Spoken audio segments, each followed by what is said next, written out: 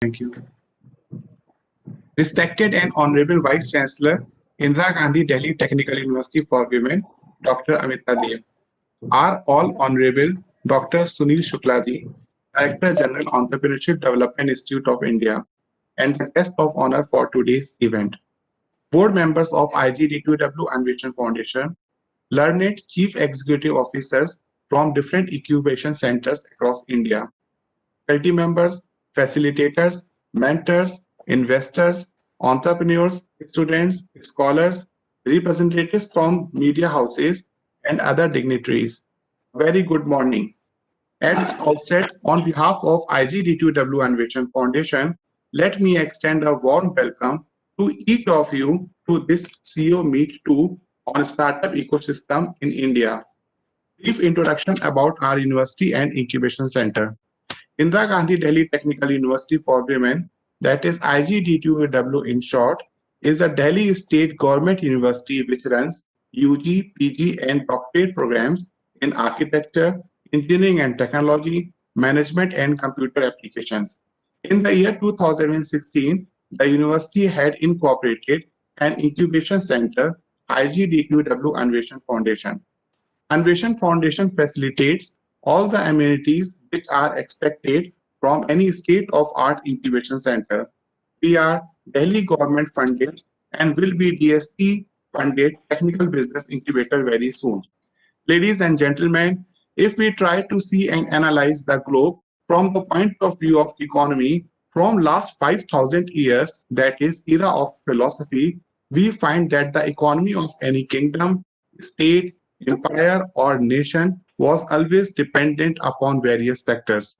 Centuries before, economic footprint was linked with muscular power and the size of the respective army, later allied with politics, political scenario, and satire. Many at times it was associated with social conditions and upliftment. Also found it related with revolutions, starting from the first industrial revolutions, then automations, and now evolved of new technology. Due to changing conditions and environment, the requirement of individual nation or society kept on shifting. Different synergies and competitiveness among all were always in practice, and this is also a fact that such kind of synergies and competitiveness keep on changing depending upon when and their requirement. Time has also taught us why and how sector-driven economy changed to efficiency-driven economy, especially after Second World War, and now at present innovation-driven economy. During the Cold War till 1990, economy-wise, the world was bipolar, USA on one hand and USSR on other hand. After decanting of USSR, made the world as unipolar, but with time, efficiency, inventions, commercializations of new technology, and innovations in the different part of the earth, the same world today is actually a multipolar economy and strength. There are both pros and cons of such kind of multipolar economy. Today we are in the situation where on one hand we talk about practices about globalization, saying world as a global village, and on other side perhaps one which we can foresee change in the mindset from globalization back to the nationalization. Some examples of the present scenarios are US-China trade war, one China policy, Brexit from European Union, development of twin outlook among European countries, BRIC countries, Shanghai cooperations. OIC compels us to think about the fact that under the ambit of convergence of globalization towards nationalization movement, a new global scenario, and there is no harm in becoming future ready maybe 10 years down the line. Our Honorable Prime Minister also emphasizes on Atmanirbhar Bharat and vocal for local. We all agree that this is possible only if we develop a totally new sources of economic development, and the keys are innovation, entrepreneurial culture, and influx of successful startups. Huge population of India has both pros and cons. We have highest young population in the world. Our kids and youth today are technologically advanced. College-going youngsters are creative and full of enthusiasm. In the last few years, India has done a great job in developing new technologies, product design, services, and applications. In many of the disruptive technologies, disruptive innovations, and disruptive businesses, including those which are in the realm of artificial intelligence, machine and and deep learning, IoT, 3D printing, electric vehicle, drone transportation, and applications linked with 4G communication. The performance of India and Indians has augmented exponentially. Knowing the fact that in many parts of the world, scientists and innovators are working on surface to surface missile transportation, 3D car manufacturing ready to for transportation, establishing life on other planets, and ultimate thought of head transplantation. The role of Indian youth and startups have to show its significant contribution to the world. We have experienced new dimensions of VUCA environment after COVID pandemic. In today's leading newspapers, in the front page, there was an article that by 2028, China's economy is going to overtake United States. Our own India's economy, which has slipped from the rank of 5, now again we are expecting that it will come back on track by 2025, and maybe we will be the third economic wise GDP by 2030. From last few months, we have seen many such kind of consortiums, conference, symposiums, especially online. And the motive of all such kind of events is to make Indian economy strong and action close to 5 trillion. I will not say in 5 years, but surely at the earliest. Contributing to the similar concept, apart from the innovation and incubation support, Anveshan conducts various programs such as mentorship session, boot camps, workshops, training sessions, demo days, and incubators meet. We have signed many workable and fruitful MOUs with different organizations. GIZ Germany is one of them. The event CEO Meet 2 is being conducted in association with GIZ. In today's CEO Meet, there is a participation from 21 incubation centers, including us, on the topic of startup ecosystem in India. Prime objective of the event are to understand the best practices being conducted in different incubation centers to familiarize entrepreneurs with major domains of startups and entrepreneurship, to apprise budding entrepreneurs regarding startup ecosystem in India, and to have good networking. Event is divided into 4 panels, and the theme of these panels discussions are fostering entrepreneurship for steady and sustainable development, core of triple helix approach factor for startups in India, present scenario and way ahead for women entrepreneurs in India, and post-COVID scenario of availability of funds for startups. Oldest institute entrepreneurship in India, that is EDII, Entrepreneurship Development Institute of India, is strongly present in the ecosystem, which has contributed significantly and today is the pioneer to all of us. It is an autonomous and not-for-profit institute set up in 1983. It is sponsored by 4 Apex financial institutes, that is the IDBI Bank, IFSC Limited, ICICI Bank Limited, and the State Bank of India. The government of Gujarat placed 23 acres of land on which stands the majestic EDI campus. To pursue its mission, EDI has helped in setting up 12 state-wise exclusive entrepreneurship development centers and institutes across India. One of the satisfying achievements, however, was taking entrepreneurship to a larger number of schools, colleges, science and technology institutions, and management schools in several states by including entrepreneurship input in their curricula. In the international arena, efforts to develop entrepreneurship by way of sharing resources and organizing training programs have helped EDI earn accolades and support from the World Bank, Commonwealth Secretariat, UNIDO, ILO, FNST, British Council, Ford Foundation, European Union, Asian Secretariat, and several other renowned agencies. Recently, the Ministry of External Affairs, Government of India, assigned EDI the task for setting up entrepreneurship development centers in Cambodia, Laos, Myanmar, Vietnam, and Uzbekistan. It is a proud moment for all of us that Shri Sunil Shukla, Director General of EDI, is among us. Dr. Shukla has over 20 years of experience in entrepreneurship education, research, and institutional building. His review of entrepreneurship curricula in higher learning institutes helped University Grant Commission Government of India in developing entrepreneurship curricula in a research on entry barrier to entrepreneurship as perceived by youth, conducted by him, helped the Ministry of Small Scale Industries and ARI at that time, Government of India frame a policy to establish entrepreneurship and business development centers in the universities. He is a winner of Convicted Outstanding Entrepreneurship Program Abroad 2014 for Institute's flagship PG program by the United States Association for Small Business and Entrepreneurship. At present, he is anchoring Institute's newly launched doctorate course, that is fellowship program in management, that focuses on quality research in entrepreneurship. Dr. Shukla has been involved in promoting entrepreneurship at national and international level. His activities include ILO SAT mission for capacity building of IEDI Kathmandu, faculty support in UNIDO Amman, Jordan, and to TVPC Gambia. He is member secretary of South Asia Forum for Entrepreneurship Education and Research. During 2006 to 2011, he successfully anchored a mega project unleashing entrepreneurship for development and trade in Greater Mekong sub-region countries sponsored by SDC Switzerland. As a visiting faculty, Dr. Shukla has been teaching entrepreneurship at top-ranking institutes including IIMS Ahmedabad and IIMS Udaipur. Dr. Shukla has also been working with various firms and their strategic planning and intrapreneurship capacity building.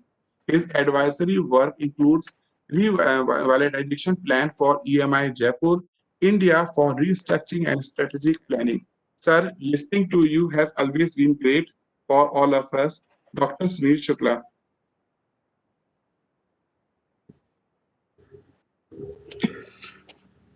Thank you, Dr. Arora. Honorable Vice-Chancellor, Professor Dev, participating CEOs, faculty, students, startups of Indira Gandhi Technology University for Women.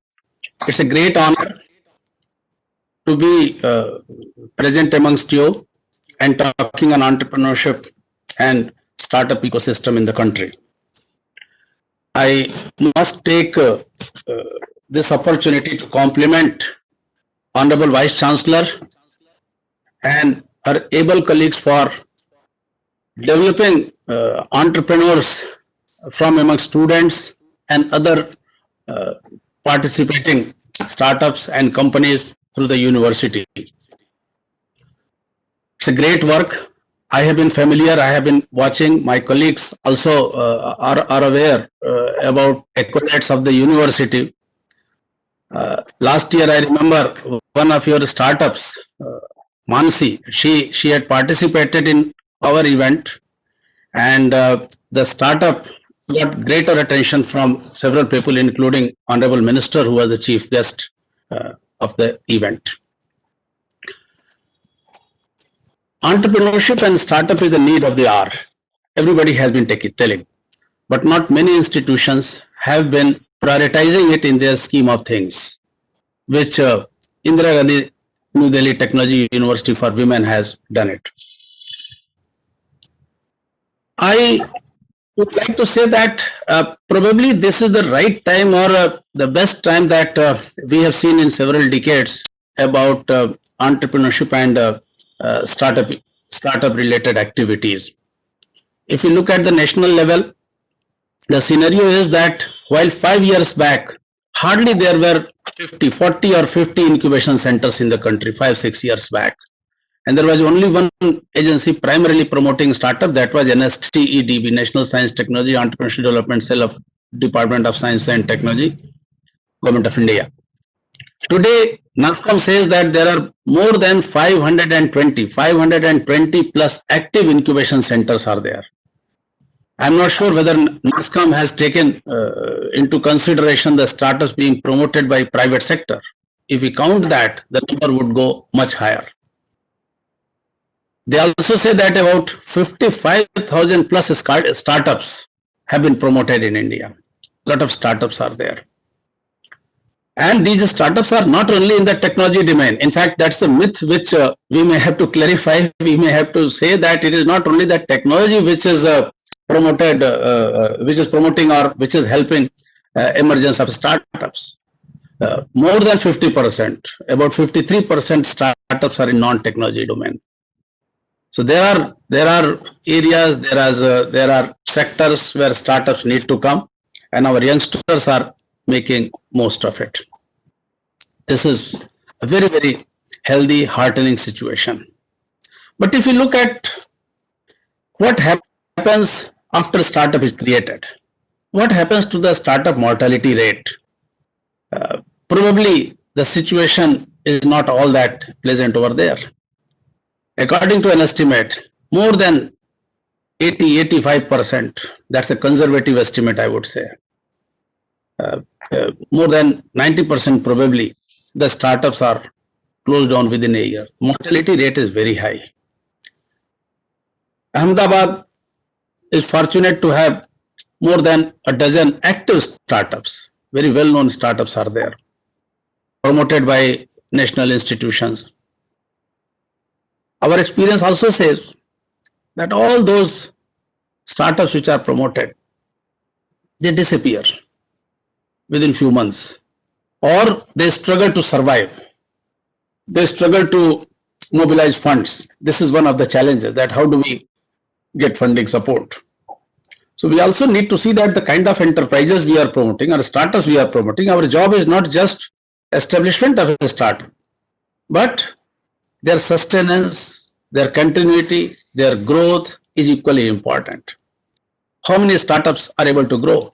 While we say that more than 55,000 startups have been promoted, but there are hardly about 30, 35 or 36 startups which have become unicorns, valuation more than $1 billion.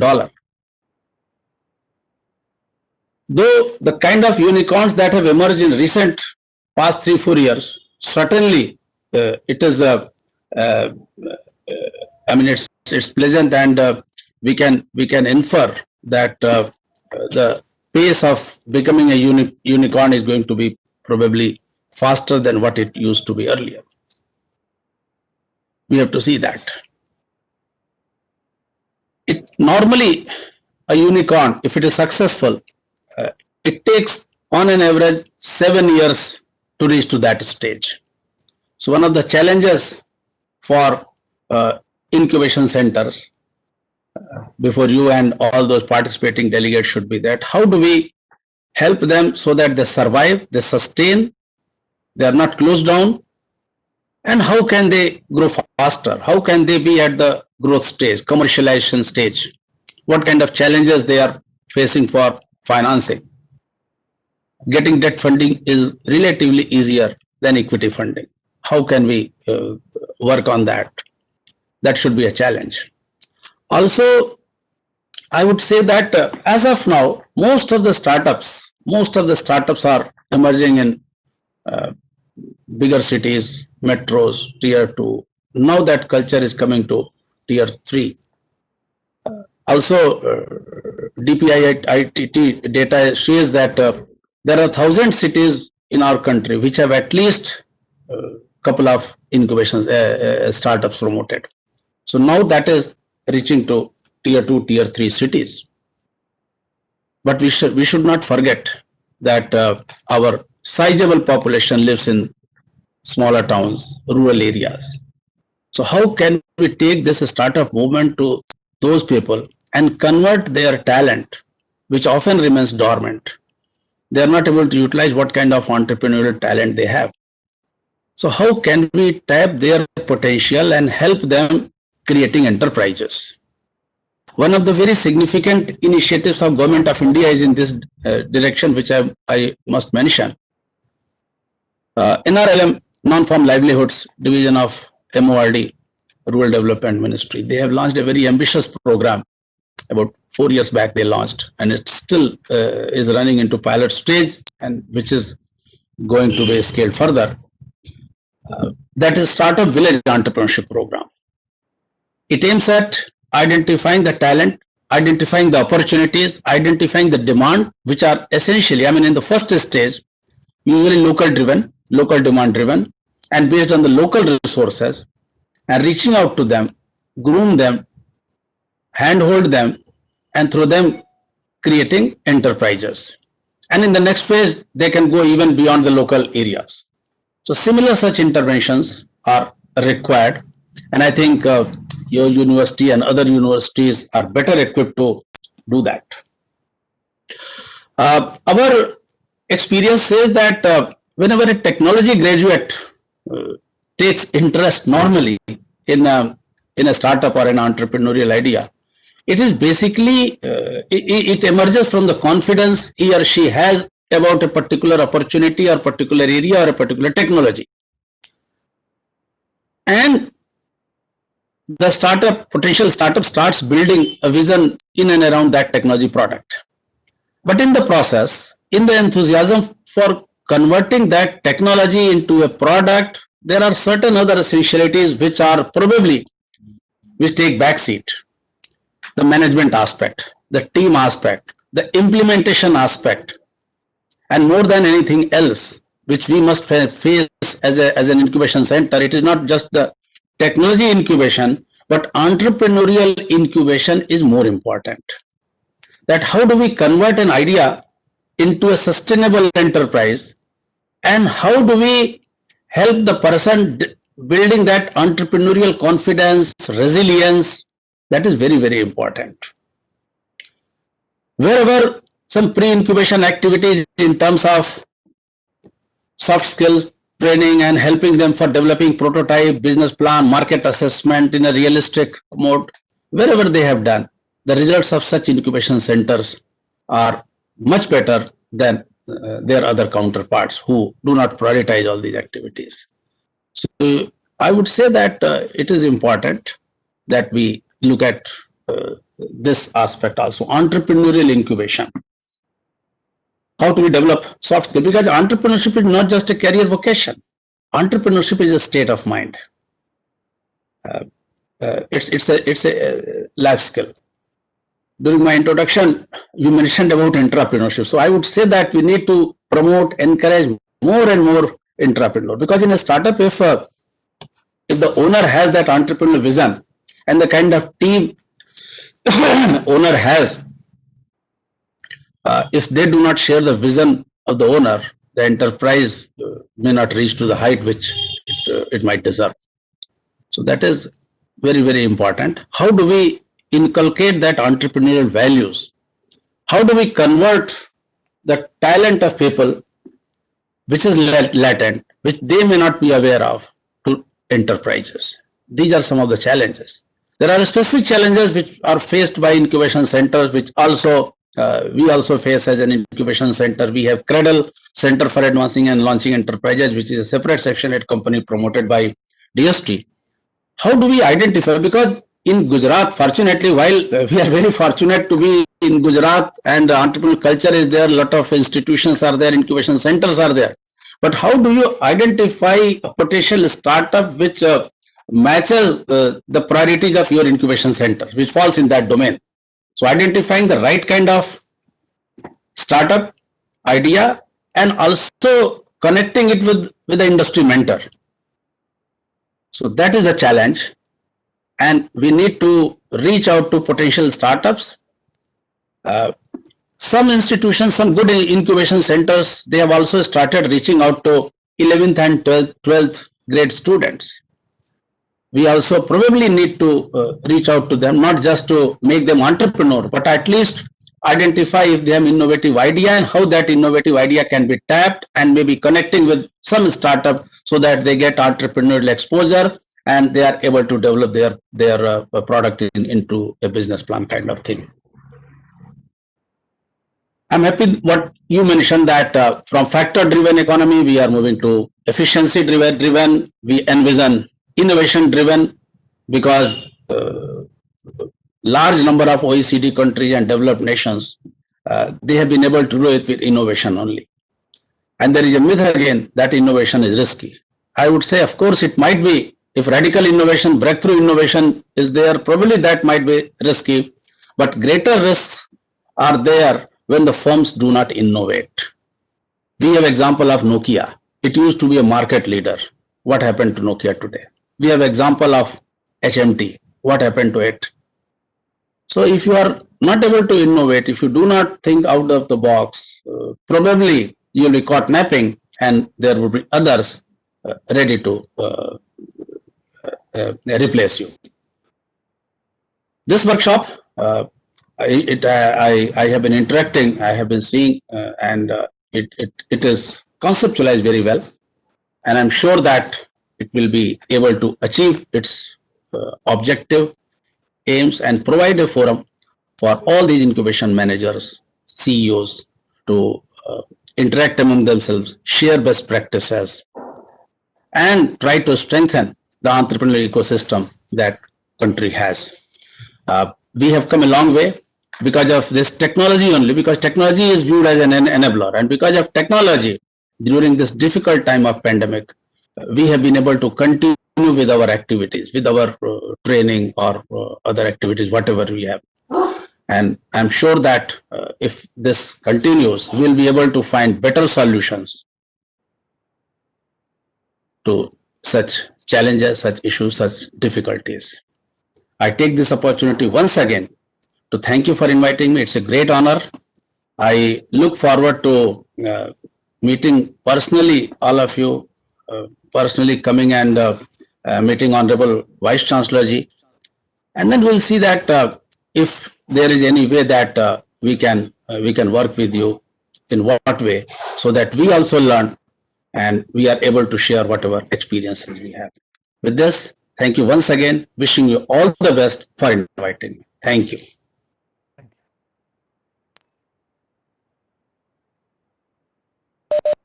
Arora sir, you are muted. Dr. Arora sir, you are muted. Highly motivating and learning sessions, sir. I do recall through some documentaries that Mahatma Gandhi also said once before we got independence that the change will happen only if we will reach to each and every village. Yes, sir. Apart from tier 1 and tier 2 cities, we are also having participation from one incubation center from tier 3 of Tamil Nadu. And Dr. Aruna has joined us in this CEO meet.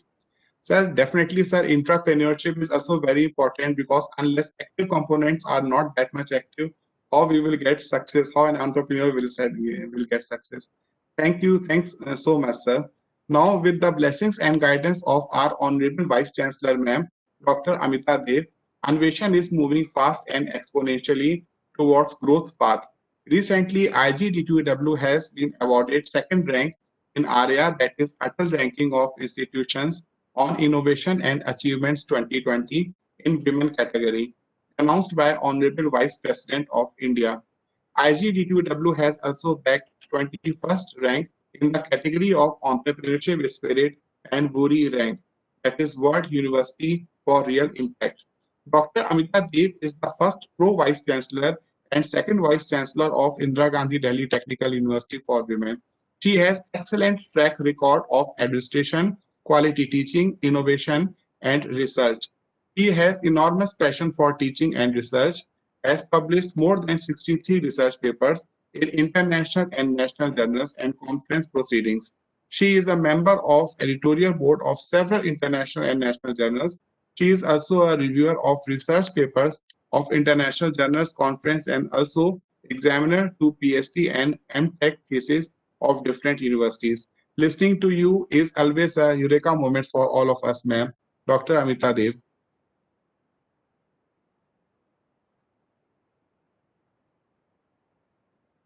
Thank you very much, Dr. Arora, for such a nice introduction.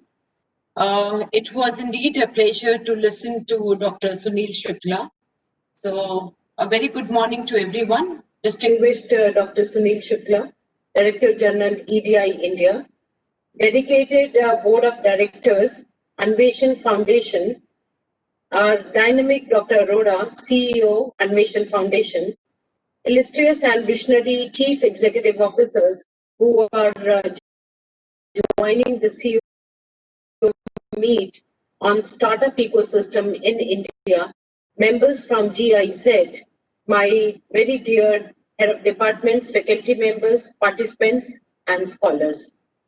I'm really elated to be a part of this inaugural session of CEO Meet on Startup Ecosystem of India. With immense support from government, today there are approximately 500 incubation centers active in India. Now, to get the best outcome, apart from many factors, synergy among incubation centers is very, very crucial. Such kind of brainstorming events are not only to boost the ecosystem, but also through networking, we converge to the best possible practices through learning and by doing. India is definitely becoming the world's fastest growing startup ecosystem. In the recent years, the Indian startup ecosystem has really taken off and come into focus on its own, driven by factors such as massive funding, consolidation activities, evolving technology, and burgeoning domestic markets. The numbers are depicting really from approximate 3,000 startups in 2014, India has more than 50,000 startups in India today. Around 10,000 of these are technology-led startups. It's just a revolution. And in India, it will change the way the markets are working today. Startups from India, if we look at the startups from India, they have entered in the industry either unearthing an entirely new market or through gaps in existing markets or product lines. Although there are very successful startups that are growing rapidly and changing how our existing industry works in the process.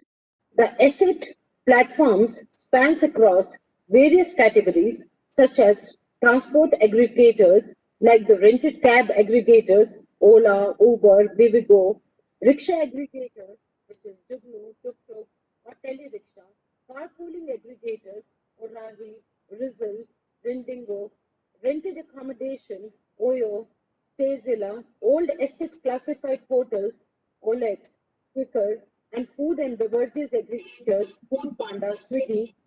A similar disruption is taking place in service sector as well, where platforms such as Helper, HouseJoy, Handy Home, Mr. Right, Urban Clap have made a delivery of domestic help or household chore service possible at doorsteps of users. The listing is not only exhaustive, but it also serves as an appetizer for dwelling deep into the world of an Indian startup ecosystem, which is the third largest after China and USA. If we look at Indian startup ecosystem enablers, in India, ecosystem has given rise to more startups, increased number of incubators, accelerators, and enablers are the firms providing startups with growth advice and decision-making tools. From advising on government policies to act as market catalysts, they grow the maturity of young ventures. Along with these enablers, other key stakeholders of the ecosystem, including financial institutes, venture capitalists, angel investors, support groups, technology corporations, and members, are also very actively participating.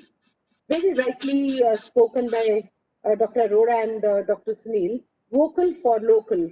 Our Prime Minister, Shri Narendra Modi, he always talks about vocal for local, which is to create more local brands and take those to the global arena from homegrown companies. He also urged the people to come forward in creating a self-reliant, Atmanirbhar nation by supporting local businessmen. Rise of Swadeshi movement in India, while vocal for local has become the most trending phrase in the last few months. The idea behind the concept is not only to increase domestic consumption, but also to intensify the export activities and rely less on imported products. And this is possible with a focus on technology-based companies, homegrown companies that can be scaled up faster. Technology-based manufacturing, they can create, if we look at the technology-based manufacturing companies, can create China-like startup ecosystem and to make the country a hub of global supply chain. Support from government is coming as never before, but at the same time, youth and startup need to take a pledge. If we look at the economic package to revive India's economy, our Honourable Prime Minister announced a whooping rupees 20 lakh crores economic package to revive India's economy that has been severely battered by the crisis caused due to COVID-19 pandemic. Our Prime Minister version of aiding the country aim to become a 5 trillion economy by 2025. And we all know this is only possible if the growth is above 14%. And after COVID-19, we have seen that the growth trend, which was also a negative in the last few quarters. The change in the definition of MSMEs also, in a way, helps the startup ecosystem, as many of the startups fall under the revenue bracket mentioned under the new definition. Under the new definition, these companies can grow to a specific size without losing their MSME tag and benefit. It finally focuses on scalability, which is another paradigm to boost the ecosystem. Many other initiatives that has further boosted the growth of startup in India is the government ease of doing business policies. The Indian government has floated more than 50 sector specific and sector agnostic schemes for startups, which include single point registration scheme, bank credit facilitation, scale up support to establish incubation centers, MSME loan schemes, and many more. The government has also recently amended their rule so as to give priority to products from Indian startups in official procurement. With the cooperation from government and industry support, startup ecosystem, they are the future in India. If I talk a woman startup and a woman entrepreneurship, in the world's population and in India, if you look at gender-wise, there is almost 50-50 split in population. But if we compare the ratio of men and women entrepreneurs, we find that women entrepreneurs are very less in comparison. In many countries, women entrepreneurs are transforming economies. For example, in Switzerland and Uganda, the startup rate by gender are almost equal. They are innovators and job creators. In Europe, even though there are more women than men, female entrepreneurs represent only a third of self-employed. In India, the number of women entrepreneurs stood at approximately 14%, definitely up from 10% and 11% in the previous 2 years. Still, creativity and entrepreneurial potential of women are an underexploited source of economic growth. We can't neglect the fact that an increase in women entrepreneurs, number of entrepreneurs in totality will increase, giving boost to business sector. Definitely, we have a small lesson. In today's time, for any startup, most pivotal is their enthusiasm, conviction, and self-belief. But apart from that, there are two sets of 3 Ps one has to demystify before. One set for you and another set is for your startup. 3 Ps for you help in entrepreneurship journey, and those are passion, patience, and perseverance. I am a strong believer of these 3 Ps. Passion. Passion for your business, passion for your success. It gives you a continuous energy and keep your morale high all the times, at the times of success and so at the time of failure. Some important P is patience. Many times we don't get results as per our desire within a stipulated time frame. You need to comprehend that all the consequence will not take shape as per your desire. Work hard with great passion and with the patience to color your business dreams. That is very, very crucial and very, very important. And the third important P is perseverance. Perseverance doesn't allow us to demotivate or dilute our focus. All these 3 Ps are generated from an inner desire and our own love towards our success. At the same time, 3 Ps for our startup are product, patent, and platform. If I look at product, which solves a problem, offer better value to a consumer, where a physical product or a service-oriented product. Patent, new, unique, useful solution to the market which provides a great deal of work and innovation. Platform, a firm or a company later recognized as a startup to take maximum benefit from the government and administration. Before I conclude, I must say these days Indian startups are consolidating fast and eagerly buying other startups. Successful entrepreneurs are taking initiation to support other emerging startups by mentoring them through various channels. Young entrepreneurs are dominating the startup landscape with a large percent of founders in the age bracket of less than even 36 years. In the last, I would like to add that in the near future, listing of various startups is touted to be the next big frontier. Every day, a lot is written about funding startups, unicorn, fundraising startups, even for the right reasons. Several companies are preparing for initial share sales, but these are most likely this will happen in startup heavens and not in India. Today, predictions made for startup are more in number compared to startups themselves. But the interest these few companies are generating cannot be undermined. At the end, I extend my best wishes for the success of this event. I'm confident that the insightful discussions and deliberations will definitely pave the way for boosting the ecosystem of startups. Thank you very much. Ma'am, a great learning and insightful session. We have got so many things which we have noted down. Ma'am, I promise you that we will be continuing this CEO meet because it has ultimate aim to make a harmony and learning from different incubation centers. Our next CEO meet is scheduled on 30th January 2021, where all the incubation centers of Delhi Government Fund, that is total 11 incubation centers, they are going to participate.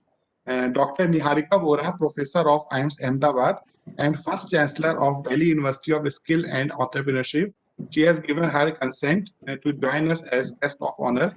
And Dr. O.P. Shukla, Joint Director, he will also be there as a special guest to that particular event. Now I invite and request Professor Jasdeep Kaur Dhanwa, Dean Academics IGDTUW and Director of Anveshan Foundation for vote of thanks. Dr. Jasdeep Kaur Dhanwa. Yeah, thank you so much, Professor Arora. Yes, a very good morning to all. It is a special privilege and pleasure to propose a vote of thanks to the esteemed dignitaries at the end of this inaugural event of the prestigious CEO Meet 2 on Startup Ecosystem in India, organized by IGDTUW Anveshan Foundation in association with GIZ, Germany. Jay Buchan beautifully captured the essence of leadership when he quoted, "The role of a great leader is not to give greatness to human beings, but to help them extract the greatness they already have in them."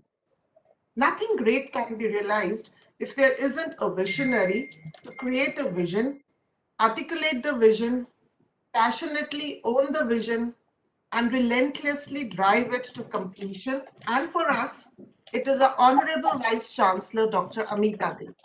Ma'am, thank you so much for squeezing out time from your busy schedule and inspire all of us here today. A special thanks to Shri Sunil Shukla, Director General of EDI, who is today among us to inspire all CEOs, faculty, students with his rich experience in entrepreneurship education, research, and institution building. Last but not the least, I would like to thank Dr. V.K. Arora, CEO of IGDTUW Anveshan Foundation, who has worked relentlessly for this event. He has a passion to work for the new startups, and during this pandemic has specially reached out to so many young budding entrepreneurs through various expert talks, panel discussions, especially the series, mentorship series. It was mentorship sessions for startups. Thank you, Rahul Sachdev, and his team who have looked into very minute detail to ensure that this event is a great grand success. It is a privilege to be among the 21 CEOs of incubation centers from across India and to listen to your enriched experiences. I wish you a memorable and enriched panel discussions ahead, which will be enlightening for faculty and students and all other participants.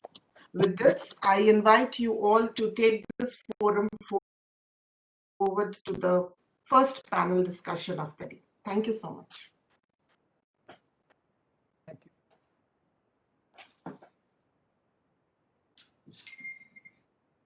Sir, you are on.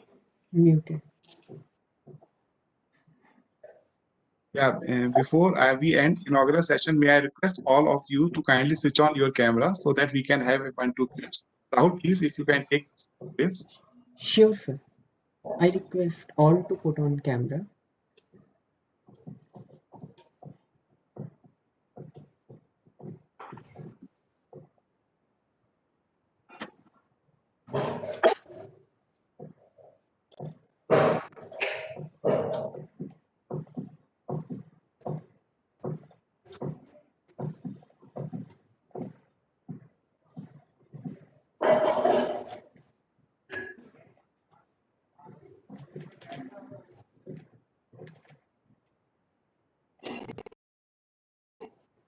Good morning, ma'am, and good morning, everybody. Good morning, everyone. Yeah. Oh, good morning, Dr. Rano. I request all to keep look into the camera. Most of our panelists have turned on their cameras.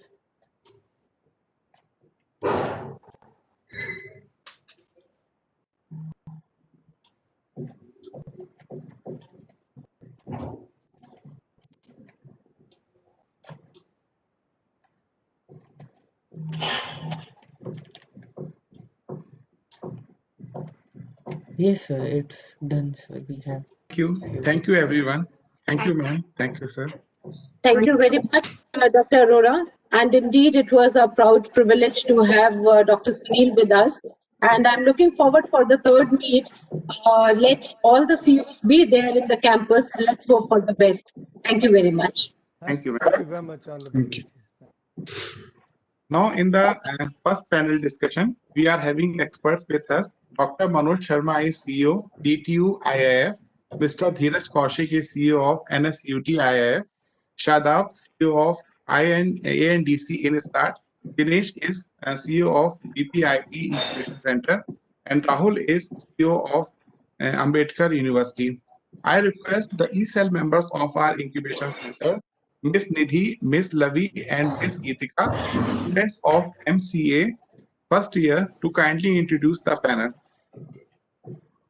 Our first panelist is Mr. Manoj Sharma, CEO DTU IIF. Dr. Manoj Sharma is currently engaged as Chief Executive Officer in Delhi Technological University IIF. He is also the Director of DTU East Delhi Campus.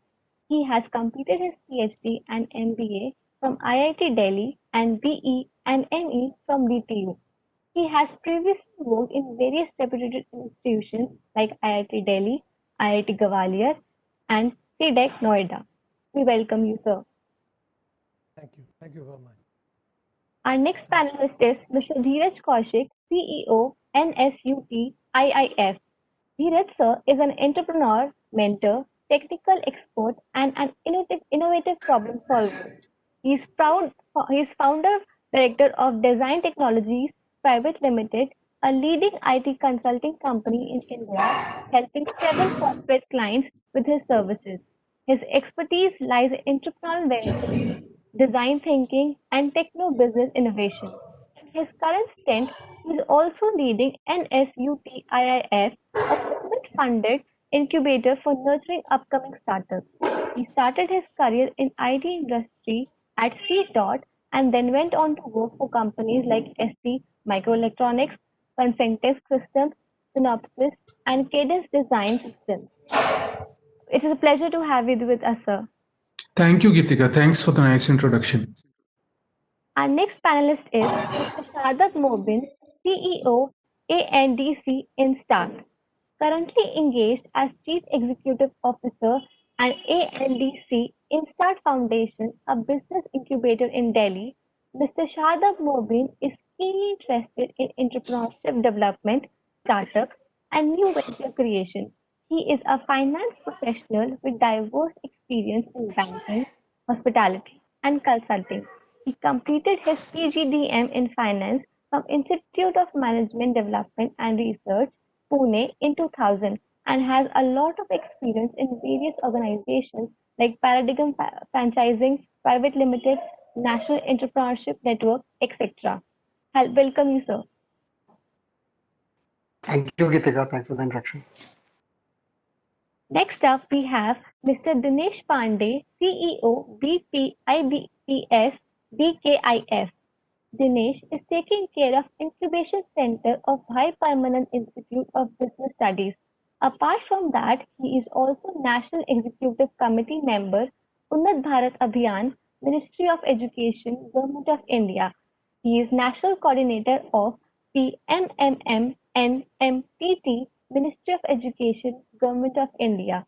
Also, National Coordinator, Swachhta Action Plan, Ministry of Education, Government of India. TOT, PM Yuva Yojana, Ministry of Skill Development and Entrepreneurship, Government of India. It's a pleasure to have you with us, sir. Thank you very much, Geetika. Our next panelist is Mr. Rahul Pandey. Mr. Rahul Pandey is currently engaged as Chief Operations Officer in the Incubation Center of Ambedkar University, Delhi. As a part of the entrepreneurship ecosystem, he keeps engaging with students, innovators, and aspiring entrepreneurs and helping them identify and solve the real indigenous problems of India.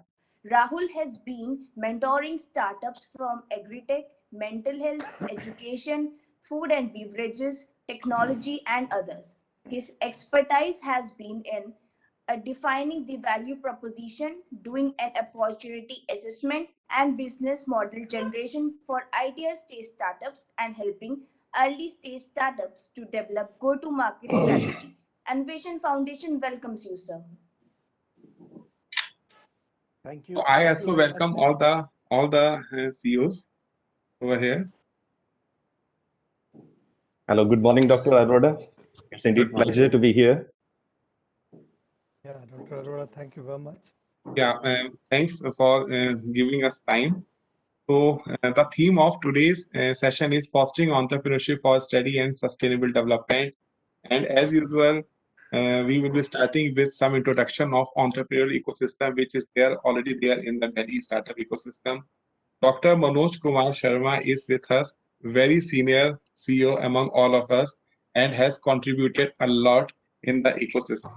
Sir, if I start with you, what kind of this ecosystem has been generated in Delhi?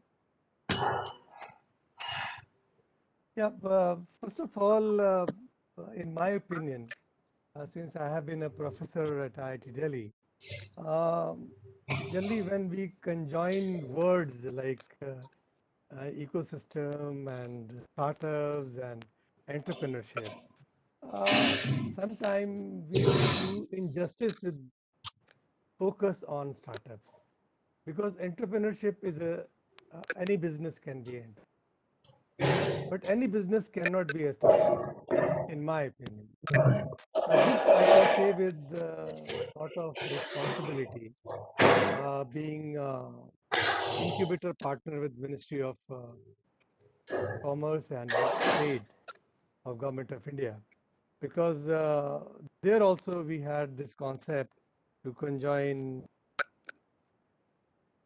startups, entrepreneurship, innovation, incubation. My understanding, if I draw on geology, biological sciences, ecosystem is a combination of living and non-living organisms or actors, you say, if with reference to startup. So when we talk about startup needs to address typically something which adds to gross domestic product, or it should also add to gross environmental product, because we have seen in entrepreneurship in many areas, I'll not name any business, that in order to generate gross domestic product, we try to aid a gross environmental products. So my understanding about ecosystem, any ecosystem, particularly any startup ecosystem, should not only generate gross domestic product, but it should generate a gross environmental product also. Right, sir. Right. And that's why all CSR efforts and everything we try to do as a regulator. Fortunately, I got an experience of 34 years in government, in academic institutions as a regulator. I have an understanding that we sometimes try to mix many words and get ourselves confused and make system confused. So my request to all of us as a torch bearers of startup systems or startup ecosystem, we can only create a good ecosystem if we focus on both the GDP and GEP. This is the next in agenda of United Nations to incorporate GEP also. So I'll end this, and I request all of us together that we must create an entrepreneurial ecosystem which should be very, very innovative and startup focus, not business focus only. Right, sir. This is Thank you. very much important in the ecosystem. Rightly said, sir. GEP, and I can also link it with the sustainable development goals Yeah, which that's are what. framed out by United Nations. We all have to work for that also. One of another senior CEOs, we are having Dinesh Pandey with us. Dinesh ji, you are working in CEOs in this ecosystem from quite long time. You are also been associated with government projects. I simply want to ask, sir, what are the benefits and challenges, especially when we talk about the campus entrepreneurship? In fact, this is a nice question. First of all, good morning to all the distinguished panelists. Good morning. Good morning, Dinesh. Yeah. In fact, there are a lot of challenges we are facing as an incubator. Sometimes, since we are capitalizing in host institution only, so sometimes we are not getting good talented entrepreneur. So this is a kind of challenge. But anyhow, working with the incubator, providing an opportunity to learn so many things. So Yes, yes, right. We are also having Shadab, a man of finance, with us. And Shadab, if I ask you finance-wise or funding-wise, what are the problems actually startups are facing? And also, please, if you can enlighten something that what kind of problems as an incubator we are facing. So let me start with the second part first. So honestly speaking, the problem that is being faced, especially by incubators which are set up by the state intervention. So sometimes, if I may be a little candid in expressing this out, is that sometimes the focus of the policymakers is not very consistent for a period of time, and which is understandable, because there are often changes at the helm. People who come in afresh, they are not able to appreciate what has been going on, and take time to acclimatize themselves, and perhaps that is the reason why focus gets shifted.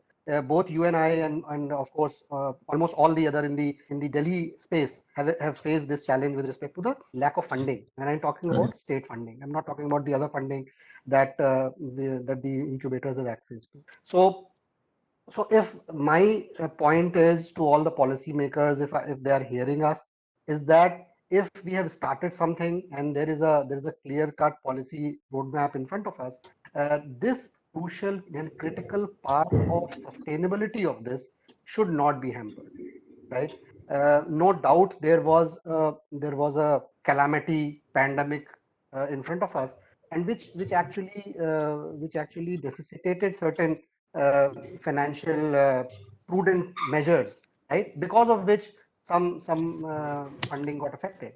But but despite that, I'm saying on a consistent basis, there has to be a very continuous stream of that important resource coming to the incubators, so that the incubator and the management and the people who are actually leading that can concentrate on the actual work that they are supposed to do instead of actually getting into the chase. In fact, that is the same problem with even startups, because startups also very early on they start running after chasing the investors, and they actually waste a lot of time, right?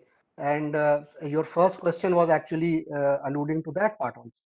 So we need to, as mentors or as incubator heads, we need to be actually telling our incubatees that your roadmap with respect to the success of your startups is more of your action rather than the funds coming.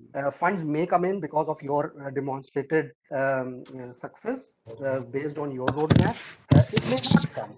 Then you should always have a plan B, that if the fund doesn't come, what are you going to do? What is your plan B? What is your contingency measure, so to say? Right. So we have had experience in our incubator, especially during the COVID period, that we were not able to release funds to our incubatees. Then we said that we are sorry, we are not able to release the committed funds to you because we are also cash starved.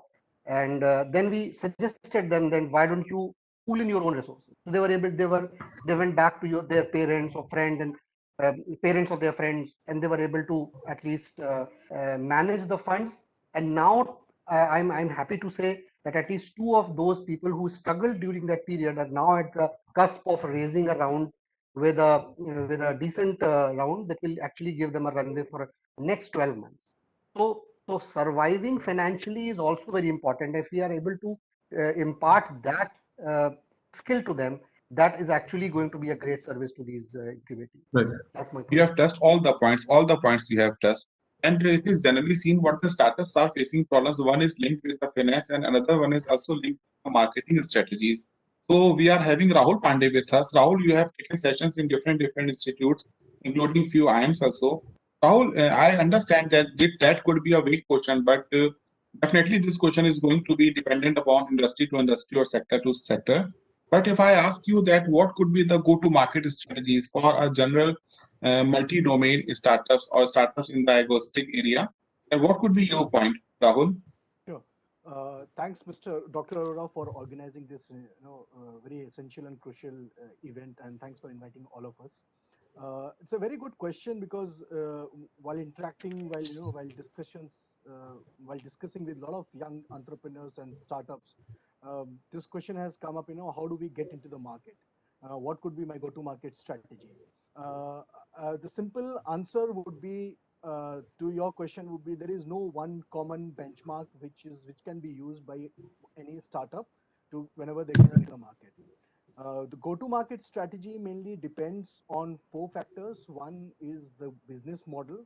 Second, the target group which the startups have identified and they're targeting to get to sell their products to. Second, the product and off. Third is product and offering, and the fourth one is the positioning. And of all these, I think the positioning is the most crucial one, which any startup has to think while they're getting into the market. I'll try to explain this with a small example. I don't know how many of you have recently heard about a company called Holy Waters. Maybe if you're driving from Delhi to Noida, you on the DND road, you can see a lot of billboards coming up with a brand called Holy Waters. Holy Waters is nothing but they have come up with juices, beverages, and few other things. And how they have positioned themselves right now is they are selling juices, they are selling cold pressed juices and few other things. But how they have positioned themselves to get into the market is they have come up. They are saying like they are providing mixers which can be used to create mocktails and cocktails. and they can be consumed at home, they can be consumed at bar. So positioning is very important when you are defining your go-to-market strategy, identifying your TG, identify and working and clearly articulating your business model. So for any young entrepreneur and for any young startup promoter, I would say if you are able to define these 4 points clearly, you will be able to take your market in the right way into take your product or service rightly into the market. Right, Rahul. Rahul Shadab, if I want to come back to you, there's a provision of seed funding to our startups. So, can you throw some light that what is the procedure of giving seed fund to the incubatees? Okay, yeah. So we have a provision of seed funding. So we induct incubatees in two mode. One is the funded mode and the non-funded mode. So the non-funded mode, I'll start with that. So non-funded mode we take two kinds of startups. The first one are those who actually don't need funds, and they understand that they don't need funds. They only need mentoring. They need advice from somebody like Mr. Rahul Pandey on go-to-market strategy, positioning, market identification, and so on and so forth. And perhaps some support with respect to our labs that we have, and we can give an access to them so that they can experiment and bring about their product. So that's the first category.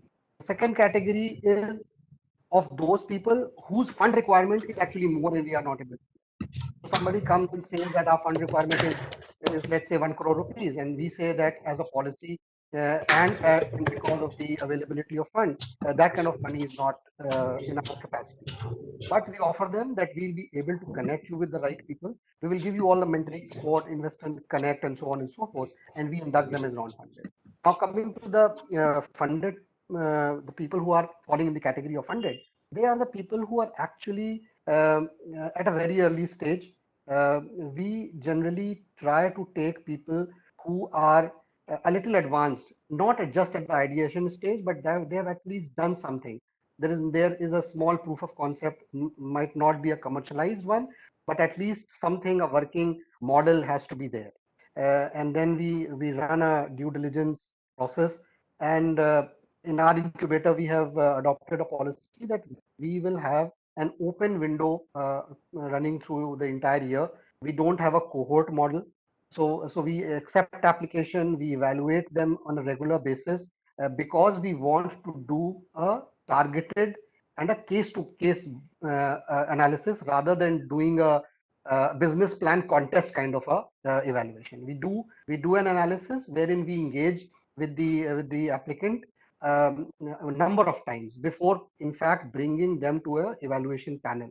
So there might be a situation that we engage them with a mentor, try to help their business model so that they become mature, they are able to face the evaluation panel, and then we ask them to face the evaluation panel. Now the evaluation panel, we try to bring the experts on that panel for that specific startup. So if the startup, for instance, is a biotech startup or somebody who's working on a genetic profiling, for example, so we try to bring practitioners from the medical industry and somebody who understands that market.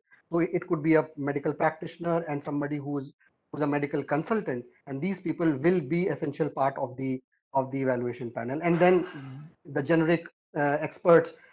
So it could be me, it could be one of the other incubator CEOs who would be invited, and that evaluation panel evaluates the startup, their fund requirement, and then we take a call and make a recommendation to the board that this is what we have found. We find that it is a suitable model to be incubated, and this is the kind of funding that we think that is appropriate for them.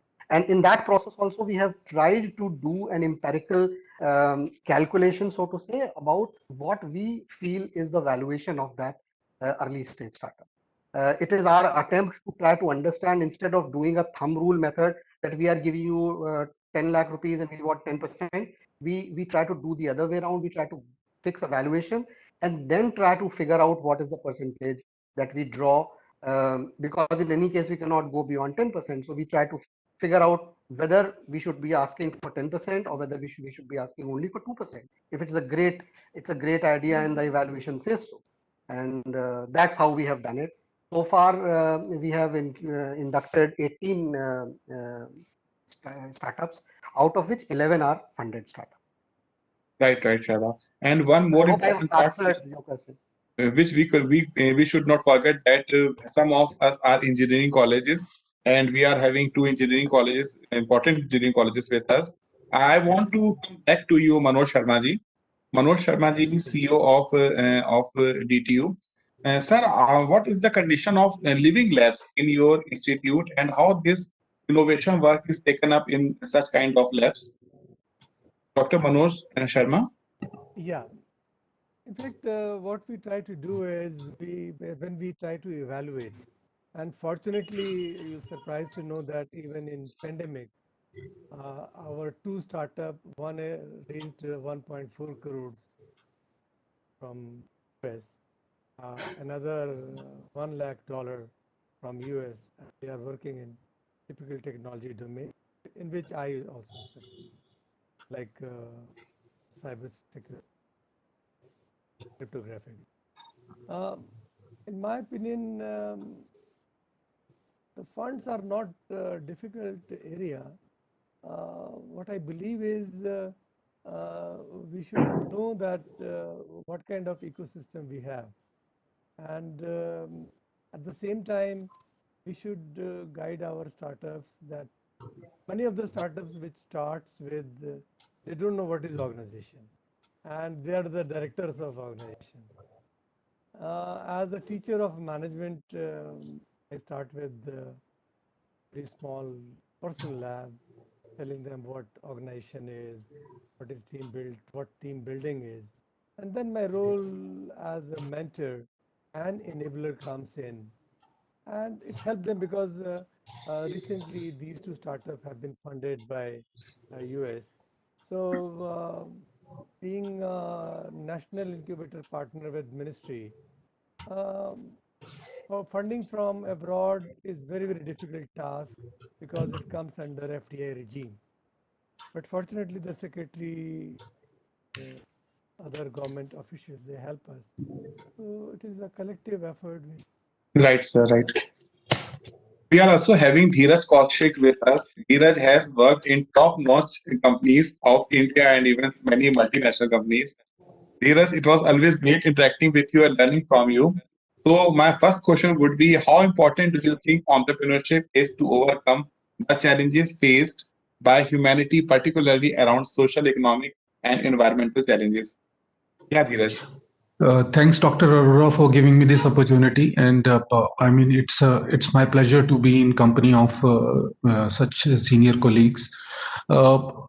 See, the thing is that as the even before pandemic, we had this realization. It is more so we are realizing now that world is facing a lot of socio-economic and environmental challenges, be it climate change, be it related to poverty, access to clean water, and basic things. Let me not kind of touch upon problems which are related to technological advancement and other stuff. We are dealing with the basic stuff actually, which needs to be addressed right away, because we are seeing that disparity within our own population, wherein a large section of our population doesn't even have access to clean water. So I had this extreme pleasure of being a traveler in Uttarakhand, and what I am able to see there is that people don't have access to potable water within those regions actually. So there are problems related with poverty, related to access to clean water, access to clean air. Actually, in Delhi, we now understand the sense of having access to clean air actually. And these problems are so diverse in terms of the nature of the problem itself, and also the demographics which it affects to, and the kind of intervention it requires. India is such a diverse country wherein the problems are also very diverse, and the solutions that are required to address those problems are also very diverse. So there, I think no single government or any non-government agency or any other central agency can solve these problems because of the sheer nature of these problems and the scale at which these problems are arising in front of us. So I think the only hope and solution for such things is this entrepreneurial strength of our youngsters, the young generation that is coming, and the kind of ecosystem that government of India has been trying for last so many years to kind of foster this entrepreneurial rigor within the youth, so that these problems can be addressed. So I think the only hope that I see is to see entrepreneurs coming together, joining hands, and then solving these problems. So I mean, I think entrepreneurship has a huge role to play in the coming decades. Yeah. And Dheeraj, if I ask you that, what kind of startups are generally incubated in your incubator, and what is their response? So, Dr. Arora, we have a very diverse set of startups with us. So we have around 16 incubatees. Along with that, we have around 12 pre-incubatees, which luckily during the pandemic itself, we were able to kind of onboard these incubatees, and we have incubatees right from the platform space. Some of them are working in the agri-tech space, some of them are working in the health space also. So and some of them are luckily now we are able to get some incubatees or the pre-incubatees in the space of manufacturing also. So some of them are trying to create products actually, which will be more of towards the product, which is not a technology platform or a mobile application or a web application, which primarily we use to get a lot of applications around that area.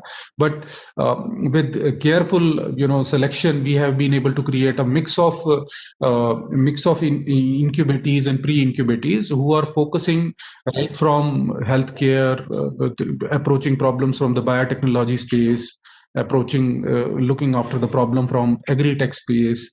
So we have a very diverse mix of the incubatees. Unfortunately, we were not able to kind of onboard many more incubatees, which we would have actually given the funding crunch. Actually, we have not been able to onboard many incubatees as of now, but there are a lot of startups which are in pre-incubation stage with us right now. So there are around 16 of them which are already incubated with us, out of which around 6 of them have graduated with us, and there are additional 10 to 12 are being onboarded through the pre-incubation scheme. So that is what our current status is.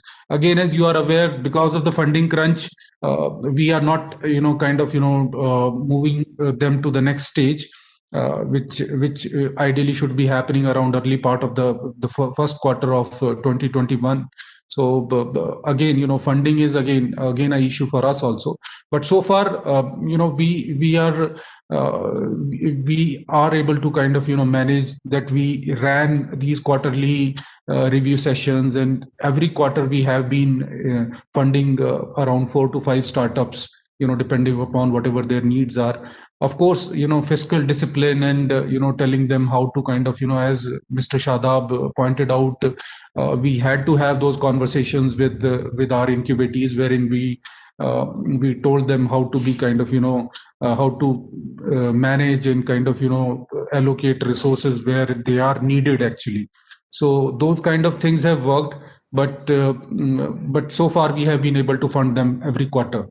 I'm really hoping that in coming year actually we will be getting some more funds from department. So till then, I mean, it's a tough job for us. But then too, you are doing great job. Prerna ma'am and Bhatia ji is always there to support the Right, incubation center. right. There is a lot of support available from the university side, and I have a special relationship with them because I belong to the institute. So both of them were my teachers during my engineering days. So still I retain that relationship with them, and I mean it's really great to work with them. In Ambedkar University, Rahul, it is not a technical university, but I've come to know that many of innovations are going on there with some of the startups. Can you give us some idea that what kind of innovations are associated with the startups over there? Sure. Ambedkar University, obviously, being a social science and a humanities university, we always have been, there always have been a challenge from, at least from the incubation's point of view, to maybe encourage and inculcate the culture and the mindset of entrepreneurship with the students.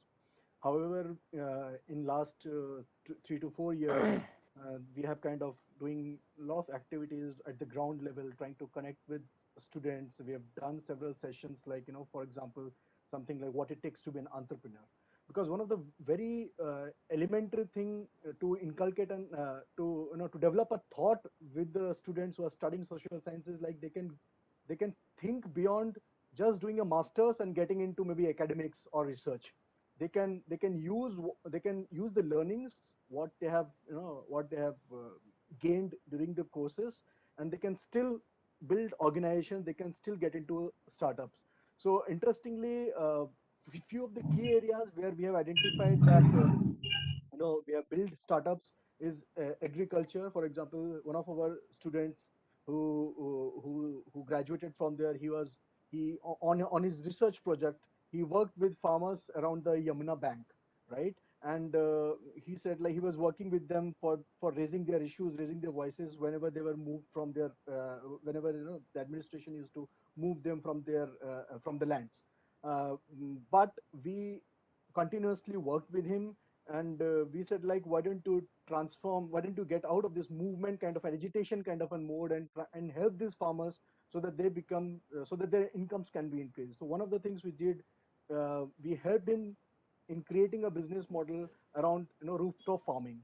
So right now what he is doing, he is creating those carries and rooftop carries, and he establishes them at a lot of big houses or offices or in schools. And on the other side, he's employing those farmers who were kind of who were being part of the agitation and so we have trying to establish and build the community, bring the community together, and try to create these fantastic business models wherein the students are also motivated, and the community itself is motivated to part of it. Another thing which we have done, for example, one of the startups which is doing amazing in the mental health space. Interestingly, I will try to give you this fact. During this pandemic, most of the state governments approached this startup, and I think in last 7 to 8 months, they have helped 80,000 people from the services, providing them psychological support, mental health related support. So that's a big achievement, and they have obviously raised some 40 odd lakhs in last 3 years since their establishment. So and there are a couple of startups in education space. So I think the point which I'm trying to make, being at the Ambedkar University, which is a social science university, the idea, the germinating the idea of entrepreneurship has been a challenging, but I think we have done a good amount of work wherein people have started thinking just beyond academics and research and started taking entrepreneurship as something as a career. Number one. Number two, and since we have done that, we have been able to create some good social entrepreneurship, enterprises, wherein people have started recognizing them, and obviously they have raised funds from outside as well. Right. So yeah, these are the few. Apart from product innovation, process innovation is the USP of Ambedkar Incubation Center. Right. And many times I have seen the newspaper clippings also about the startup which you were mentioning in vertical farming and horizontal farming. Yeah, Dinesh Pandey, if you can also give us some idea about your incubation center, that what kind of startups are there? Dinesh Pandey. Yeah, please hold on. In fact, currently we are having around 5 startups as of now, and 6 pre-incubators we are having. Uh, one startup is from providing educational services. So in fact, in this pandemic situation, he came and took this incubation support from us.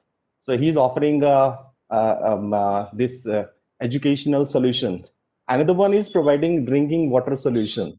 So we are having a different kind of these 5 startup on board.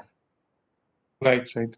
Acha, Dinesh, I also want to ask one question from the Dheeraj Kaushik, and this is probably most important question for us because NSUT is having a very good exit policy. So, Dheeraj, can you give us some idea that what are the highlights of those exit policies? Dheeraj, are you there?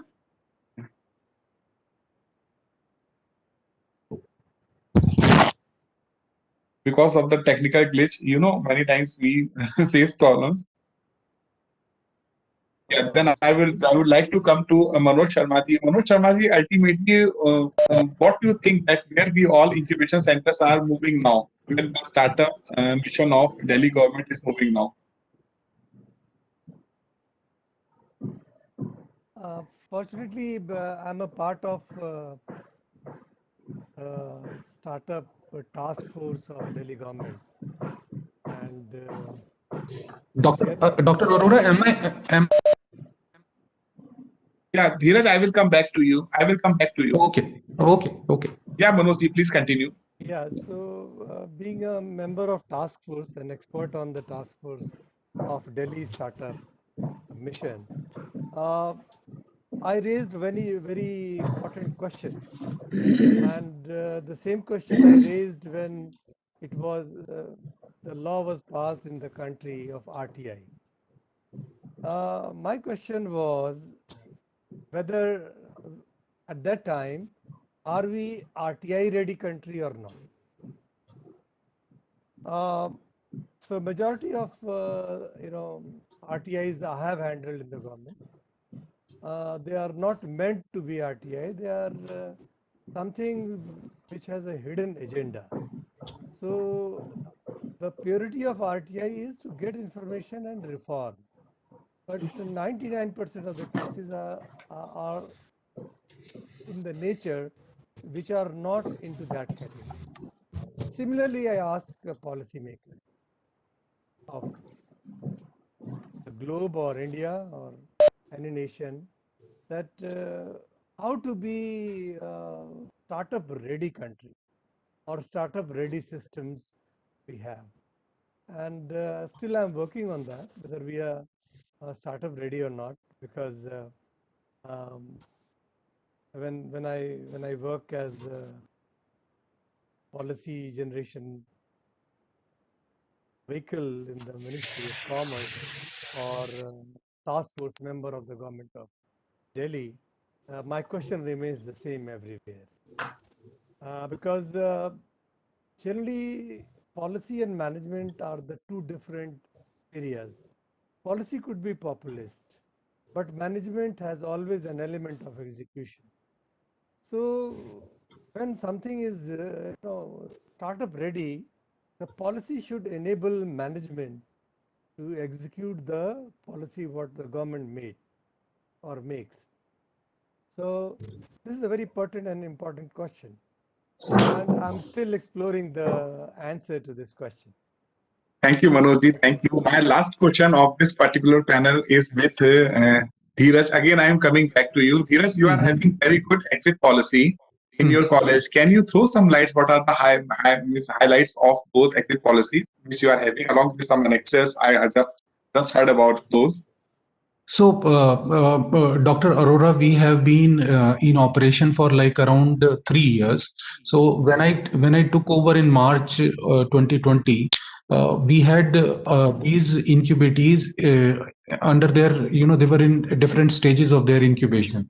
So what we realized at that particular point of time was, as Dr. Sharma has emphasized, that on the policy side, the policy, the government of Delhi's policy actually talks about onboarding, how you are going to onboard actually startups, what sort of percentage of equity you can take, what sort of funding amount you can give.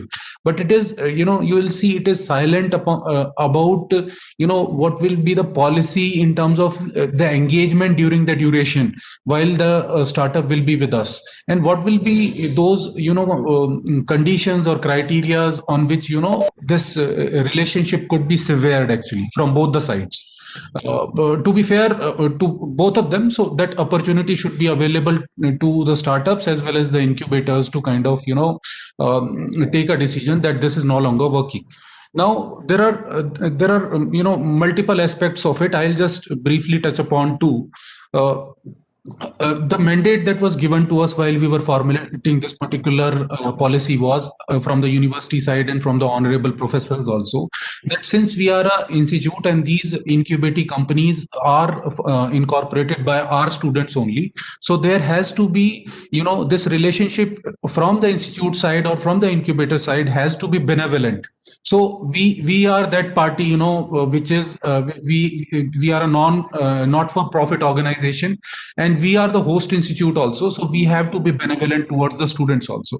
But at the same time, having this benevolent approach towards the incubatees, as Dr. Sharma emphasized, in terms of management of day-to-day relationships, in terms of management of all the compliance requirement, in terms of the funding requirements and the relationship, there has to be a clear policy which kind of clarifies to the incubatees also what their roles and responsibilities are, and at the same time makes it clear what our roles and responsibility as incubators will be towards them.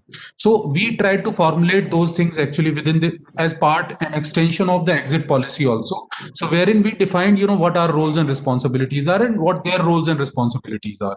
So the exit policy has been formulating keeping in mind that these are their roles and responsibilities and these are our roles and responsibilities. So any of the party, so there is a fault clause that there is some faltering that happens on their side or our side. So there is a clause that you can they can come to us that we want to take an exit from the incubator, we no longer need your support, we want to exit. Then there is a clause. Your answer is R&R. Those Yes. R&R and R&R. So there is, and then there is a no fault clause also, that for whatever reason you feel that it is no longer this thing is working, they can come to us and they can let us know that this is the notice period that we are giving to you, and we don't want to be no longer be an incubatee of the incubation center.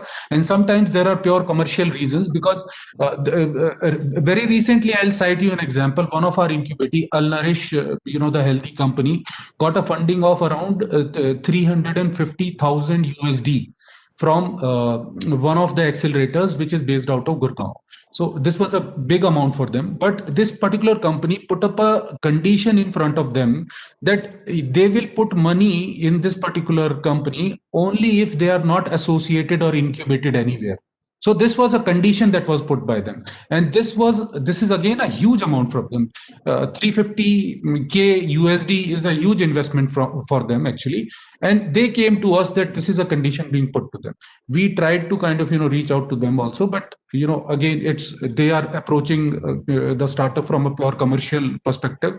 So respecting their wish, we gave them exit actually.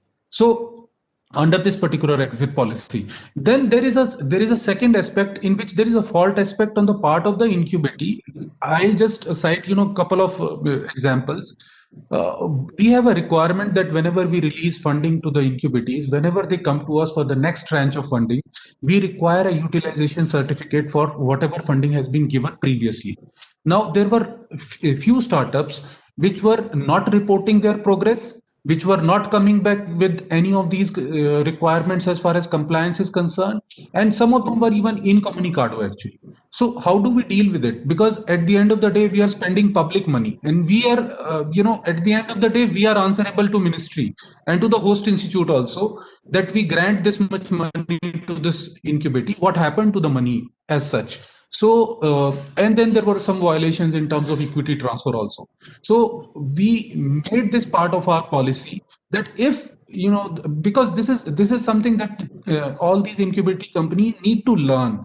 When you are running a company is a serious business. You are associated with Ministry of Corporate Affairs. You need to you need to file your returns. You need to be compliant. You need to be GST compliant. You need to follow all the other set of rules which are governed under which you as a company are governed by Ministry of Corporate Affairs. So we kind of made those clauses also, wherein we find that because of various reasons, these incubators, if they are not complying with these requirements, which are statutory requirements, in that case also the incubator reserves the right to terminate this relationship. So and to kind of in that extreme cases where you see that there has been a gross mismanagement of resources and the utilization has not been submitted, there is a recovery clause also. So we did deliberations over all these broad scenarios which might appear in both ideal and a realistic kind of a practical world. We deliberated over it, drafted it in the form of an exit policy, and with the approval of our honorable Vice-Chancellor and the board of directors, the policy is now in action. So under this policy guidelines, we were able to handle all the cases, and I am really proud to tell you today that having this policy, having this clear message to the incubators helped us out. Now all the incubators who are actively involved with our incubation center are fully compliant with all the statutory requirements. They have transferred their equities. Now they are reporting their progress every quarter in a very regular fashion. So I think that clarity aspect has brought in a lot of compliance on the part of incubators also. So we are. Yes, thanks. We would also like to come across with the policy. Sure, we would. Yeah, time is showing us, and our next group of panelists, they must be waiting. So I am personally thankful to all of you on behalf of IGDTUW Foundation. Dr. Manoj Sharma and Dheeraj Kaushik, Shada, Dinesh, and Rahul. Thanks a lot for joining this particular panel discussion. We have got numbers of outcomes, learning outcomes. Our attendees must have also got some benefits. Thanks again. Thank you. Thank you. Thank you. Thank you. We are having second panel with us, and the theme of the second panel is Core of Triple Helix, a push factor for startups in India. We are having a number of our friends with us, and that is Ashish is there. Ashish is the CEO of JSS Business Incubation Center. Satendra ji is there. Then Bhupesh is there. Rajneesh, all-time good friend, is there, and then Shubhranshu ji is there from IIM's Calcutta Incubation Center. So first of all, before I start this particular panel discussion, I request Satendra ji to please throw some light on this concept of triple helix. But before that, yes, our e-cell members Nidhi, Lavi, and Geetika, can you give some brief introduction about our panelists? Sure, sir. Mr. Ashish Jain. Mr. Ashish Jain is Chief Mentor and CEO at JSS Business Incubator, Noida. He focuses on deep technology startup and specializes with their go-to-market strategy. Mr. Jain has seen the business from both sides, having been an entrepreneur for 10 years and also been vice president at French MNC Sopra Steria. He writes in newspapers and magazines. He has studied MBA from IIM Calcutta and is a certified business leader from PENA, UK. We welcome you, sir. Thank you for having me here. Mr. Satendra Kumar, CEO, AIET PBI. Professor Satendra Kumar is currently engaged as the CEO of Technology Business Incubator, which was established jointly by the National Science and Technology Entrepreneurship Development Board, Ministry of Science and Technology, Government of India, and Krishna Institute of Engineering and Technology, Ghaziabad. Apart from continuous supporting and nurturing indigenous technology, disseminating knowledge and technology through meets, conferences, and training, Professor Kumar through TBI has provided assistance since his establishment to industry to enable small or medium industries to take up R&D activities and technology upgradation. He is also mentor of change by Niti Aayog, goal and mentor appointed by Government of Uttar Pradesh under Startups in UP We look forward to hear your views, sir. Okay, thank you. Shall I start, Dr. Arora? Yeah, sir, three more yeah. introductions are remaining. Yeah. Yeah. Well, I'm taking this excuse from everybody because we have the one team is coming today. That's why I made a request to Dr. Arora, just give me a chance before we start. No doubt you have raised this question about the helix model. Telling about that, describing about the helix model. Before that, I would like to share one very important thing. If you go in the Veda also speaks about the three Artha system, and then Artha system basically comprises of a Rishi, dynasty, and the vocational efficiency, healthy positive attitude and dignity also. It's a very thing which has been taken from the other also. So we are the, you can say the India was known as a guru. So we have the all these things. Helix model was in India, and you see, go for the helix model. Presently, we are talking about the various leading institution across the globe. Basically, they look for this mix of innovation and mix of government and mix of academy also. So there is a one peripheral on the outer skirt of this government is there, then the academic, and then the innovation is there. And basically they are focusing through the innovation under the academic institutions, which can be propagated from there to the what the society here. And the society, there is a win-win situation for the society, for the industry, and for the government also. And the very good things which you have raised here, and also very right topic here. You see all the institutions which have got the incubation center, and all the incubation center is supported by the government. So there is a very good mix of incubation center, academic institutions, and the innovation. So we have to take the innovation part into their peripheral, and once we start supporting the innovation, certainly this can generate a very good what you call system, not only in the institution, across the society, and across the state, and across these nations. And through that, basically, we can create, and we can, as we are known for the country is known for the innovation.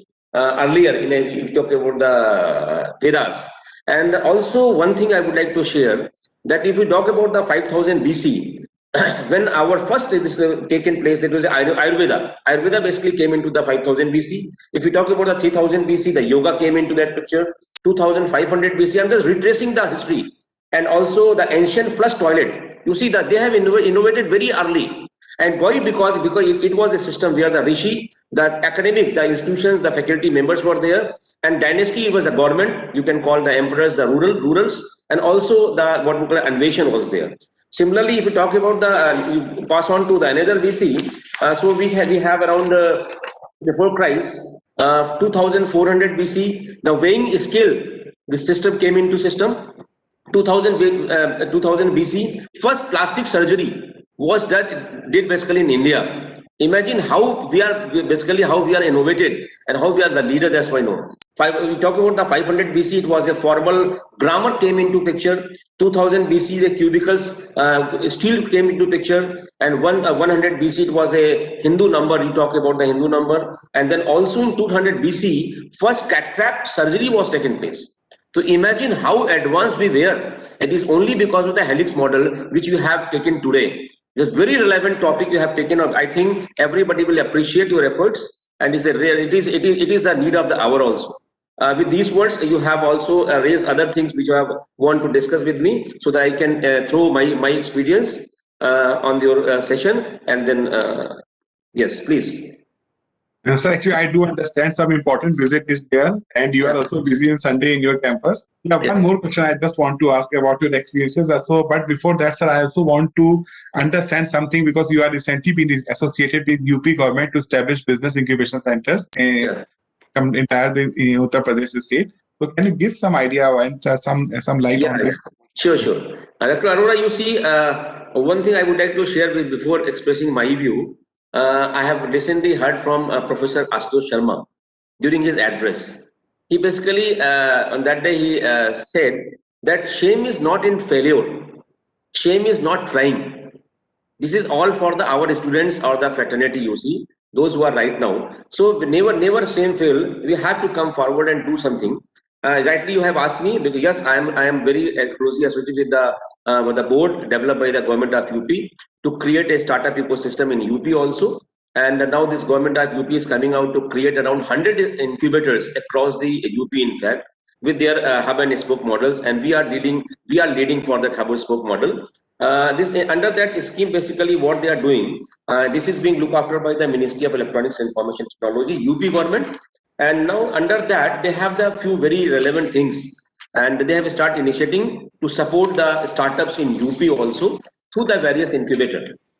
And these incubators, what basically they are focusing for, that is 100 incubators will be established in a technical education, under agriculture education, health education, MSME, IT and electronics. So they have segregated, they have making a cluster, so that this incubators can be created in all agriculture institute, all higher education institute, similarly engineering institutions, and also for the MSME. They have given MSME also target for creating an incubation center, because in UP there is a ODOP, one district, one product. And for ODOP, government is coming very fast because it is their flagship program. And under that, they are basically supporting all the MSMEs. And MSMEs have the current, they are the facing problems to come out with the innovative products also. And that this can be supported by our institutions where this incubation center is going to be established. Under this scheme, basically they have the three very major schemes they are supporting. One scheme is a substance allowance. Suppose any startup, any young aspirants come forward and want to convert his own idea for real business, they have the substance allowance 15,000 rupees per month, for a 1 year they are supporting to the any startups who has been incubated in any incubator.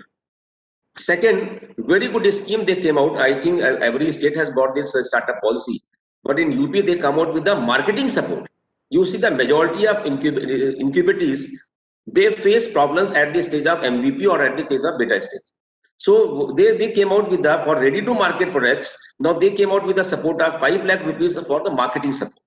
So any startups, they can approach to the what you call UP state government through the UPIT under startup policy, and they can apply there. This whole project, the whole idea will be evaluated.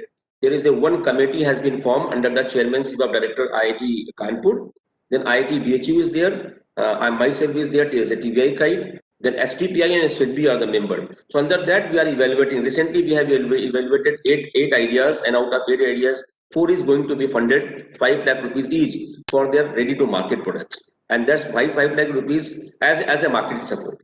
Third was a very good also, they are also reimbursing towards a patent. Suppose any startups is a tech savvy or a technology driven startup, and they go for the filing, they are facing problems to mobilize the fund for patent filing. If they go for the India, it comes around 50,000 to 60,000, and if you go for the international, it comes around 2 lakhs to more than that, up to 15 lakhs even. So they are reimbursing that one. So 100%, 80% they are reimbursing to the startups who have been their patent is awarded. So these schemes they have very good. They are supporting under this. So in UP, in fact, all the startups or the incubators who are thinking to establish startups, they can come forward. And I would like to share Arora Sahab also. You have given your student from IGTU, Muskan Jain. She has been shortlisted under our one scheme, and now we are supporting that girl. Very, very enterprising girl. Thank you, Satyendraji. Thank you. And especially for the light you have given us about the UP incubation centers. We are also very much excited. We also want to go back to some time and to visit around the incubation centers of Uttar Pradesh. As you are in hurry, please, if you want, you can leave. But if some questions will be coming, I will be sending it to you through email. Yeah, sure. Thanks a lot. Thanks a lot. Thank you, Satyendraji. With permission from Ashish Jain, I'm just leaving because I have some early. Bhupeshji, I'm not going to listen you, but I hope that after that I will meet you, right? Please, thanks a lot. Yeah. Thanks a lot. Thank you. Geetika, if you're there, can you please give a brief introduction about Dr. Bhupesh, Rajneesh, and Shubhranshu? Yes, sir. Mr. Satyendra Kumar, Dr. Bhupesh Sharma, CEO, SRI, TBI. Dr. Bhupesh Sharma has done his PhD in chemistry after PG diploma courses in radiological physics and also his business management. He is presently working as manager, incubator, and mentor at SRI, TBI, and working in Shriram Institute for Industrial Research since 1992. Research and development projects handled at the center cover wide areas such as radiation processing, polymer processing, management of waste, recycling of plastic waste, remediation of industrial pollutants, etc.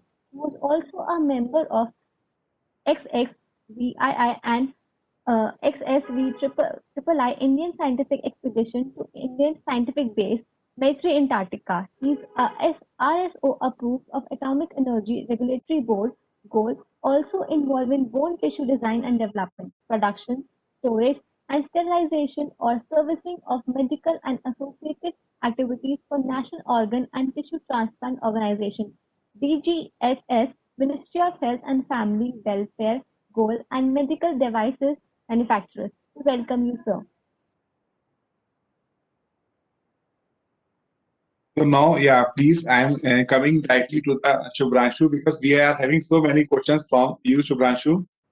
You are CEO in IIMS Calcutta. So if I ask you the first question, that what is the USP of your incubation center, that is IIMS CIP, and what kind of startup companies are incubated in your incubation center? Okay, so namaskar to everyone. It's a good question actually, and this question kept us thinking when we started the incubator. We started quite late. So 2014-15 when we started the incubator, and by that time there were more than 100 incubators existing in India. Now the numbers have multiplied. At that time we thought that what kind of incubator we want to create. So is it like another incubator or there is a difference? So then we thought that let us think like a startup, that what problem we would like to solve, okay, and what should be our solution. So there are two problems which we identified at that point in time. First of all, if you look at the kind of startups which are so-called popular, the mainstream startups, these are like typically fundable, scalable, all those kind of attributes are there. But how many of them are actually solving a big challenge existing in India? Okay, so we thought that there is a gap. We need to encourage solutions for the common people of India. And if it doesn't, and if you look at the Startup India motto, we are talking about inclusive, okay, inclusiveness. We say that there is a gap. Not many incubators are focusing on that. So let us start, developing our offerings around that. That's number one. Number two is, if we look at the entrepreneurship ecosystem, a lot of support, is coming up nowadays that includes funding, mentoring, so many things. But the biggest problem is that who wants to be the entrepreneur, right? Kaun banega crorepati to theek hai, but who wants to be the entrepreneur? That is a big question. So unless we, attack that problem, rest of the solutions will not be utilized fully, or will be forced to deliver those solutions to people who probably, will not use it properly. So then we thought then ecosystem development, specifically the region where we are located, the East. When I say East, I'm talking about including the Northeast also. The entrepreneurship ecosystem was at a very nascent stage, and the challenge of who wants to be the entrepreneur is much bigger. We said that let us also try to solve these two problems. So one is developing solutions for common people, and the second is creating ecosystem. So we started in 2014-15, as I said. Over the period of like 5+ years now, we have seen significant traction, along both the directions. So we work with state governments. We are the knowledge partner of 5 states: West Bengal, Assam, Meghalaya, Mizoram, and Arunachal, where we work very closely with the state government to implement the entrepreneurship development policy of the states, where I think Dr. Satyendra said that creating incubators all over the state, supporting them all. So this is what we have been doing since 2015. So I would say that these are the two areas which I would consider as our USP, and we are doing something unique in this regard. Right. Thanks, yeah. कौन बनेगा entrepreneur? Yeah, this is also a question. So many things we will have to clarify in our mind and the journey of entrepreneurship. We are also having Ashish with us. Ashish is actually CEO of the first TBI of DST. Ashish, first of all, tell us something about your journey and the journey of your incubation center. Thank you, Vijay, for organizing this wonderful think tank or Manthan forum. I heard many participants from before and also understood the challenges. In fact, having been a very old incubator, we started in year 2000. So it's been now 20 years. We also have our baggage, old baggage, which we are carrying on, and we also have an advantage by having very robust processes in incubation space. So both of these give us challenges for us to wake up in the morning and solve, and also give us comfort that we are building upon something which has already been laid down. So the journey has been more so an entrepreneurship development programs, because that time when in year 2000 there were no startups as such in India. So all what was being done is entrepreneurship development. There were programs. People were sensitized about doing their own business. There was no challenge as such that they should do more job creation instead of being job seeker, because now we have a young population, and we have realized that this young population would be a double-edged sword if not given enough opportunities to be engaged gainfully and also engage others. So now we need entrepreneurship much more than ever before.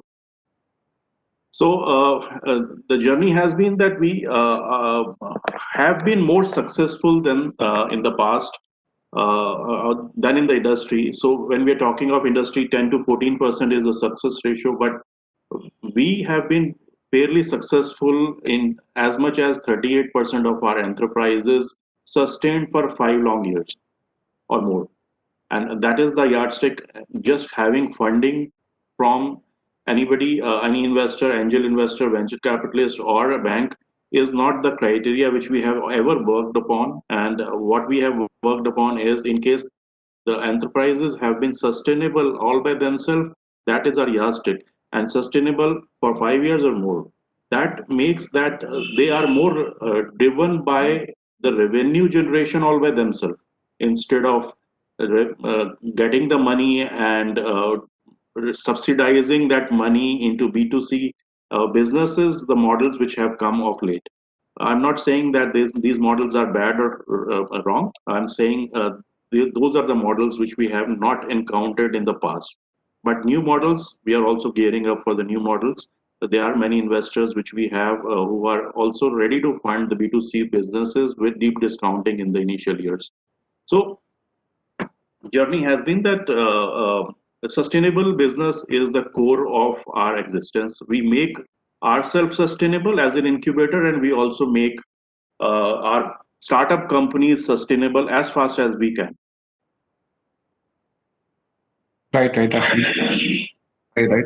Subhranshu ji, I again want to come back to you, asking that what kind of support startups actually get from the faculty of IIMs, especially in the product development. Okay. First of all, we are not a technology institute. Our core competency is more the commercialization part of it. Okay. So I know IIMs don't have that technology kind of workshops or lab will not be there. So so that part we expect the startup to take care. Obviously, we have technology partners, institutes. If somebody needs support, we connect. But we focus mainly on the commercialization part, and there is not only the faculty members. We mostly leverage the support of our alumni, who are either entrepreneurs or investors, and that way we are lucky that we have a very strong network that way. And the faculty would come in with like a subject matter expert. So basic mentoring and handholding is actually done by somebody who is an entrepreneur or been with the investment world. So we have seen that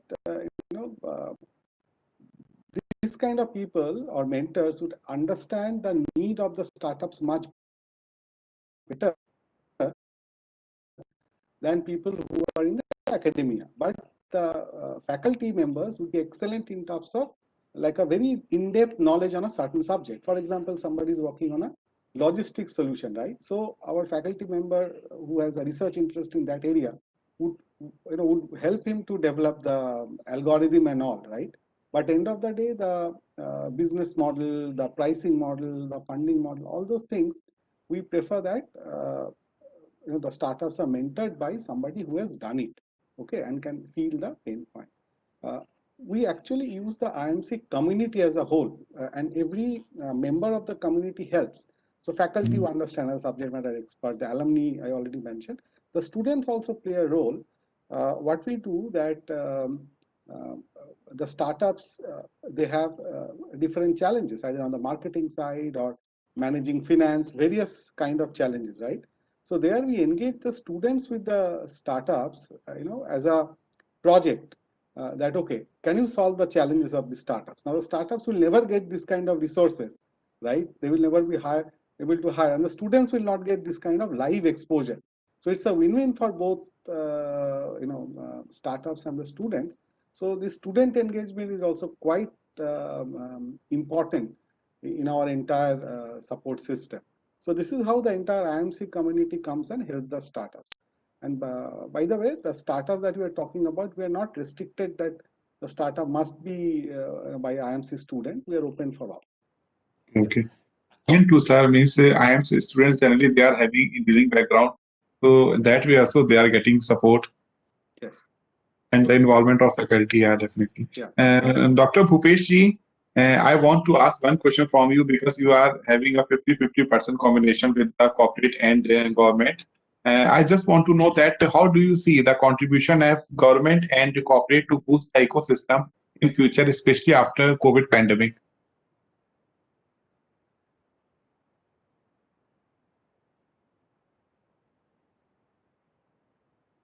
Bhupesh ji, you are muted, I guess.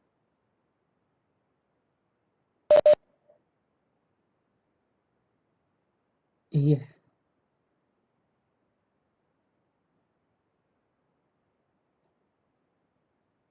Bhupesh ji, you are muted, I guess. Sir, he has unmuted himself, but his voice is not audible. Okay. Sir, voice is I there's will some just problem in voice. communicate with Yeah, him. yeah. I think there is some problem in the voice device. So I come to you, Rajneesh. Rajneesh, can you give us some idea about this particular topic in your views? What does it mean, the triple helix, and how it is going to affect?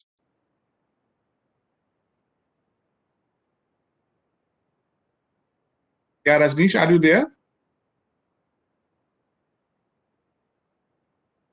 Am I audible? Yeah, you are audible, Rajneesh. Good afternoon, everyone, and thanks, Dr. Arora, for inviting me. And hello, Mr. Ashish. Nice to see you after a long time. And just coming back to the topic, it's a very interesting topic because the kind of whole ecosystem is developing in India is just because of the triple helix model. And when we talk of the triple helix, there are three pillars that are supporting the whole ecosystem, where the government of India, with different departments coming out with a lot of policy support in terms of promoting innovation, whether they are in the academic system, in terms of the research, in terms of how that research is being converted into technologies through technology transfer by establishing science park, technology transfer offices, IP offices. The second component comes into more on the academic system, which are absorbing these support that is coming from the government of India by doing some transnational research, research which is market led, and looking into partnership with different stakeholders. These could be different partners, industries, and the third strength that we are looking is the industry. And industry is one strong support which is bringing a lot of value to the whole ecosystem in terms of bringing their expertise in changing the research into development aspects which are more practical, which are more market oriented, and which serves the pain of the society in that way. So the triple helix model is the whole gamut which is bringing a lot of value in terms of promoting innovation, incubation. There are different tools and mechanism. Let me give an example of one of the organization where I worked earlier was BIREC, which is Biotechnology Industry Research Assistance Council.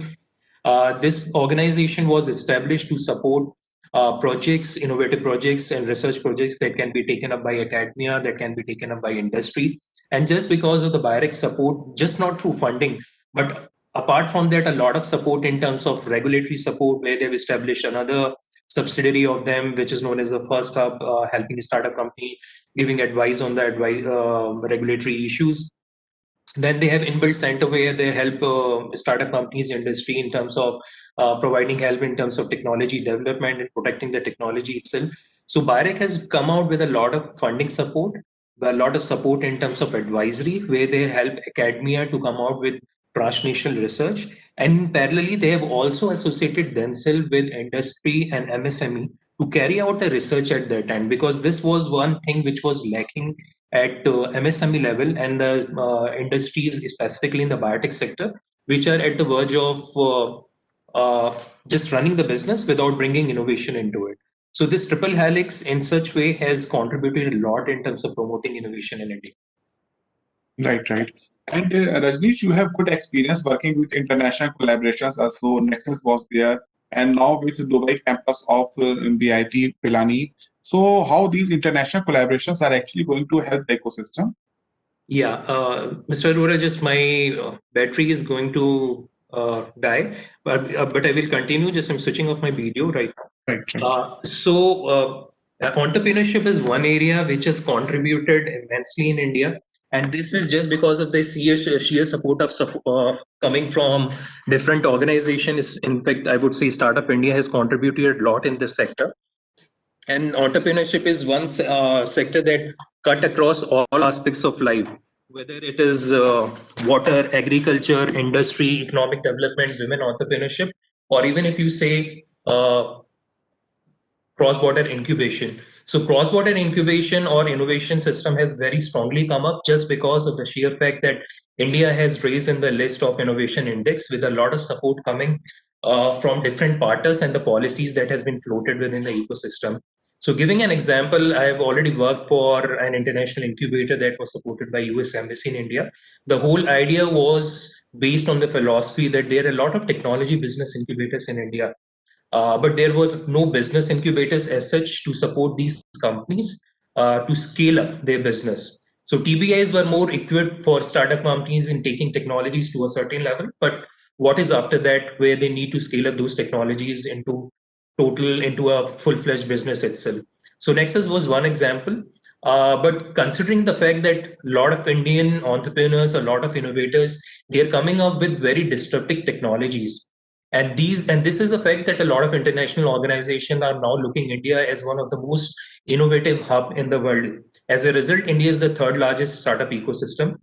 I just want to cite an example of one of the incubator in Bangalore known as Luma, which is a French incubator.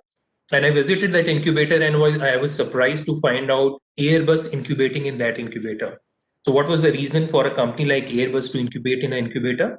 The reason was they are looking for innovations which are coming cheap out of these startup companies, because carrying out research and R&D in an industry like an Airbus, it's quite expensive. That involves a lot of funds to build up. That requires a lot of skilled manpower to come up. So what they're doing is they're sourcing out innovation from the startup companies from India itself, because these companies are agile, they are flexible, they are very talented guys who are running these industries. They're coming out innovations in a very short period of time, which a larger industry like Airbus can't do in short period of time, considering the fact it requires a lot of time as well as the investment.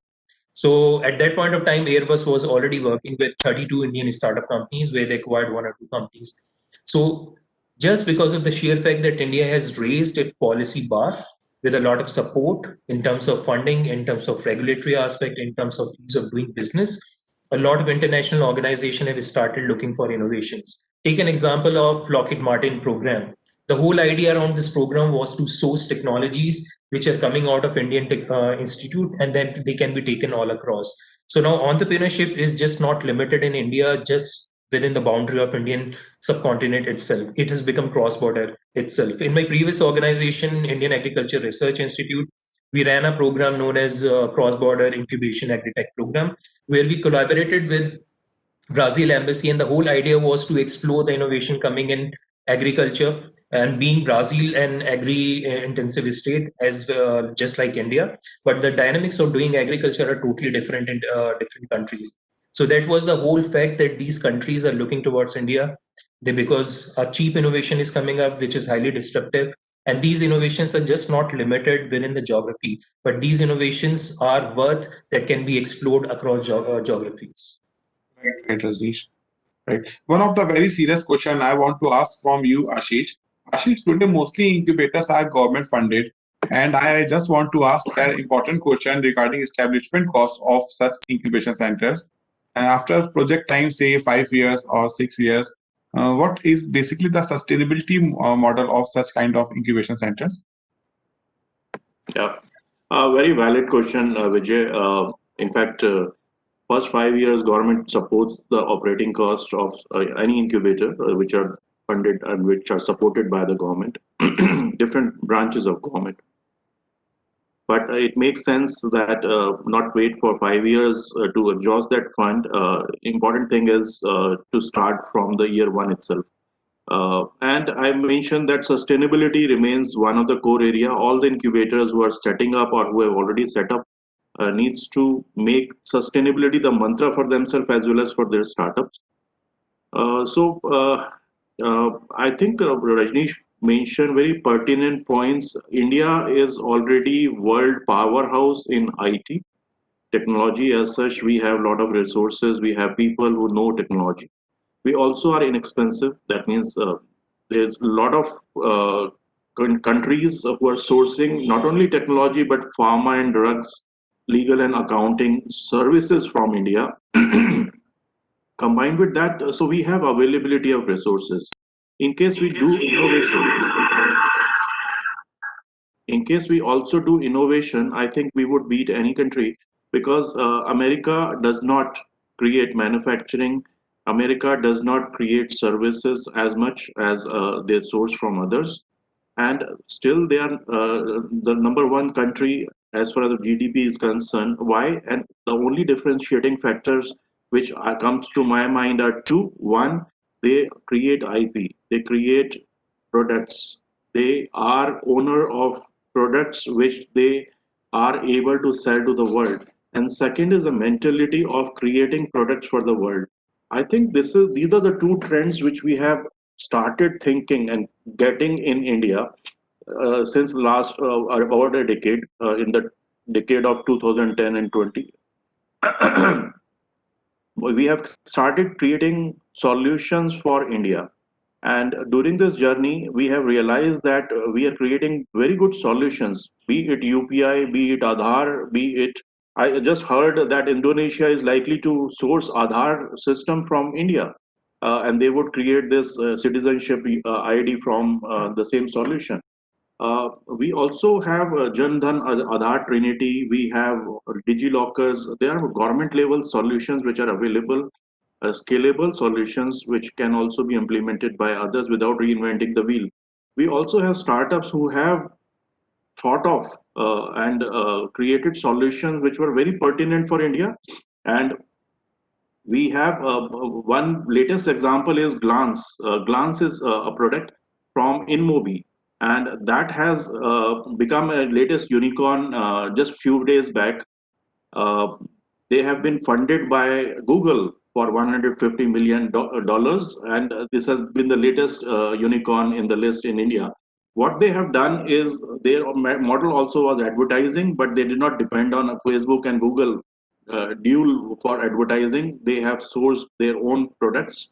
They created advertising system for themselves, and they were competing, giving a good run for money to Google and Facebook. And now there is a Glance, which is a product which comes on the screen of the mobile phones without locking. That means once it is locked, the screen which comes from Glance. You can see there's a logo there.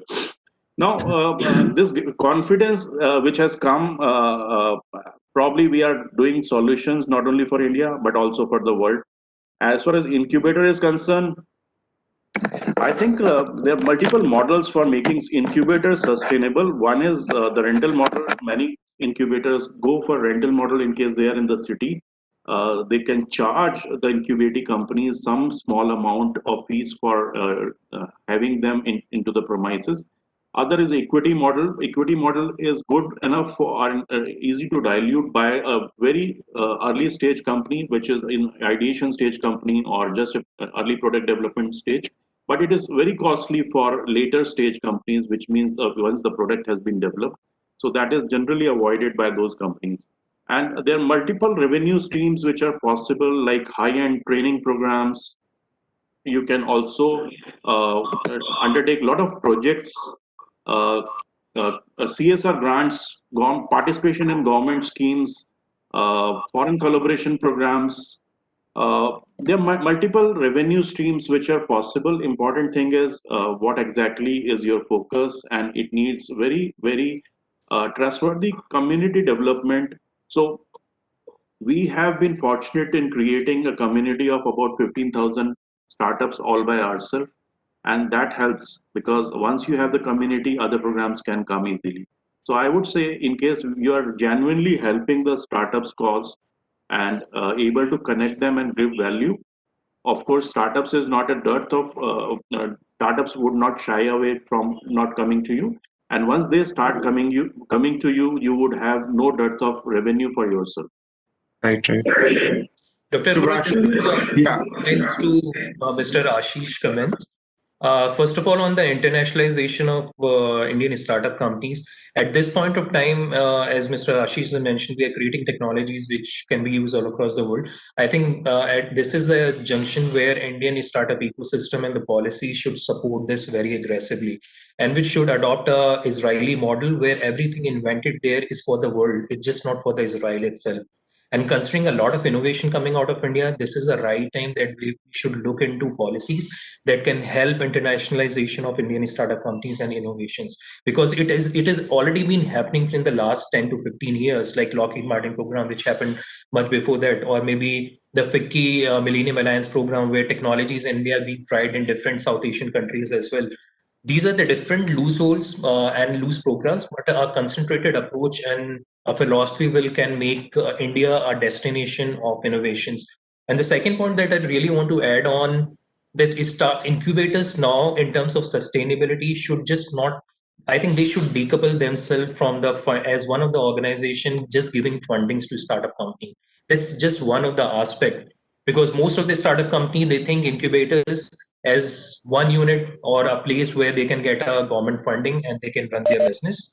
But I think a lot of value has to be created through incubation in terms of the services supports that come out from the incubation, or maybe through an incubation program that they want to bring in.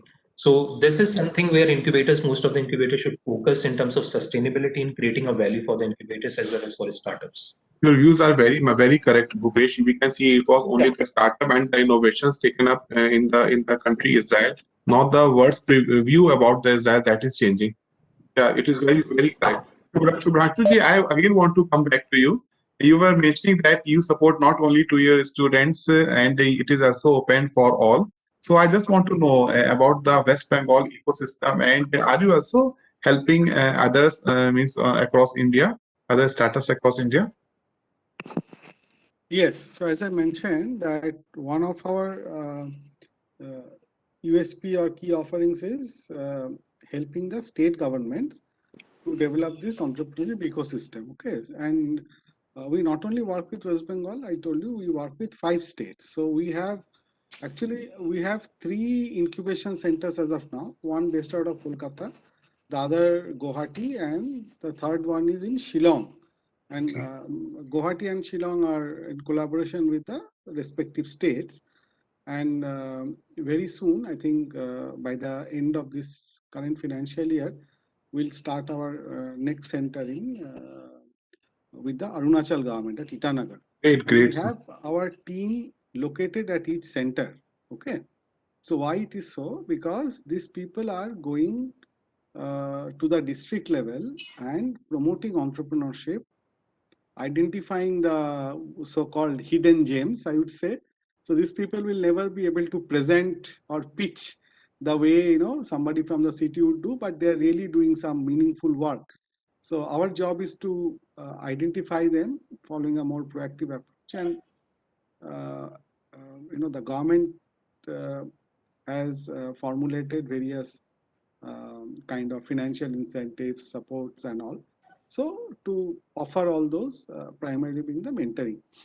But having said that, if you look at the kind of startups that we get, these are more social businesses, I would say. Okay, they are for profit, but they are either trying to solve a local challenge or trying to leverage a local strength. Okay, may not be like a solution which has a global acceptance, but definitely it impacts the region in a big way, creating employment or finding out of the solution for the problems. Some of them might also have a a small percentage would also have a national and global kind of relevance. So these are the kind of entrepreneurs we support along with the state governments, where the prime motto is that how entrepreneurship, how we can catalyze entrepreneurship-led livelihood development. And in this post-COVID times, we see this as going to be the way forward. Even boosting local production, local consumption. That itself is sometimes quite meaningful from a local perspective. From our Kolkata center, which is within IIM Calcutta, from this center, we are actually supporting the startups at a national level. And these are more mainstream startups. But all the state government, the programs with state government collaboration, those are all more to create livelihood leveraging entrepreneurship. So this is the way we work. Thank you, sir. Thank you. And Dr. Bhupesh is back with us. Are you there, Dr. Bhupesh? Yes. I think Yes. Okay. now my voice is coming. Do you? Yeah, it is coming. It is coming. And actually, I was asking one important question from you, because you are a person from government sector also and from corporate sector also. So my question from you was that is this a fact that many corporate are utilizing their CSR fund for incubators or for startups directly? Yeah.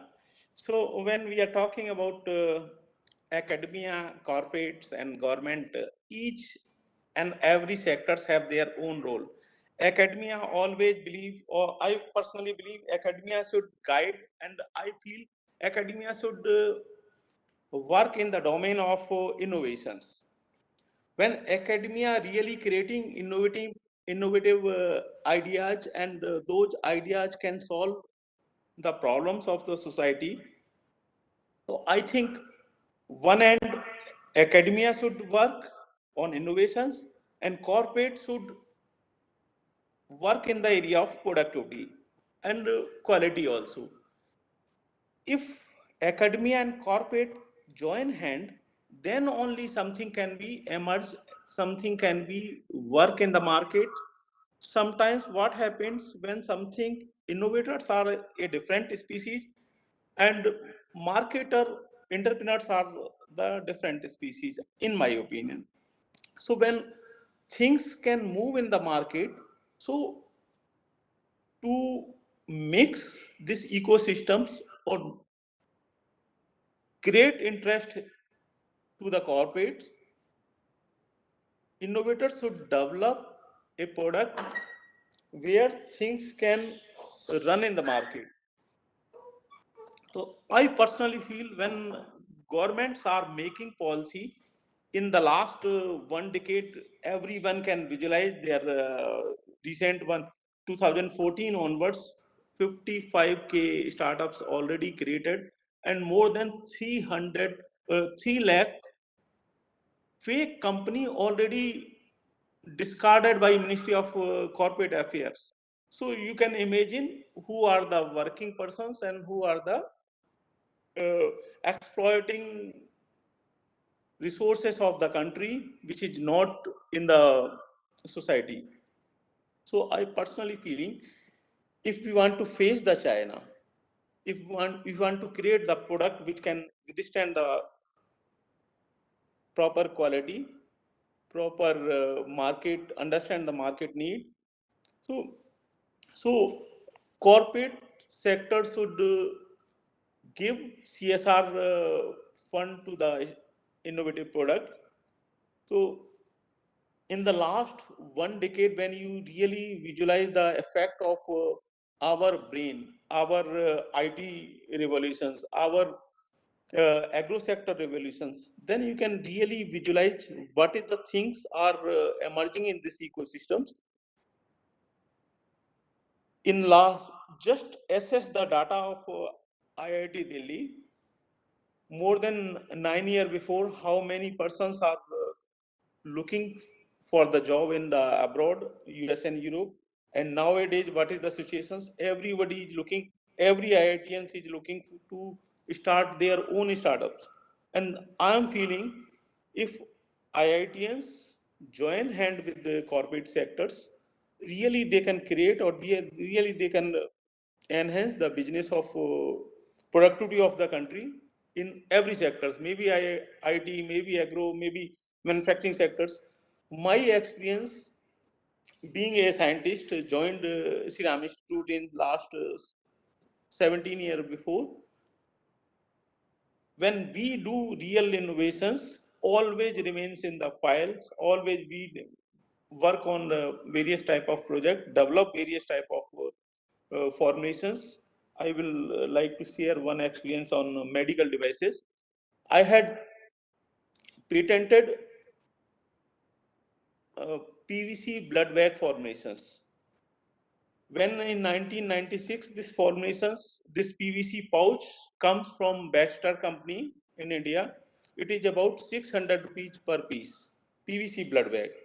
Nowadays, you can imagine 20 rupees per pouch are selling by Eastern Medicate, selling by Hindustan Syringes and Medical Devices.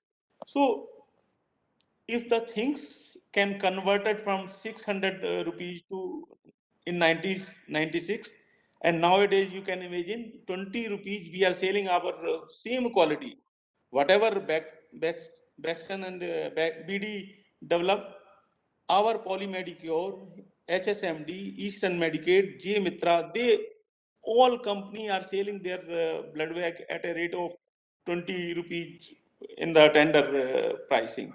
So I personally feel corporate, academia, and policy already in place in last one day. How you can visualize the changes are coming in the society. So my personal experience is that we should not remain in the silo. We should create impact in the society, deliver something in the market which could withstand the all aspects of market need. Then only you can sustain. And Shubhranshu ji, I would like to ask my last question of this particular panel. Actually, we are total 11 incubation centers based in Delhi. And practically speaking, we all are in our incubation period. Means we all are the incubation center with our incubation period. So any tips from your side? Yeah, I am also learning. And the question you asked to Ashish, that I think is the most relevant question for all, all of us. That how do we do the good work in a sustainable manner? Too much dependent on grants and all. How we can,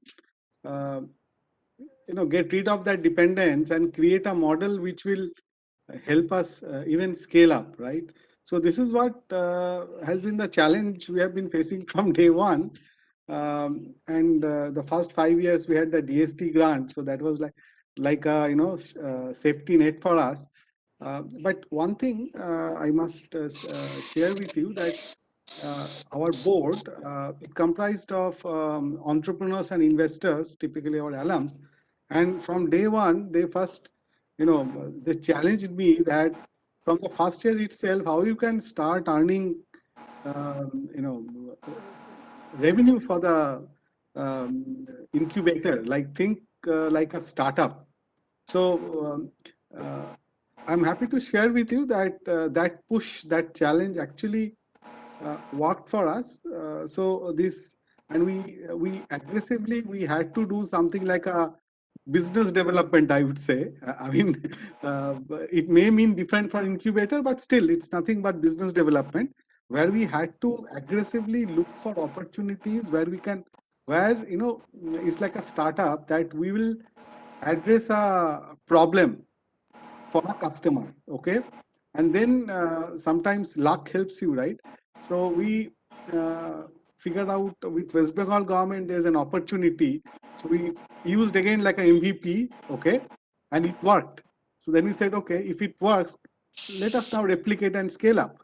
So we took that offering to various states. So that way,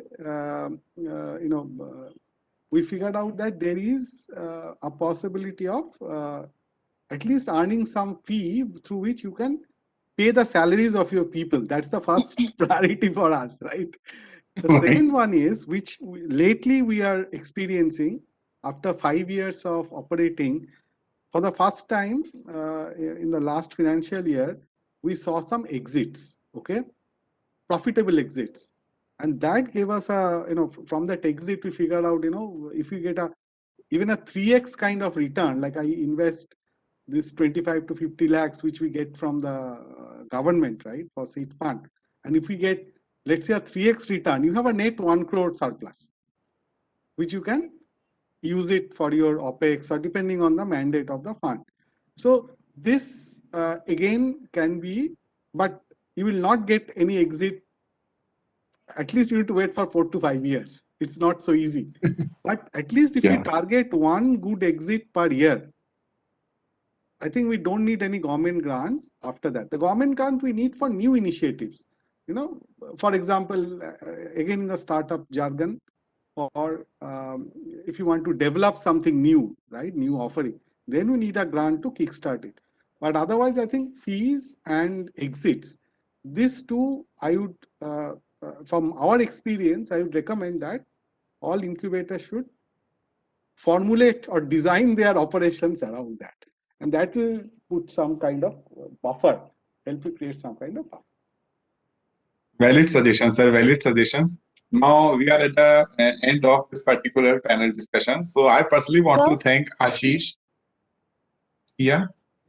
Sorry to interrupt you, sir, but due to lack of connectivity, two of our panelists didn't got introduced. So may I please just introduce them once again? We have introduced. So okay. So okay, you can introduce them. Yes, sir. Okay, thank you, sir. Mr. Rajneesh Kumar. Mr. Rajneesh Kumar is a technology commercialization expert with 12 years of experience in innovation, entrepreneurship, incubator management, science and technology management policy. Rajneesh holds a bachelor and master's degree in biotech engineering along with law. He is also the an Indo-US Science and Technology Forum IUSSTF awarded Khurana Scholar for Technology Transfer. Currently, Mr. Rajneesh is heading innovation and management activities across BIT's 4 campuses in Pilani, Dubai, Goa, and Hyderabad. He is also the founding director of Nexus, an innovation hub and business incubator. Anveshan Foundation welcomes you again, sir. Mr. Shubhranshu Sangyal. He is a startup evangelist and an experienced management professional with a focus on entrepreneurship and innovation.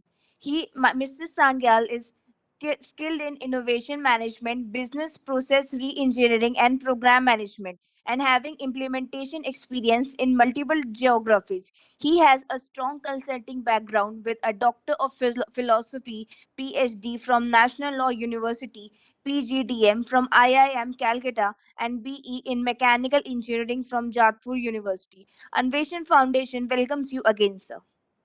And from my side also, thanks to all the panelists, Ashish, Satyendra ji, who has just left, and Bhupesh, Rajneesh, and Shubhranshu ji. Thanks a lot. Thanks a lot for joining and spending time with us. Okay, bye. Bye. Bye, good day. Now we are moving towards the third panel discussion. So the theme of the third panel discussion is present scenario and way ahead for women entrepreneurship in India. We are only government technical university in India. That is what I'm talking about, Indira Gandhi Delhi Technical University for Women. So therefore, this particular panel is very important for all of us. And many of our attendees, I think more than 80%, they are also women. So many of them, they want to listen your views. So we are having Dr. Sridevi Devi Reddy, Ms. Sridevi Devi Reddy with us. Dr. Lakshmi is with us. Abha is there, and Aruna ma'am is there. So I request my ECEL members Nidhi, Lavi, and Geetika to kindly introduce the panel. Our first panelist of this theme is Ms. Devi Reddy, CEO, SRIX, an innovation evangelist and a credible thought leader in the entrepreneurship ecosystem of India. Ms. Devi Reddy is well networked in the startup ecosystem in India and Europe. She is also a Chivney Research and Innovation Fellow at Oxford University. She is the founding CEO of Innovation Exchange, a technology business incubation under the aegis of Department of Science and Technology, Government of India at Warangal. She has started SRIX to international level in less than 2 years. SRIX is the only technology business incubator in a non-metro city in our country, and Devi has catapulted it to a sought after destination for product startup already. 30 plus startups are incubating and are igniting the innovation ecosystem in Warangal. Anveshan Foundation welcomes you, ma'am. Dr. Lakshmi Jagannathan, playing a strategic role in driving the innovation and entrepreneurship ecosystem at DSI. Dr. Lakshmi is the principal investigator for funded projects for more than rupees 10 crore. Funded by Government of Delhi and Government of Karnataka, she established and is managing DERBI Foundation and a Section 8 company which is a technology business incubator supported by Government of India since 2015. She is a startup evangelist and passionate mentor who is very well networked with all the key players of the startup ecosystem, a firm believer who is relentlessly pursuing to transform campuses into platforms of innovation and entrepreneurship. I welcome you, ma'am. Thank you. Dr. Abha Rishi. Dr. Abha Rishi, the CEO of Atal Incubation Center, BIMTECH, is also the chairperson for Center for Innovation and Entrepreneurship Development, CIED, at Birla Institute of Management and Technology, a senior faculty. She had 26 years of experience in industry and academics. She is a PhD and EEC honors from STVP, Stanford University, PG, DIBO, MFT, and MIB. She has traveled extensively across 21 countries and in 5 continents as part of her work and research. Her passion and focus are student and women entrepreneurship and has mentored more than 1,000 women and student entrepreneurs. She is also one of the few Indians to hold both a Chevening CRISP 2014 Scholar, Said Business School, University of Oxford, and a Fulbright Scholarship, Rutgers University, New York, USA for 2009-10. Doctor, I welcome you, ma'am. Thank you, Nidhi. Dr. Aruna AP. Dr. AP Aruna, CEO, Peria Technology Business Incubator, brings over 23 years of experience in senior management in university academics and business incubation. Her experience covers entrepreneurship in education and management responsibilities in business incubation. Dr. Aruna holds both Bachelor and Master of Science degree in agriculture and a PhD in biotechnology. She has won 3 Rural Innovation Awards from the National Bank for Agriculture and Rural Development India and has served as Technology Angel for Department of Scientific and Industrial Research, Government of India, as well as Executive Committee member of Indian Steps and Business Incubator Association. She was a mentor in CII CSR Gateway project. She served as evaluator and mentor for Power of Ideas competition joined hostly by DST, CIIE, IIMA, and is a certified trainer with World Bank under its InfoDev program. She completed mentorship training at UC Berkeley 2009 and executive program in technology commercialization for business incubator management in 2011 and advanced incubators managers training in 2017, both at IC Square Institute at University of Texas at Austin. She also underwent a training in of acceleration by UK High Commission to India, Pune in 2010. Innovation Foundation welcomes you, ma'am. We all welcomes you all, ma'am. Thank you. Yeah. So now, as per the theme, I would like to ask my first question from Dr. Abha Rishi with the theme only present scenario and way ahead for women entrepreneurship. Can you give us some idea what is the present scenario of women entrepreneurship? What are the challenges they are facing? and all over the country, how we are moving ahead, and how women are taking this journey of entrepreneurial lifestyle. Well, good morning, everybody, and welcome to all the people who are listening to this particular panel. And I'll also have to say, excuse me for stopping my video because there seems to be some internet connectivity issues and my image seems to be wobbling. So just so that I don't distract from what I'm speaking, I'm just going to switch off my video for a few minutes. Well, Dr. Arora, from what you were talking about women entrepreneurship, well, the situation seems to be getting better, but then it's what I call as relatively better. At this point of time, the percentage of women entrepreneurs in India is just a measly 16%. We started off with 9% in 2015, moved on to 14, and now it's like 16% only. Of course, it's better than many other countries, but we are still ranked 52nd amongst 57 countries which were looked at for women entrepreneurs. So it's not such a great situation. Yeah, and then too, the problem is this, that the percentage which you are mentioning, that is actually if in a board or if any startup, one woman is there, then too we are counting it as a women on the enterprise. Absolutely, absolutely. That was going to be my next point. I mean, it's not necessarily that the percentage that is being quoted out here is the real situation. The real situation is even worse, and there's a huge skew. If you look at it, women have traditionally and even now face a lot of cultural biases. I can give you examples like women when they started their businesses, the first thing when they've tried to go in for funding or any kind of financing, forget the non-traditional ones, even banks, the first question that would be asked is like, who's your partner? Is it, if there is a male partner along with them, they're looked at it more favorably. Otherwise, the first thing the bank manager would say is that, okay, go get somebody, I mean, as your husband, your father, or somebody has to work along with you. And that is the kind of bias that many women entrepreneurs face. Things are getting better, but the biases still remain. And like I said, there's a huge skew when it comes to women entrepreneurs geographically. The South is still leading in the number of women entrepreneurs. North is lagging. West is slightly better, but East is completely dismal.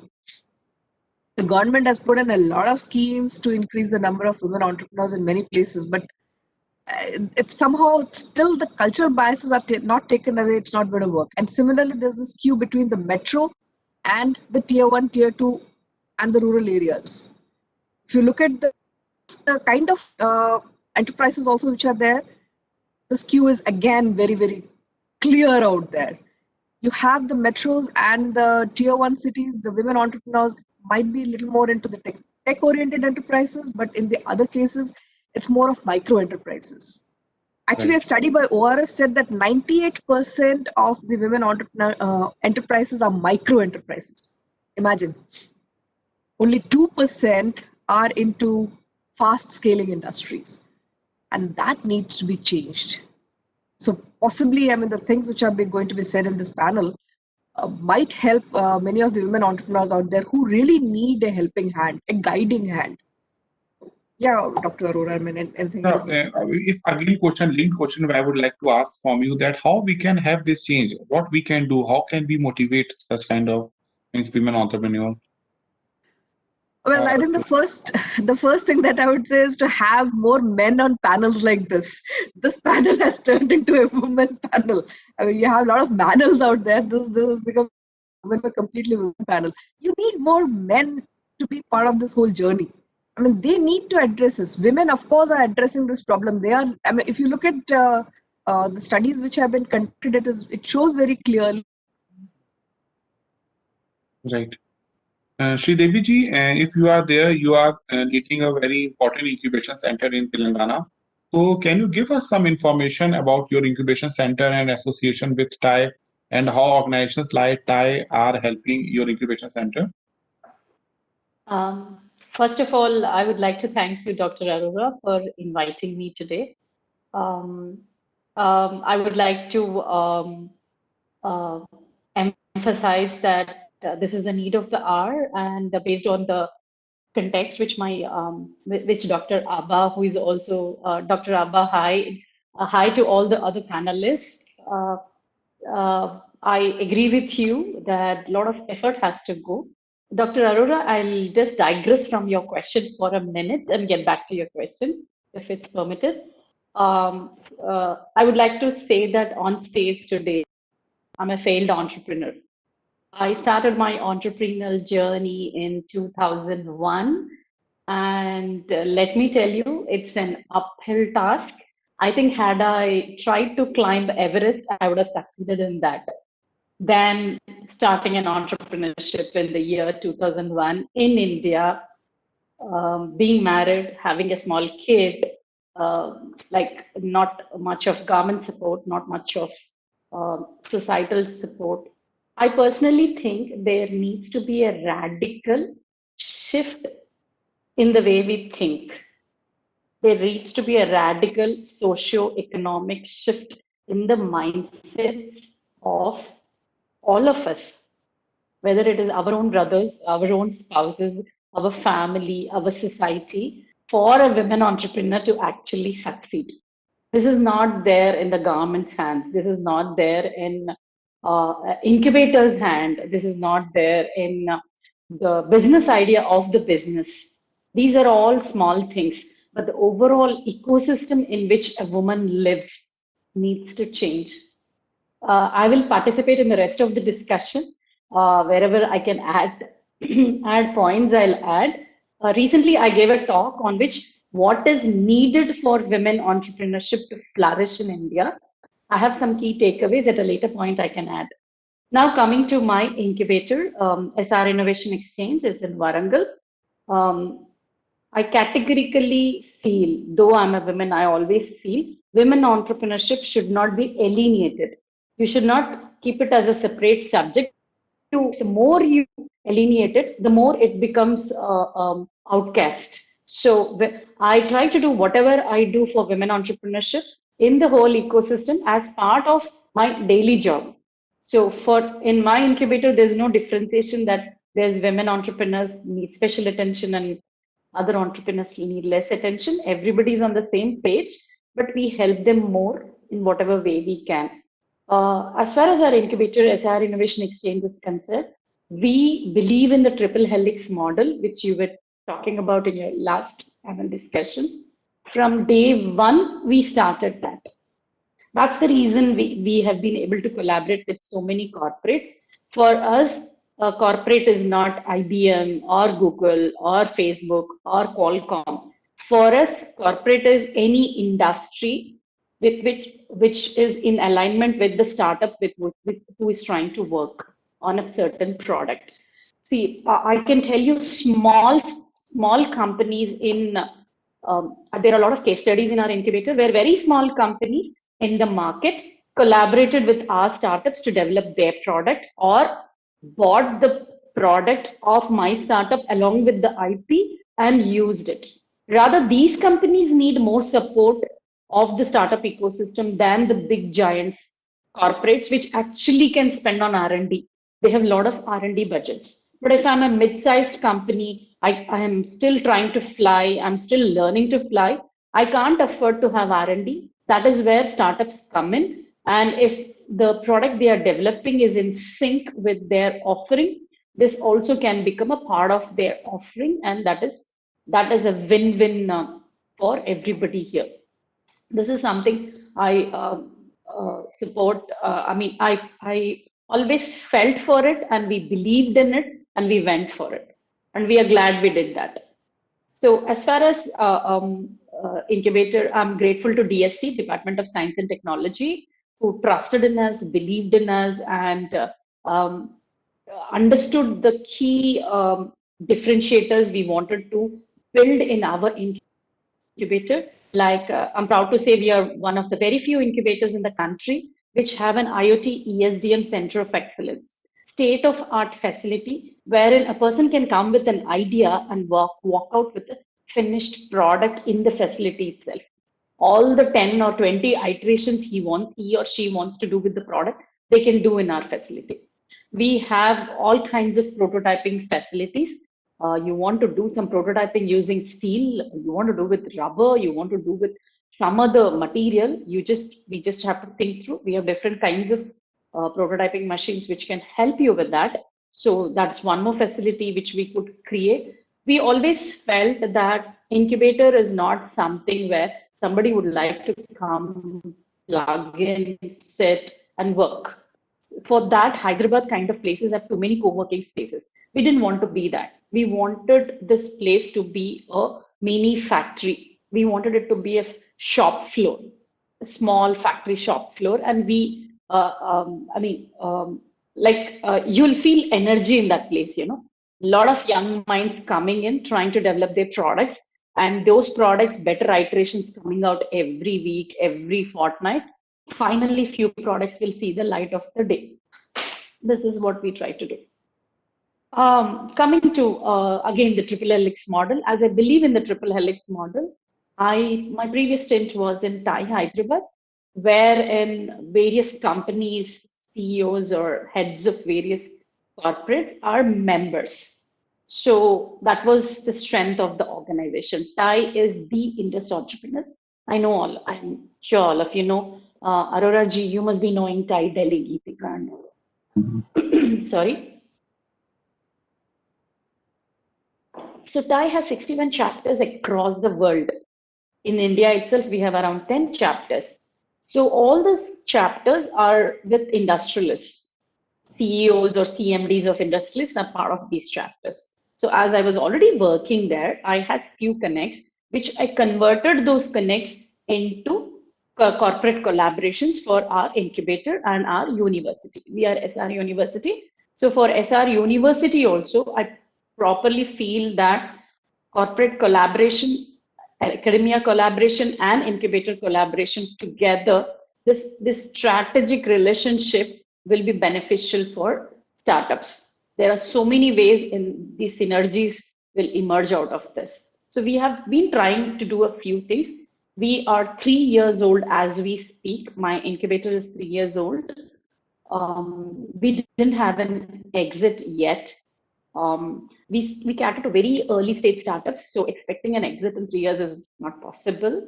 But hopefully 2021 will be a little lucky for us. We have been able to raise capital from outside investors for 2 startups. One is an EV startup. One is AR, VR application. So these 2 are little growth stage startups, already customer traction started. They just raised a small amount from 2 investors, but we have not yet got exit when we get next year.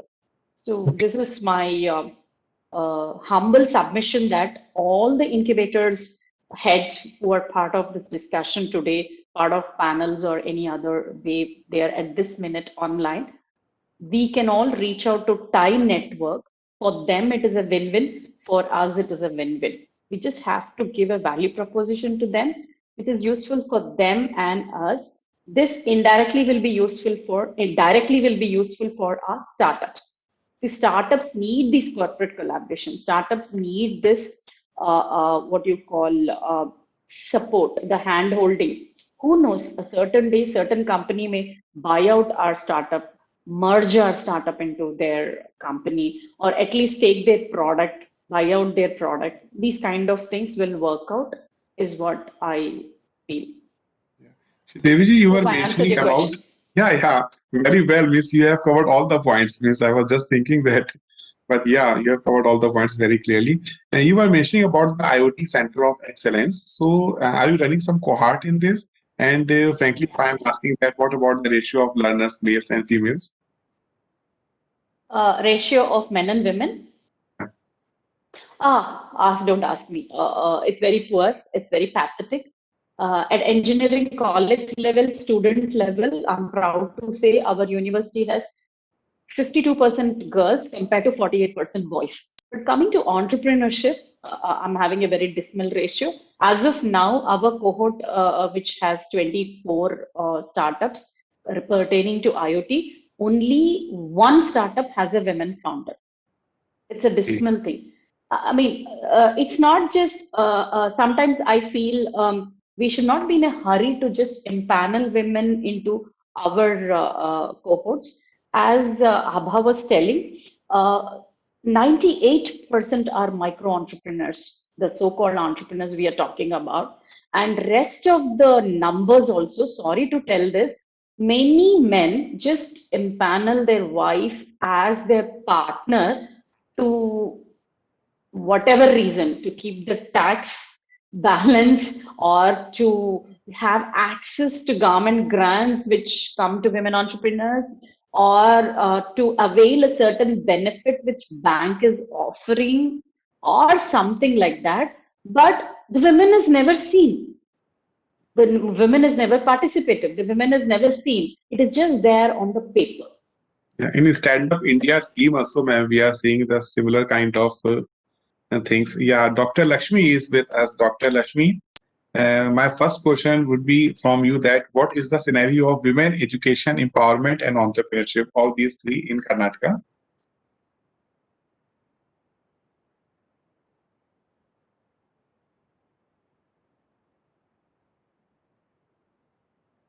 Dr. Lakshmi, you are not audible. Yeah, am I audible now? Yes, yes, yes. Yeah. Good afternoon, everybody. As a couple of my panelists mentioned earlier on, I think Karnataka, as far as the women education and empowerment is considered, I think we are fairly better as compared to the national average. Even women in higher education, as Dr. Sridevi was mentioning, I think we have close to about 50% of women who come into higher education schools. So when girls are coming in for professional courses, higher education, roughly same number as men. I think they would broadly classify women entrepreneurship into two buckets. One is the women entrepreneurs who are more into the traditional MSME sector, which comprises of textiles, food, then the traditional, meaning more handicrafts, wood, and all that. Then there's the other sector is the emerging technology sector, and the startups, who are the innovative solution, who are predominantly housed in incubators. If you see both, I think in the MSME sector in Karnataka, especially, women are doing pretty well even compared to the national average. I think the average number of women who are into the MSME entrepreneurs is much, much better. But again, they are more into the traditional sector, making pickles, masalas, papad, textiles, then couple of The same micro entrepreneurs. Yeah, most of them. Women, if you see, who are into the hardcore tech-focused entrepreneurship, where there's a technology involved, or it's a highly patent-driven company, ideas very strongly driven by technology, the number becomes very, very small. Right, ma'am. Even like we at IGDTUW Foundation, we run about 3 types of incubation programs. We support programs. We have a pre-incubation program called PACE. We have an incubation program called Gallup. We have an acceleration program called Emerge. Again, for ideation stage and people who already have a traction is an acceleration incubation program. And people who already have a traction, scale-up program is an acceleration program. Generally, if you see, at the people, and for mostly it's all cohort-driven program, we take about 10 startups per cohort. For the pre-incubation program, we either have a women founder or a women co-founder, at least about 50% are there. So that is the people who are at ideation stage. So many women who get into the ideation stage, but then if you want to look at startups who are at the growth stage, drastically drops. We have only 1 or 2 who are generally the co-founder of a company. Acceleration stage, we did a cohort last time, again, there were only 1 or 2. So a lot of women, I feel, who have an idea, want the idea to be validated, keep the first step, but not able to sustain and take it forward. Right, Lakshmi, right. So I would like to come to Dr. Aruna. Dr. Aruna, you are actually leading an incubation center which is there in Tier 3 city. So your incubation center caters to the location where it is male dominated this space. So if I ask you what kind of challenges you face at your place and in your vicinity? Thank you, Dr. Aurora. Am I audible or should I? Yeah, you are audible, ma'am. Okay, thank you. And hi to my fellow panelists, and especially Dr. Abba for mentioning some of the issues which I would like to. No, I had the list of those items during my speech. Anyhow, she has touched upon it. As you said, we are running our incubator in a tier 3 location. It's a very small, not even a town. Male domination in the sense, I meant to say that men are the earning members of the families. So they have the decision-making powers. And the location is predominantly an agrarian region. So there is no exposure to the women to think about in terms of entrepreneurship and any alternative talent exhibition. So that's why I wanted to mention that male domination, because everything is decided by men of the society. Coming to the challenges we face as an incubator, as well as the women of my region, what are the challenges they face as potential entrepreneurs? As an incubator, we don't attract the real-time, the born-out entrepreneurial candidates. So we have to make them, we have to train them. We have two streams, one for the neighborhood women and second one is for the university students, because our incubator is run by a host institute. So obviously we need to address the university students as well. As Dr. Lakshmi was telling that as Karnataka is having a higher percentage of participation by women in the higher education, in Tamil Nadu also the same thing.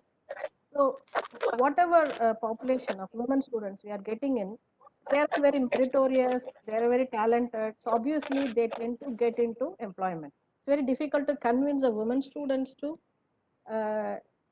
even, in fact, they don't even participate as a women-led team in the classroom exercise.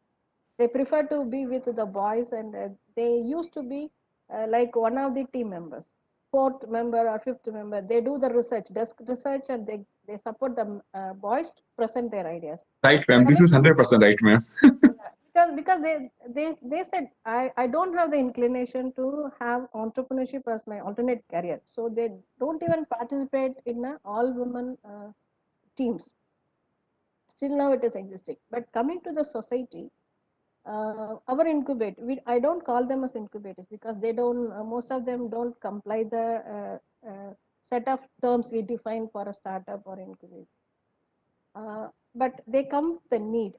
Most of them are need-driven entrepreneurs, as mentioned rightly by Dr. Abba. It's all micro enterprises. Women come to incubator just with a need to fulfill their economic demand. No? Some additional income or some kind of a survival income they need for the family, put up, or at least to put their children in a decent school, like that. So they have a personal need for which they identify that micro entrepreneurship is an only alternative.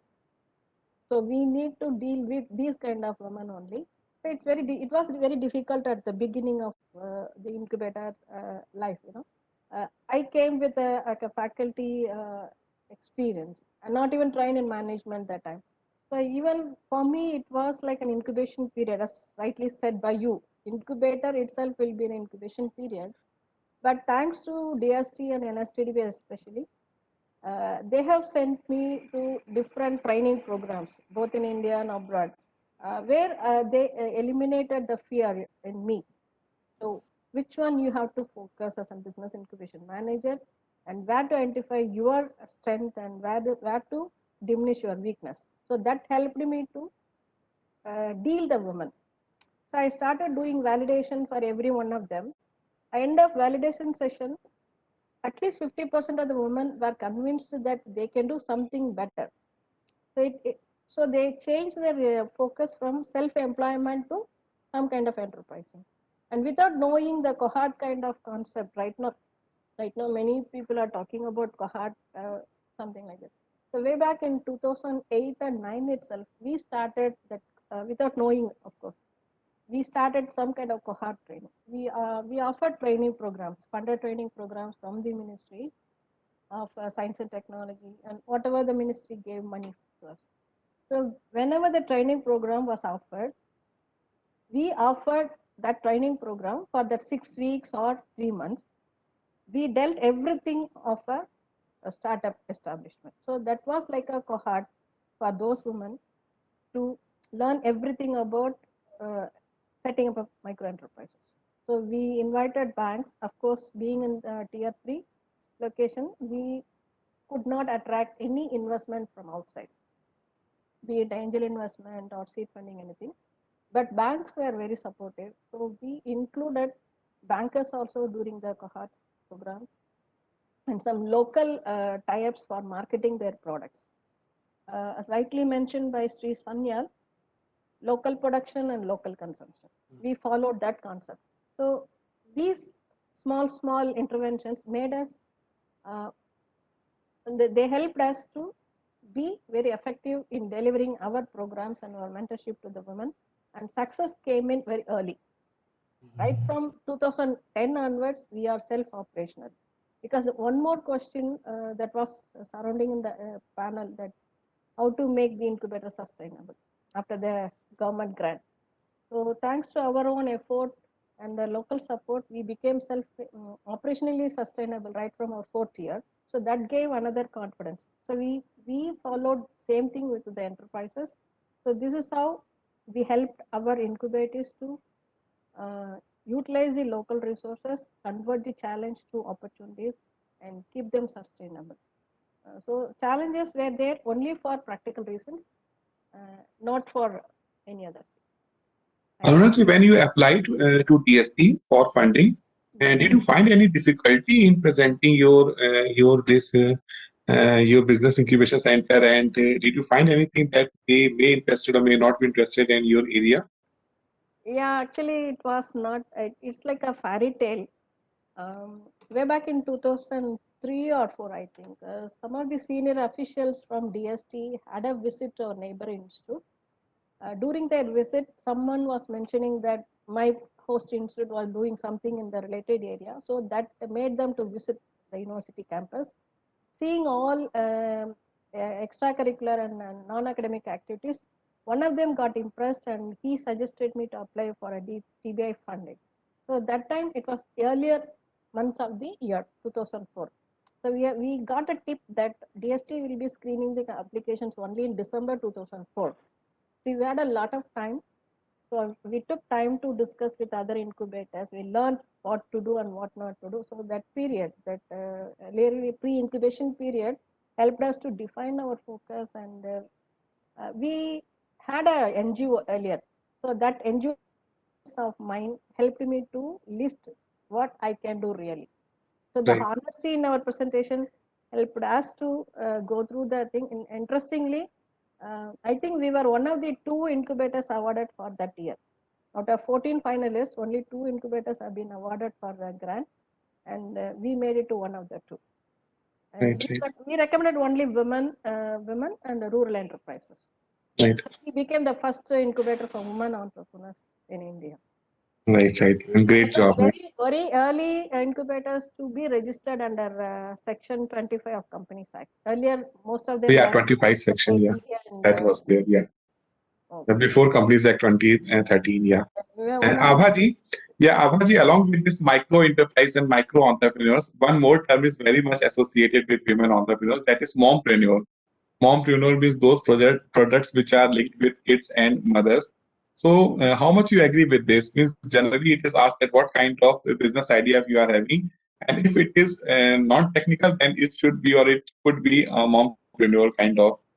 So Abhaji, what are your views on this? Well, Dr. Arora, I mean, pardon me, but I have a huge issue when it comes to putting people into boxes. I mean, there are so many women entrepreneurs out there who might be moms, but then calling them mompreneurs kind of, what do you call, it takes away from the kind of work, the commitment, and the passion that they bring to their work. The very act of putting the word mompreneurs means that the first focus is only on their children. That's wrong. because these women actually put in more work and more commitment into their work as compared to so many other entrepreneurs I know. And like I said, the whole the fact of putting people into boxes is not right. I got your point. Dr. The same question. Let me add one more thing. I mean, you know what? Please, Arunaji, I was coming to you only. Now, Dr. Arun, if I may add on one thing, one of the things that what we have missed out when we were talking about the challenges is market access. There have been, and I'm quite sure many of my panelists will agree that when women they try and create, rather scale up their enterprises, one of the barriers they run into is people who kind of try to exploit certain what will I call it? Certain social mores. Absolutely, A very simple example would be like this lady. She was called for a meeting to discuss market access into certain countries, and like they were talking about technique for exports and all. And after the meeting, she was a gentleman offered. I would call him a gentleman. The man offered that, why don't you come across for a drink? Now the thing is, looking at the social milieu of India, if the lady accepts that invitation to go for a drink, she's immediately labeled as something else. And if she doesn't, then also she's called unprofessional. Right, ma'am, right. So I totally agree. entrepreneurs go. I mean, it's conundrums like this which really create barriers when it comes to the growth of women. Ma'am, I totally agree.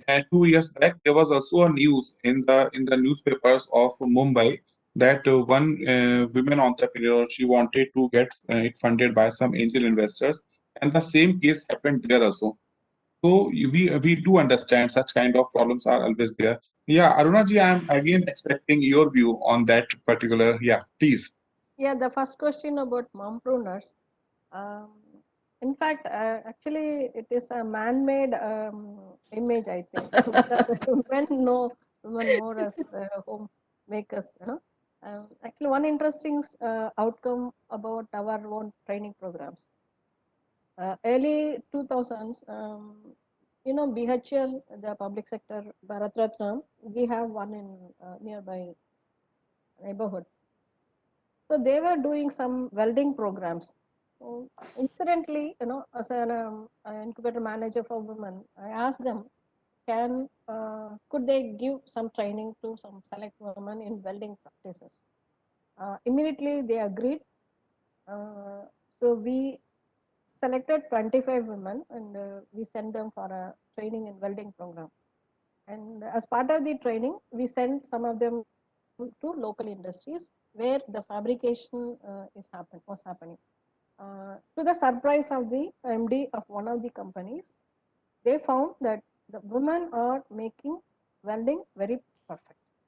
The fineness in the welded products, no, they attracted some kind of appeal.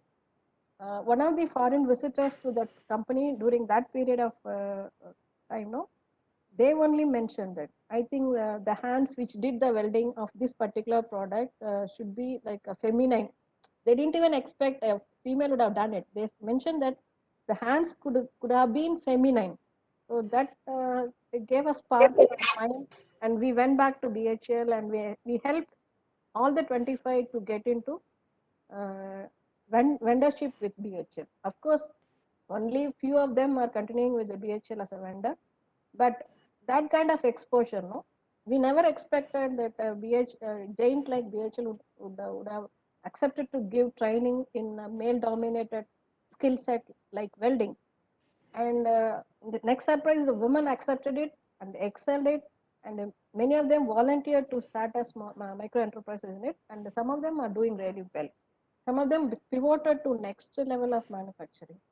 So mompreneur maybe yeah, fascination or a fashionable word, but women can given some more Ma'am, right. serious attention. They are doing, ma'am. Yeah, right. And coming to the second point, one more that Abha was telling that the cultural taboo, it is there still. Even I am been asked whenever I go for a network, especially dinners. Now people they used to ask me, can you make a drink for you? I said, I know I don't take alcohol. So it was surprise being a CEO of a successful. I do understand, ma'am. Yeah. It is This there. is 100% correct. Yeah. Everyone should learn their own tricks and what do you call thing to avoid such images. Deviji, I got a chance to heard about you 2-3 times by one of my friends, CEO of Task, Shrikant ji. You must be knowing him. Yeah. So I want to know your final point, means anything you want to add from your side. There was a question you asked, Abha, about what should we do to improve women entrepreneurship scenario in our country, right? Government is doing a lot, but I personally think we lack certain networks. We lack certain hand-holding networks. We lack certain mentoring networks. Mentoring doesn't mean only women should mentor women, but we should have certain hand-holding mechanism or mentoring initiatives for women entrepreneurs. Whether they are MSME women entrepreneurs, we can have a separate network. If they are emerging technology related women entrepreneurs, certain networks. I think India as a country doesn't have robust mentoring mechanism, due to which a lot of the women who actually have the gumption and are coming forward with entrepreneurship, within 2-3 years, they are falling out. So one is the number of women entrepreneurship is less.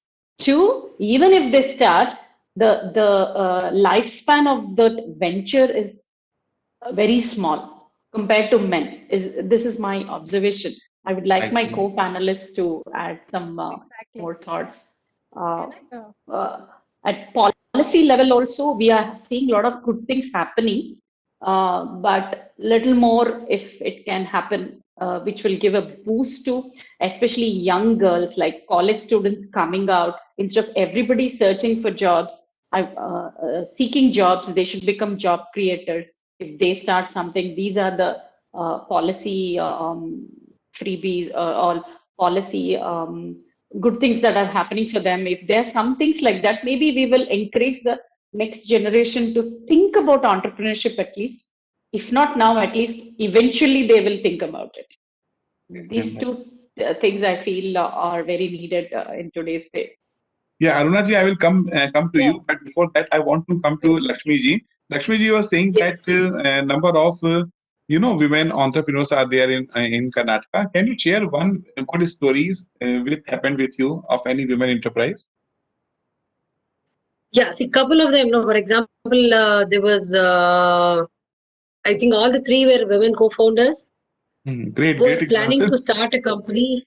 Yeah, which were planning to start a company which was into e-commerce for early mothers. So some sort of a product, which also included more a social media platform and also a hands-on product for early mothers. I mean, all the three were women co-founders. So they were into the pre-incubation program, as I said earlier on, where we helped them structure their idea, gave them some connects. They went and met hospitals.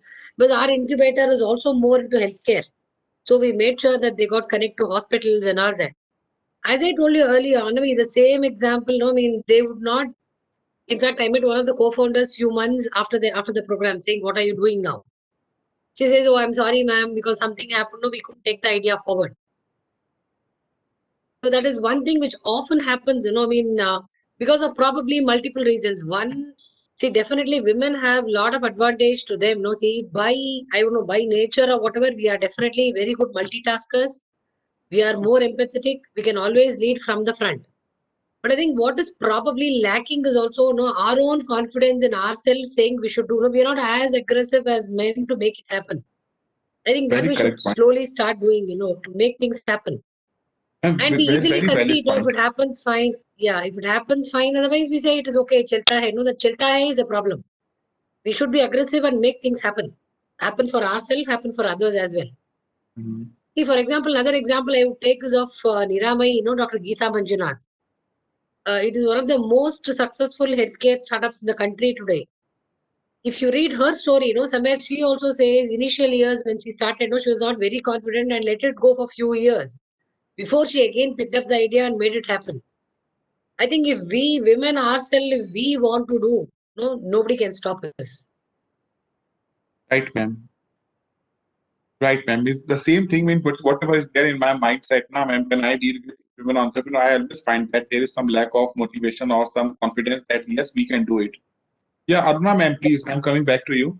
Yeah, as Ms. Sri Devi was telling, that span of life of a particular venture promoted by women is very short-lived.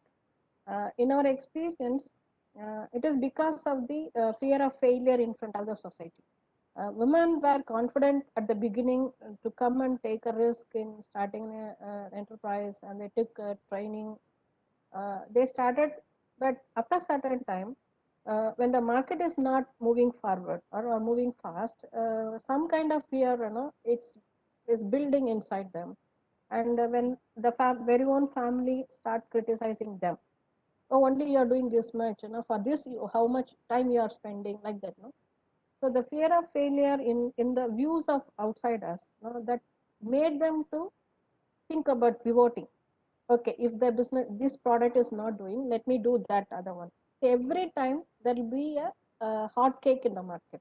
A new product demand will be coming up, and having learned something about like a micro enterprise, these women tend to pivot their idea and switch over to next idea. No? So that's why the lifespan of the earlier ventures of the women are short-lived. Second thing about getting more women into incubation. Our own experience says that the women, the students especially, after a period of career, so after maybe 10 years or 15 years, when they have the breathing time, right from the personal life and the career life, so now they started coming back to the incubator, not as an incubator, not at a startup, but yeah, kind of investor. They wanted to encourage more women students. So they wanted us to scout enterprising women students in the university so that they can be at the background as investor alone. Some of them come with idea, some of them come with only investment. So they wanted to be part of the startup ecosystem for their future life. But it's difficult to get women into actual incubation or startup statistics. But it is very progressive that women are coming back to the incubator asking for some kind of role play. It is encouraging now. And I have also seen my incubation center, man, the priorities of a women if they undertake this kind of assignment, that is different before their marriages. Yeah. And after their marriages, the complete is thought process that is changed.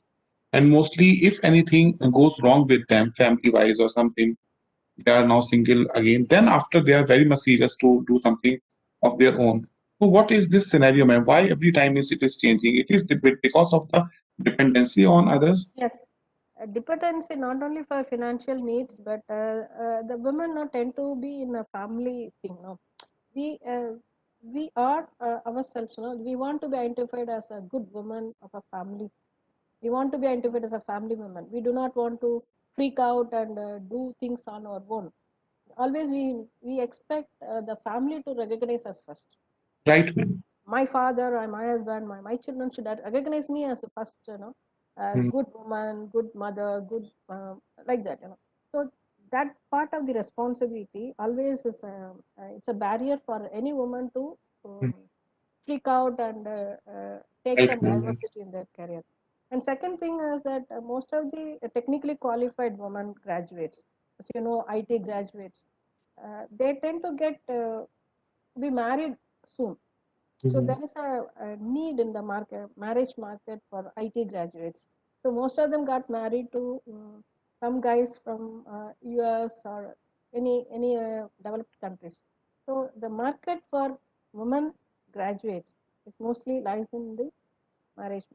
So after a certain period of time, now even men want to come back to their hometown after COVID, especially during the COVID. Many men want to come back to their hometown, have some small business, having understood the startup success in their respective countries, especially from the United States, Canada, and some countries in the Europe also.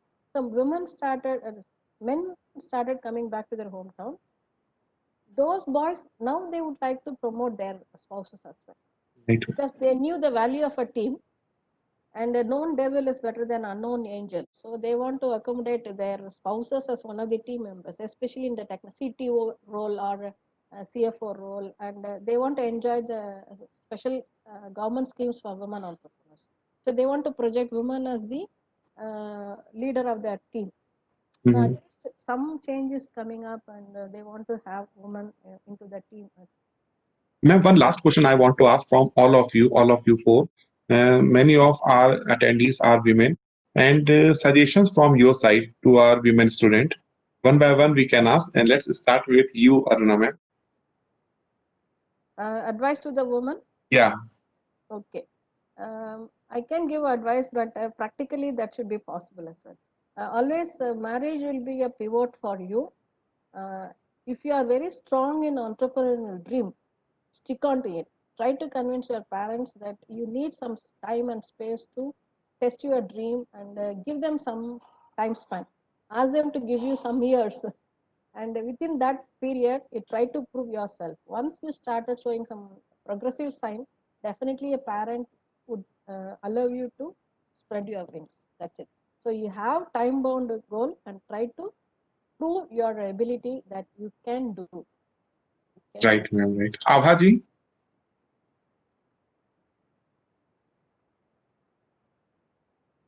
Abhaji, you are muted. You are muted. Yeah. Still she's muted. Yeah, thanks. And then I have a slightly different take to this. You know, like what Arunaji just said, that you need to think about marriage and think about it with a lot of whatever. So just like that, when you think about your own venture and you think about picking up a partner for your venture, you think very hard and long. Similarly, you have to pick up your marriage partner also with the same seriousness, because the right kind of partner will not only help your venture but also make sure that the partnership goes long, whether it's a marriage or whether it's a venture. So think long, think hard, and then pick the right person, and that makes a lot of difference. So Abhaji, shall we take your point like this, that marriage is also a business and vice versa? Absolutely, absolutely. There is perfect give and take. I Just like also a business relationship happens with I the admire, right ma'am, kind your of give point. and take. I admire your point, ma'am. This is actually happening, whether it is a love marriage or it is arranged marriage. No. So many times we see that it is actually happening. Yeah, Sridevi ji, I want to come to you for this. I would say only one thing is believe in yourself. Somehow girls don't believe in themselves. They're always dependent on somebody to advise, and they keep following somebody else's dreams, somebody else's advice, somebody else's path. I would say believe yourself, chase your dreams. All the best. Thank you, ma'am. Thank you. And last, Lakshmi ji. Dr. Aruna, I think we are talking about women entrepreneurs who want to be entrepreneurs. I think by the age of 20, 21, 22, they decide, right? I think the mindset, attitude, all this is inbuilt probably when you are 2, 3. When you're starting from home to school, no? I mean, the way you grow up, what you do at school. I mean, school also, for example, how many schools have a cricket or a football for girls? That is all the boys' domain, right? So you're always built with a mindset that you're very soft, delicate, you can do only few things, you cannot do everything. I think everywhere, no, you should be acceptable at par with boys and try do everything what they do. So this sort of I would say go-getter attitude has to be built in from birth. No, be at home, be at school, be at college, wherever you are. I think then only that daredevil approach would also come. You also feel you're not less than anybody. Suddenly you tell somebody at 20, 21, do this. It is not possible because it is not a part of your DNA, right? I think our whole system has to change to be treating girls equal to boys in whatever it is, curricular, extracurricular, co-curricular, academic, cultural, everything. Then only things will change. Right, ma'am. Right. Absolutely right, ma'am. So, please give me permission now to end this particular panel discussion, because we have to start our last 4th panel discussion, and our panelists are waiting for me. So thanks to the Indira, to Sridevi ji. Yeah, in despite of traveling, you gave us time, Dr. Lakshmi, Dr. Abha, and actually not the least, Dr. Aruna. Thanks to all of you. Thank you. Thank you, and wish everybody all the best. And Thank you. Wish you all a And happy love new to year too. love to reach all of you. Very wish Thank you you. all Thank you. happy new year. Yeah, thank you, Bob. We are having our fourth panel now, and the theme of the fourth panel is post-COVID scenario or availability of funds for startups. Many times, this problem we are hearing from our startups that yes, after COVID scenario has changed now, and mostly many of the angel investors they have converted themselves to some as a part of some venture capitalist firm. So fund is not there, or after COVID there were so many problems, and we don't know what is happening in share market. Also, number of startups are not trying to get it registered. So now in this particular discussion, we are having experts, Dr. Manisha with us, and then after we are having Dr. Nikhil, Dr. Jagdeep, and Ojasvi, and we are also having Ross Sangha from Mizoram. So I request my team, ECEL team, Nithi, Lavi, and Geeta, to have a formal introduction of the panelists. Our first panelist of this theme is Dr. Manisha Acharya, CEO, Indigram. A combined experience of nearly 20 years in innovation, incubation, startup, mentoring, corporates, and life science research. Dr. Manisha Acharya is currently engaged as the CEO at Integram Labs Foundation, a technology business incubator with thrust areas of agri-tech, agri-IoT, renewable energy, rural healthcare, etc. Integram is supported by DST Government of India. Dr. Manisha has extensive knowledge of the startup ecosystem by virtue of her experience as the head of the Startup Ecosystem Development Initiative of India's STEPS and Business Incubators Association at New Delhi. Experience of working at TBI Sustainability, including project funding for incubators as also seed fund supports to startups. She is nominated to the Expert Advisory Committee on Innovation, Science and Technology Entrepreneurship Development Program of Ministry of Science and Technology, Government of India.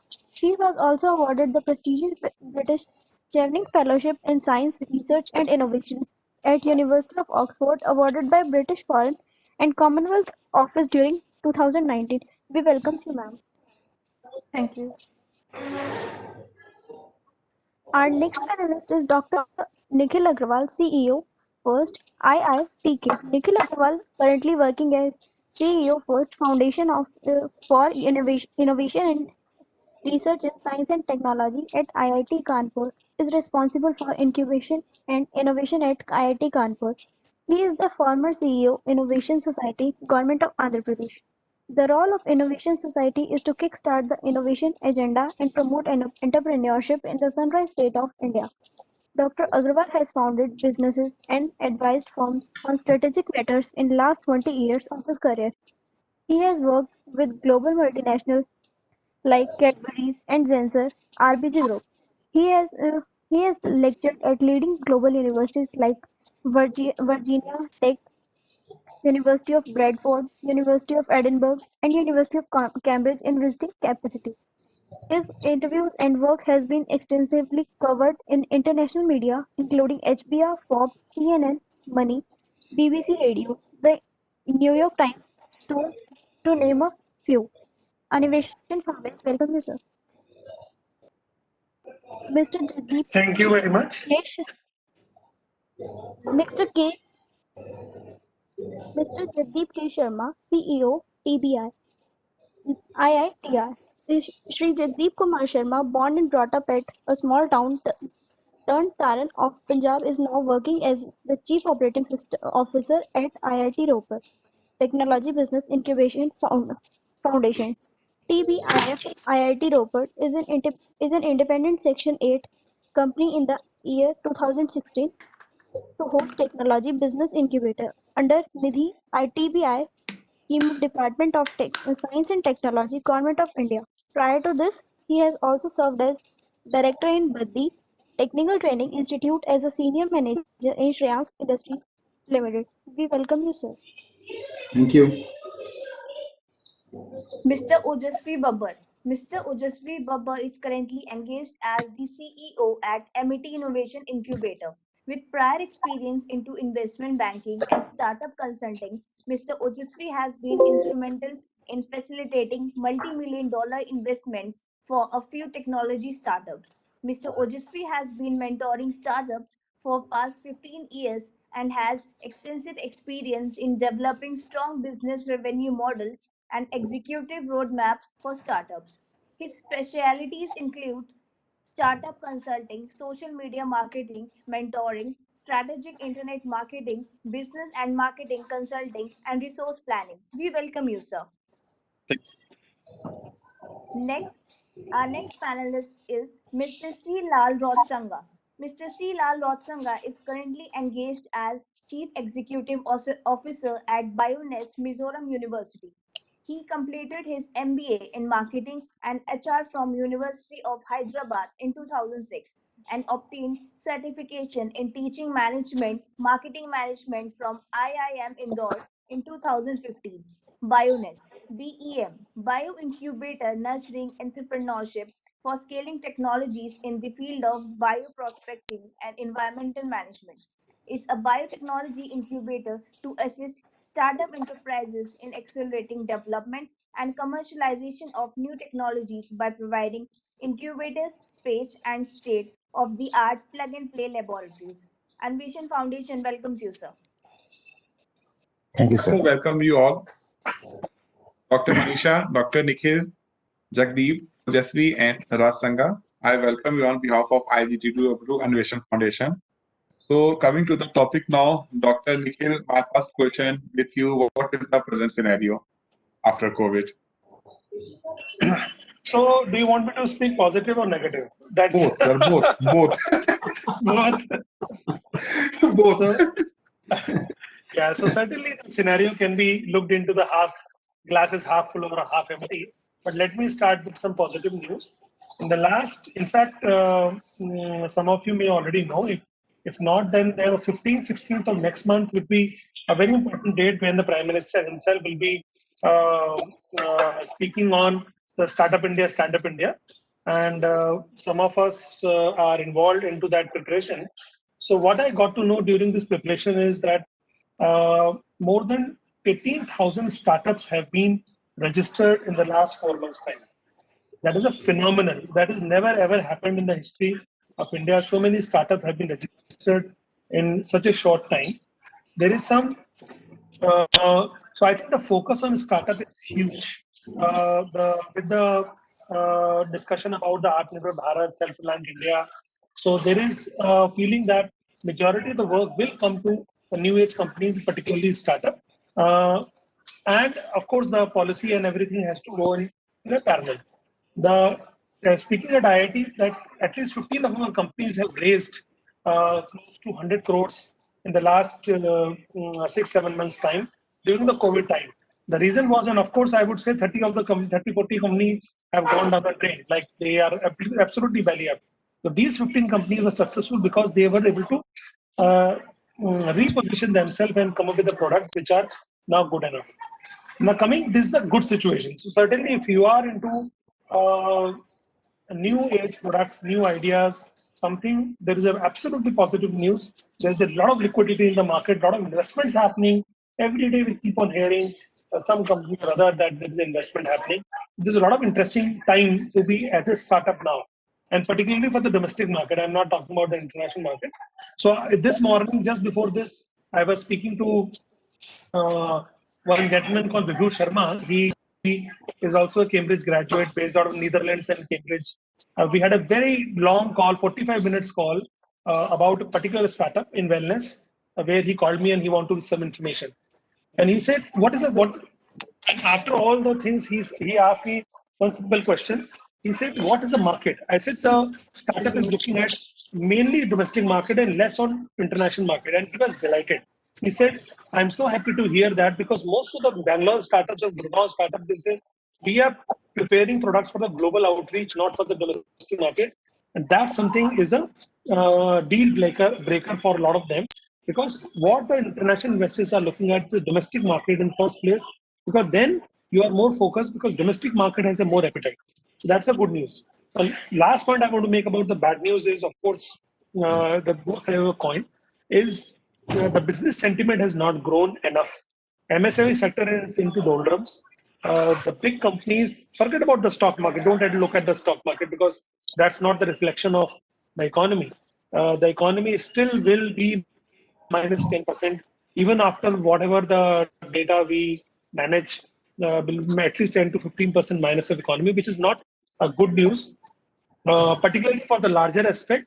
The salaries have gone down, the consumption pattern has changed, there is a reduction in production. So definitely there is changes which is happening. So the startups which are taking calculated risk and coming with a new product will be definitely a success and they will be able to raise money. That's what I would start with saying. The current scenario. Well explained, Nikhil, well explained. Now I want to ask another question from JK. JK, are you there? Yeah. JK is there. Yeah, JK, many times we see that our institute and many of the other incubation centers, they are conducting demo day and pitch day. We also invite number of investors, and they also come and they make a good note of it. But ultimately, what about the seriousness of the funding? That means I'm talking about the serious investors. So do you think that we are lacking some serious investors in the present scenario? Thank you, Dr. Roda. First of all, I will thank you for inviting to this seminar and also to introducing to some of my friends. Dr. Manisha is there. We are meeting after quite some time.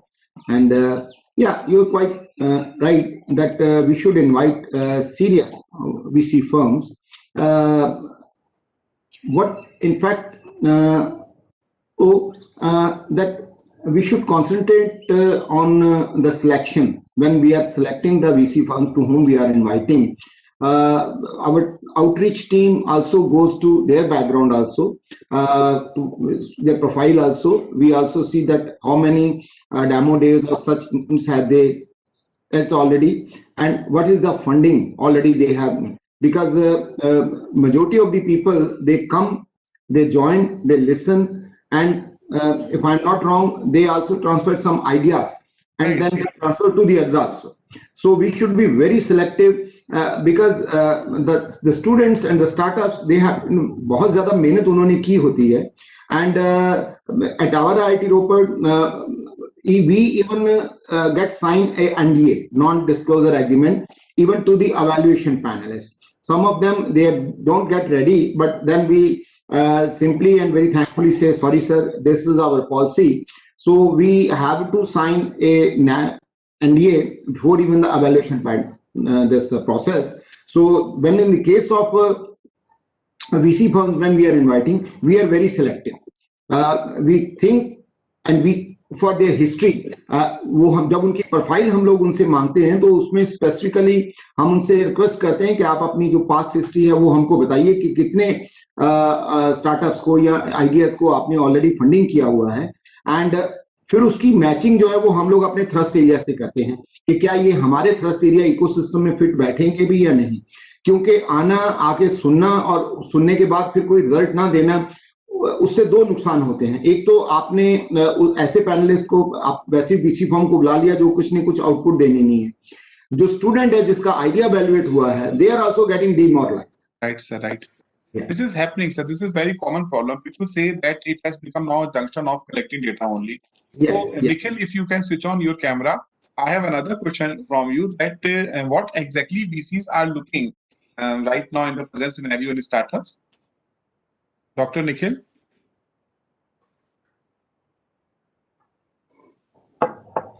So I think Dr. Nikhil is maybe busy somewhere else. So Manisha ji, I'm sorry, I'm here. Sorry. Yeah, okay, Nikhil. Sorry, yeah, please repeat your question. Sorry, I was... Yeah, I was just asking that in this present scenario, what exactly VCs are looking for in any startup business idea?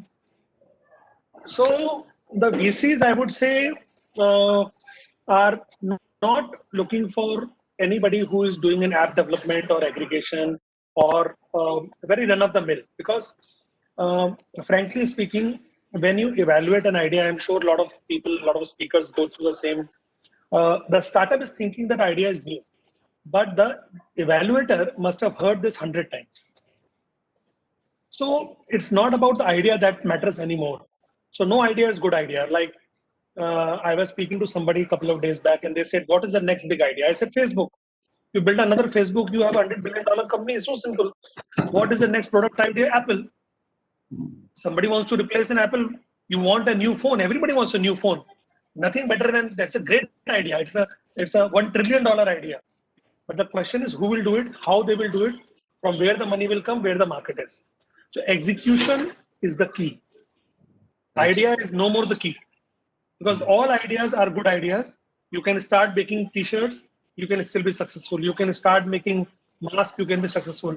One of my cousins started a 95 mask business in saying that, okay, there are so many people will be wearing mask and every day mask will be worn by one person. In 3 months time, his volume is so low that he has to sell his equipment for 50% of the cost. But whereas there's another company who making a 95 masks, they are doing a business of 10 lakh rupees a day.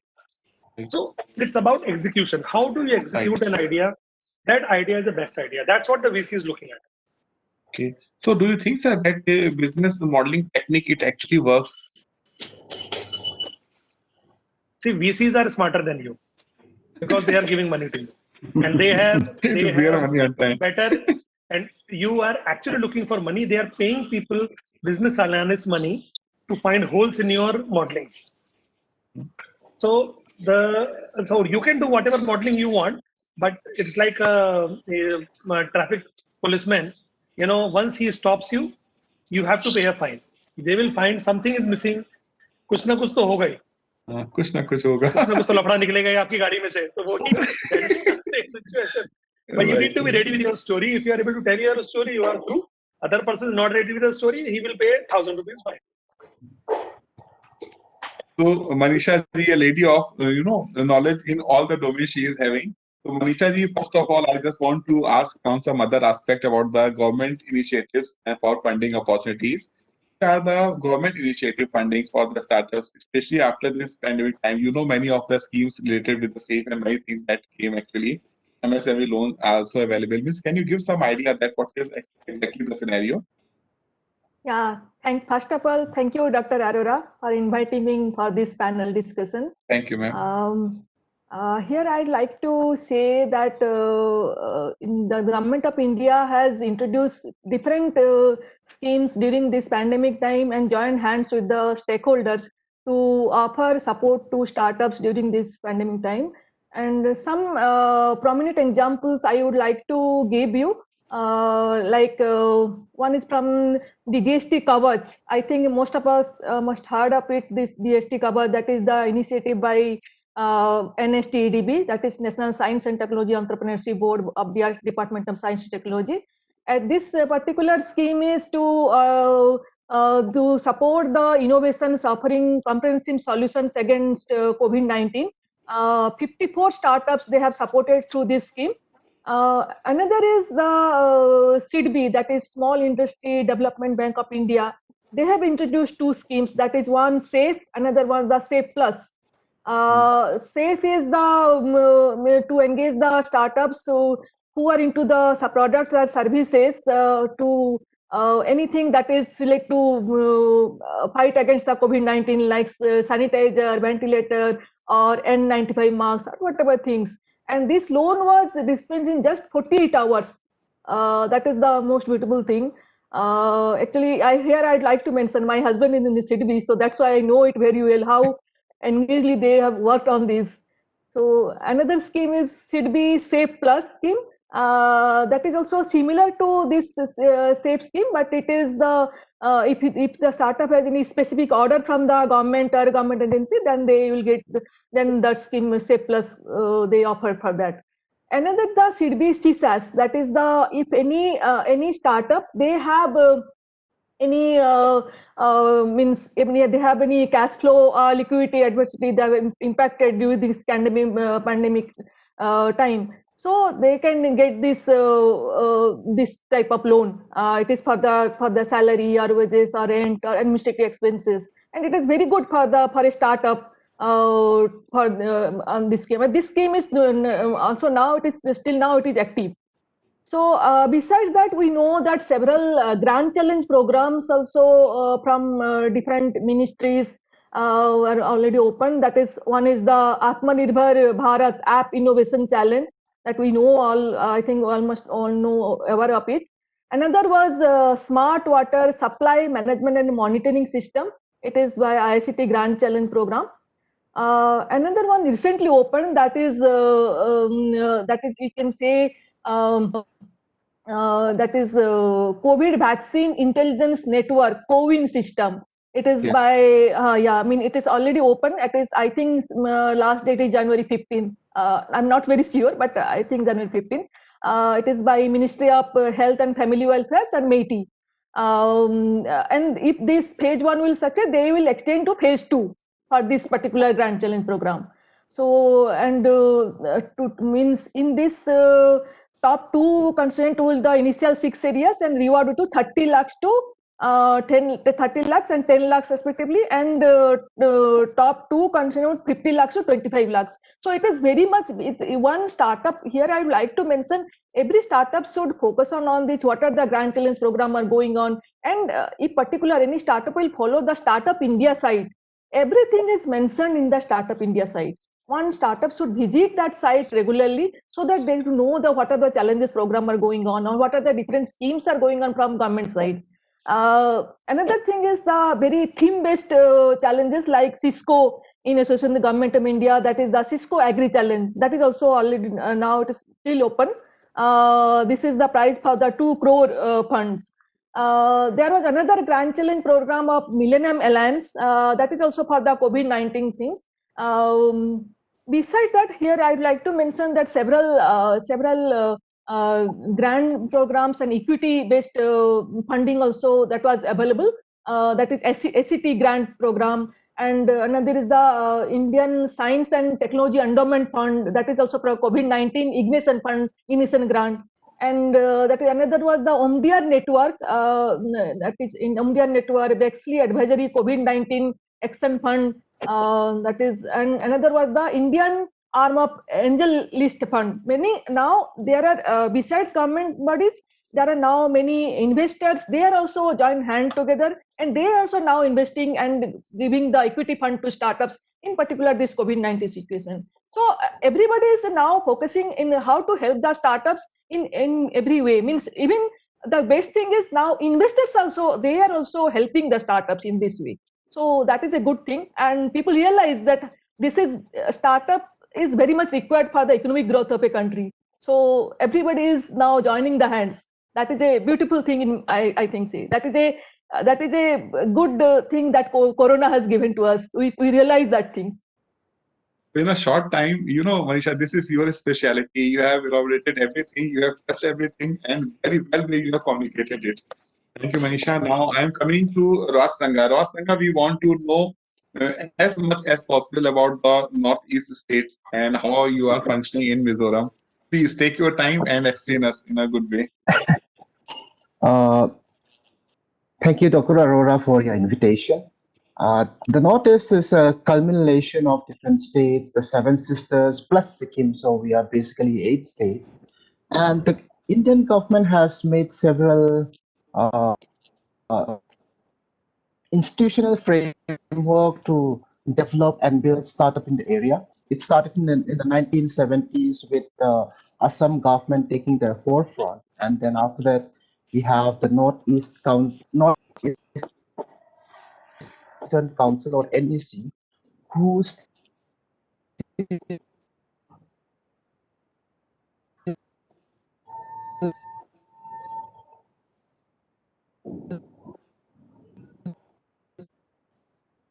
play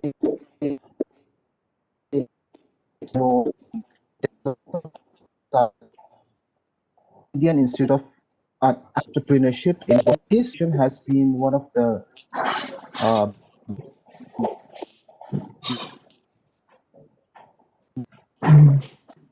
Sir, I suggest you can just turn off your camera. I think some network issue is there. studying under.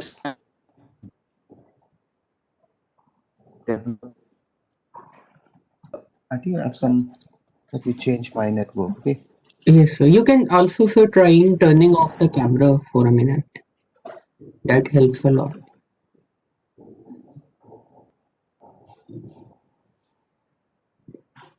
No, and then I think one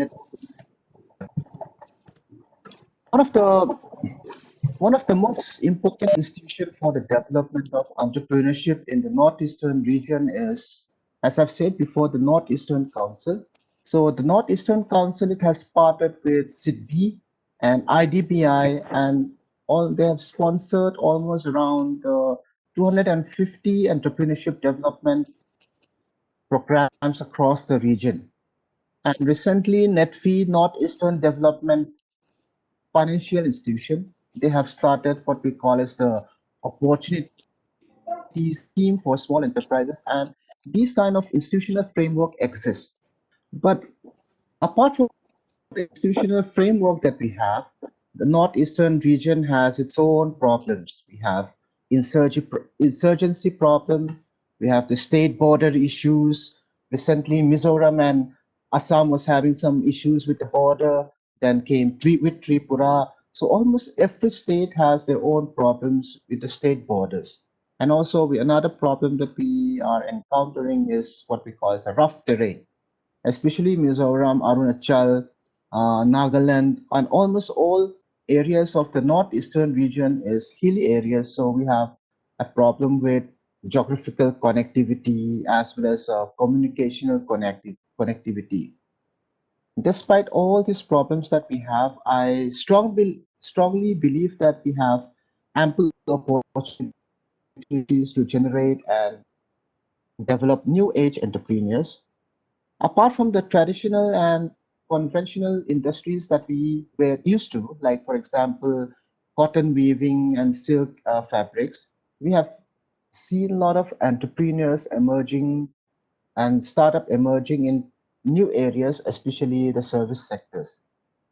Recently, in March 2019, March 2020, the Indian Institute of Entrepreneurship, IIE Guwahati, they, along with some government, they had something called the Northeastern Regional Entrepreneurship Summit. In that particular summit, we have seen a lot of entries. It is the culmination, or it is the collection of all the different states across the northeastern region, since Assam may be considered as the hub of all business activities in the northeast. So in that particular summit, we have seen a lot of entries and winners in areas which were not very popular before in the Northeast: agriculture and food technology, waste management, textiles, handicraft, even biotech. And also we have seen a lot of new entrants in the IT and non-IT related services. So with the biodiversity that we have in the region and also the strong network community that we enjoy in the region, I think Northeast region can develop into the ecosystem could be further developed. And the Indian Act East policy, which was formerly the Indian Look East policy, is closely connected with the vision of connecting the northeastern region and how it can serve as a gateway of trade towards Southeast Asia. Even in Mizoram, the Kaladan multimodal transport route is being developed, and this could lead to uh, a heavy traffic of trade between India as and the Southeast Asian countries, for example, Thailand, Thailand and other regions. So it has opportunities, but there are several things that we need to understand that we need to develop further in order to improve our ecosystem. For example, road network connectivity, energy supply, water supply, health, infrastructures, irrigation, environment, and most importantly, people-to-people exchanges. Even though we are geographically isolated from the other part of the country, I think that this kind of interaction, for example, I really thank Dr. Arora for having me also. This kind of interaction could be fruitful. It could be in sharing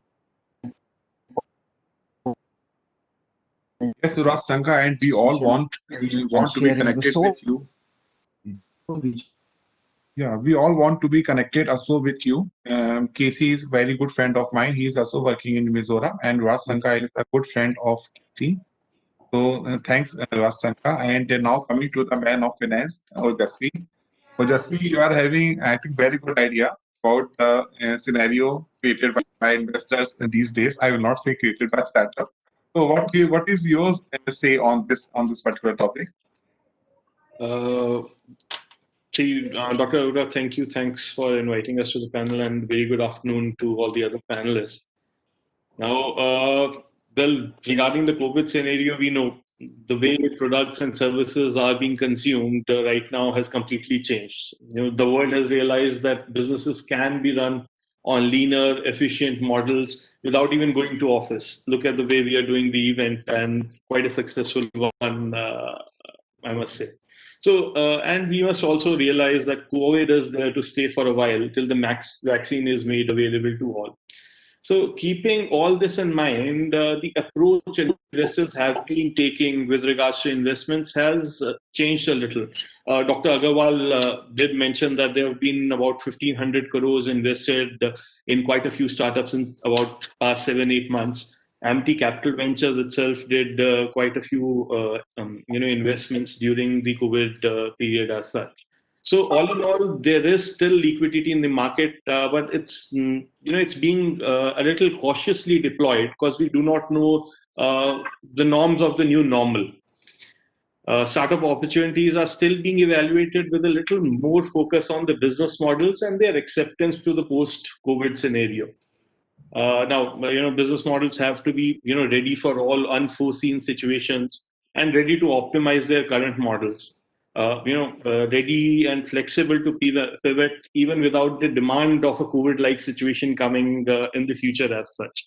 So investors are still there. The liquidity is still out there in the market. It's just the way investors are evaluating the models that has changed a little.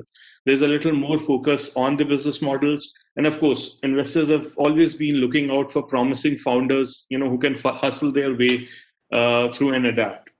And in COVID, we also saw of course, there were a few extremely good founders and startups that had to go into hibernation or lose operations. But once they come out, they'll be much bigger, better, and with more resilient models, so to say.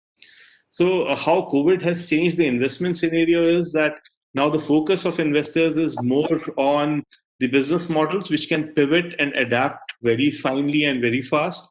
The focus is on the founders who can hustle their way through and are not deterred by the situations like that of the COVID, if there is one in the future.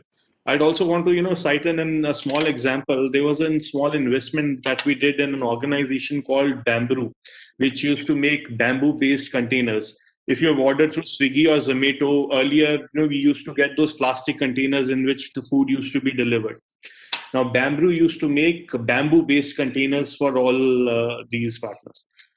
Now, when COVID struck, the delivery got impacted due to the factory shutting down, due to the lockdown, and all the orders were impacted. So the founders quickly pivoted to use their current strength and of the traditional model and created livelihood for a lot of other traditional bamboo-based farmers as such, and brought in unique SKUs specifically for the COVID pandemic, which included bamboo-based masks as well. And now they are back in strength and operations since the factories have opened up and all. So investors are still looking out for these kind of founders, these kind of business models which can pivot and which would be more resilient, and the founders which can hustle through. And with regards to the liquidity, I think there's enough liquidity in the market. The investors are still looking out for good opportunities. In fact, I would also want to use your platform to request everyone. We are working with almost all incubators and accelerators across the country who have gotten associated with us, since we have an entity called Amity Capital Ventures, which invests in seed stage and early stage, and we invest with all incubators and accelerators and all the other angel networks as well. So it's always good to come together. We would be happy to evaluate any startups that you feel you have who have a resilient business model and the founders are extremely good. And we'd be more than happy to look at them for possible initial seed investments and let them grow. Obviously, this is very important point you mentioned that Amity itself, they have a venture capitalist type of thing that is Amity Capital. So Yes. at least something is captive, you know. So We take pride in being one of the most comprehensive entrepreneurial ecosystem models. So we have our own mentoring world. I think Dr. Acharya had mentioned that there's mentoring required, or I think somebody in the earlier panel that you were addressing had mentioned. So we have a setup called mentorworld.org. Anyone who's there are about 100 CEOs and CXOs from all across the industry who are associated with us. Any incubator or accelerator or any startup who wants to seek out support from these mentors, that's always available. We have Amity Capital Ventures, which is our investment entity, and a cohort of a lot of investors, co-investors who invest with us. And we'd be more than happy to introduce any eligible startup who's good enough and who would want to raise funds. And we'd be more than happy to help our fellow incubators and accelerators and their startups gain that kind of traction. And just from where the money is coming, is it alumni money or LPs are associated or promoters of Amity, they have put money? Okay, so it's a tripartite, tri-folk model. Amity Capital Ventures takes care of investment through Dr. Chauhan's family office as well. Then we have Amity Technology Incubator, wherein we have our own seed fund, which has come in as well. And then we have our own angel consortium as well, wherein there are about 50 investors who are investing alongside us in different startups. So are you given some tasks to maintain fund life cycle also? Okay, so from a fund life cycle perspective, it's the investors always have an interest on the return on investment. So whatever said and done, you always have to manage how the exits would come in. So that without being said, it's always an ingrained part. A great answering, Jasri. Now I'm coming to a very important part, and the question is from both Nikhil and JK. It is regarding the fundraising through share market. Many a times beyond VCs and even not going to the VCs or anchor of investors or market institution investors, and they actually startups, they want to list themselves after being a publicly listed company in the share market. So Dr. Nikhil, if you are here, if you are there, I want to know what is basically the process. Are students, those who are attending, they wanted to know the process of listing their company in the share market? So I think it's still a very long process when it comes to IPO, but I think that at this stage there are 2-3 ways of going to IPO nowadays. There is one SME index has started, so the smaller companies can also list themselves in SME index. The bigger companies, of course, go for the bigger index, but that's a very long process. Even the Flipkart and all, which have been doing a business of multi-billion-dollar, has not gone into the IPO route even till date after 15-16 years. So the first route which the company should think of is raising significant capital and becoming profitable. That's the most important one.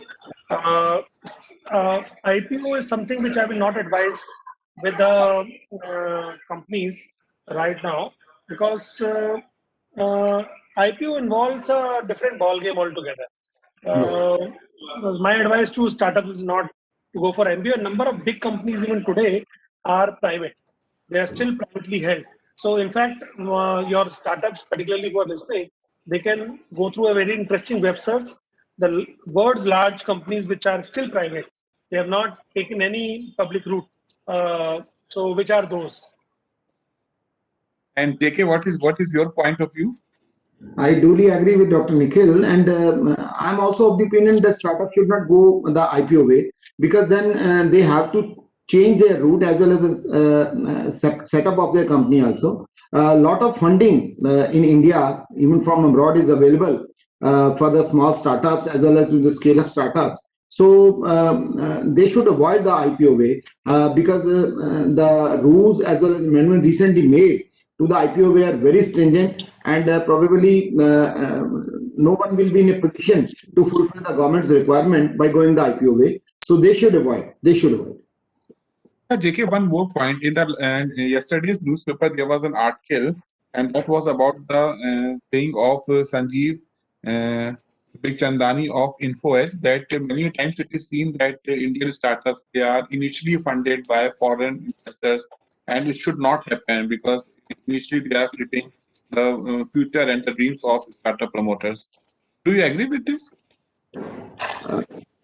It's up to the Dr. Oda, it is up to the startups that definitely because of the recent embargo, the government is also not in favor, as well as startups also not in favor to have the funding either directly from the Chinese firm or at the back end of the Chinese firm. So they should avoid because there is a good lot of VC as well as the startup funding available in India. And to the my understanding, if a startup is required to be up in very high rate, वो 100 करोड़ रुपए से ज्यादा उनको funding की requirement कहीं भी नहीं होगी एंड उसके लिए with in India lot of funding agencies are there, good venture capitalist funds are there, those who invest and startups are also taking the benefits of that. Right. And Nikhil, one more thing. If we talk about the investment scenario all over the country, is we all know that out of say 30 behemoths, 50% were invested by Chinese investors. This is a fact, and very less investment companies are coming from say US or from European countries. So it is a fact that number of investment has been given by Chinese, venture capitalist firms. So what should we look after, Miss, after this? You know what is happening between after one China policy, what the relations we are having internationally. The world seems to be divided into two parts. So what you see after 5 years? So we need to separate business and politically. So all the Chinese investment and goods are coming with made in Korea and made in Singapore stamp. So nothing has stopped. All the supply lines are again working. The Chinese goods are getting shipped to Singapore, Korea, Vietnam, Malaysia. They are getting re-stamped there and coming back, coming to India. Same way with investments. So all the companies which are doing, though of course large-scale investment may not happen, Huawei and ZTE may not happen, but the smaller scale investments are happening through different routes. So nothing will stop eventually, and business will go on because Chinese are also very smart investors. But certainly, I would say we are able to solve our problems amicably, which is good for the business community because the large dependence on both the countries. Right, sir. Ross Sanda, what are the investment opportunities apart from government support? Investment opportunities in your area? Most of the incubators that we have in our area, both in the state level as well as in our own incubation centers, are mostly livelihood based, as Dr. Aruna was talking about in the previous panel also. Most of them are livelihood based, and frankly, for those kind of institutions or startups, it's very difficult to attain foreign fund or maybe angel fund for them. So we have to rely mostly on the government funds and government support and hope that they will be self-reliant, they'll be self-sustainable within the next 3 or 4 years. And also the state, some of the people from the entrepreneurship development cell in Mizoram are having their own angel fund. They have their own group of people having their own angel fund, so they help a lot of startups in those areas also. Manisha, I want to ask one question. Manisha, I want to ask one question. That is this funding from incubation center that really helps or not through incubation center? That seed fund I'm talking about. Okay, yeah, really that is because seed fund is mostly we receive from the different government agency like DST, seed fund, or MSME. They have also seed fund. In BIRAC also there are different, and definitely that will help the startups in their initial stage because in the prototype stage, or you can say stage, no banks or no investors will invest with the startups. So in that particular stage, definitely that seed fund, which is mostly up to 25 lakhs, of course, But in rare case, that is in 50 lakhs to 1 crore also for a startup. So in the initial stage, that will definitely help them to develop their idea to prototype, or prototype to at least MVP. That is helping them. So in all the from different governments, that is really helping the startup to make their dream true. And it is fortunate that in recent several schemes have developed. Like like to mention that DST has the Nidhi seed fund, that is up to one incubation center. They will get a crores to funding support to the startup. And if we will support one startup 25 lakhs each, then a number of startups will get that benefit, and that fund will again circulate among the different startups. And there are schemes also from BIRAC, that is BIG. That particular is the startup who are in the biotechnology sector. They need a huge fund for the even the to prototype. So it is a 50 lakhs grant, 50 from BIG, that bioorganisation grant, that is 50 lakhs grant. Definitely that will help. That is helping a lot of startup to actualize their dream. And another, that is through MSME, they have their schemes like MSME BI, that is 15 lakhs grant. Then again, that is the MSME Aspire scheme, that is through they also have idea to prototype, 4 lakhs per grant. And another is the fund, that is 20 lakhs startup. And scheme that I have looked to make recently tied 2.0, that is for the Nidhi, that is EIR, that is and another grant money, that is 7 lakhs per grant. So that is this grant monies and equity, even if it is equity, like Nidhi from DST seed fund, initial stage of a startup. Right, Manisha, right. Ojasvi, you are having very good knowledge. Can I ask you one question? Means this generally we as a surprise question. That actually I want to know about the scheme, government scheme. And government says that they will be working as a venture capitalist. You heard about fund of funds or something like that. That when government says that okay, in this particular platform we will also work. We want to work with as a VC or some of our agencies. So anything you want to throw light on this? See, government, very honestly, government in the past years has been, very supportive. As Dr. Acharya mentioned, there have been a lot of other schemes which came in. The Atal Innovation Mission's seed support scheme is there, the Nidhi schemes and all the others came in. But while working with, the VCs, the fund of fund schemes that came in, that, actually was a very progressive step. For the simple reason that there were a lot of SEBI-registered AIFs coming in, the alternate investment funds coming in, and to seed them up till about, let's say, 25% or up till a minimum amount gives enough traction and confidence to the other players who are coming in that the government is participating in it as a fund to support seed and angel investments as such. So, all in all said, whatever the quantum is, it is a very progressive step. And it is, generally the call is that we take government funds for granted as a grant. Government participating in, in funds of funds and, trying to ensure that the corpus increases and is available for the further generations to come or the further funds to come is quite a progressive step. It's the government trying to act like an entrepreneur, and that too, and if it works out, it would be a successful example to be followed all across. So all in all, I would say there have been a lot of progressive steps which the government has taken, a lot of them which are expected again in the coming years as such. But I think we are, all in all, we are on the right track. Right, Ajasvi. Manisha, you wanted to add something? No, it's fine. And Dr. Ida, I will disclose one success story recently, as all the panelists will be of the opinion and they agree with me that in the case of a startup, the initial seed, because seed is also of two, in my opinion, seed is also of 2-3 types. So, but the initial seed money is very, very important because there is no policy with the government as well as to the institutions where even the students can be funded for the company incorporation charges, expenses. We came across plenty of good students at IIT Ropar where they have a good idea. They went to the idea pitching session. The expert panels, they very rightly selected their idea and they given their go ahead for incubation.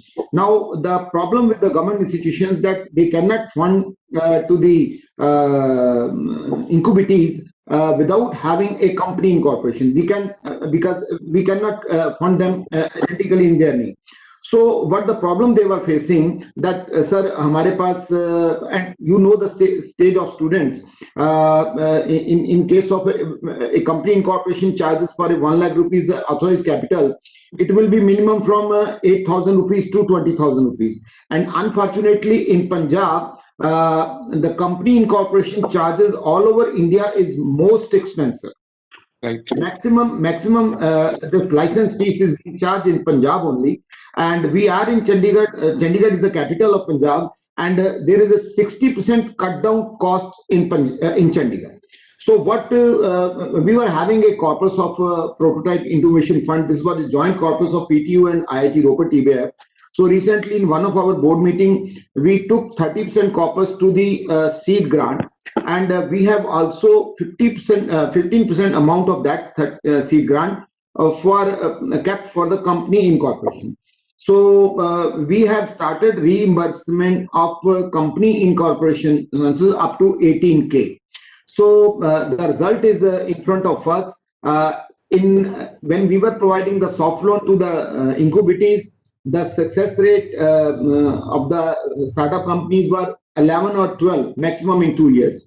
And just in a 3 months case, 3.5 months case, we have 13 companies now incubated when we have provided the seed grant of 1 lakh each at the start, 2 lakh after 6 months, and again after 6 months, there will be 5 lakh rupees seed grant. So total seed will be given to them of 8 lakh rupees along with the company incorporation charges of 18K. And we have seen the success story. We have 13 startup companies, incubated companies with us right now. So seed is really going to help the startup in every way. That is why a number of states are progressively, especially Gujarat and Karnataka, because we are getting that kind of ecosystem also. Yes. So now I think without wasting time, we are close to end this session. So if you all allow me, then shall I close this session because we want to be closed by 2:30. We are having probably Arul Sharma sir is with us. Arul Sharma ji, are you there?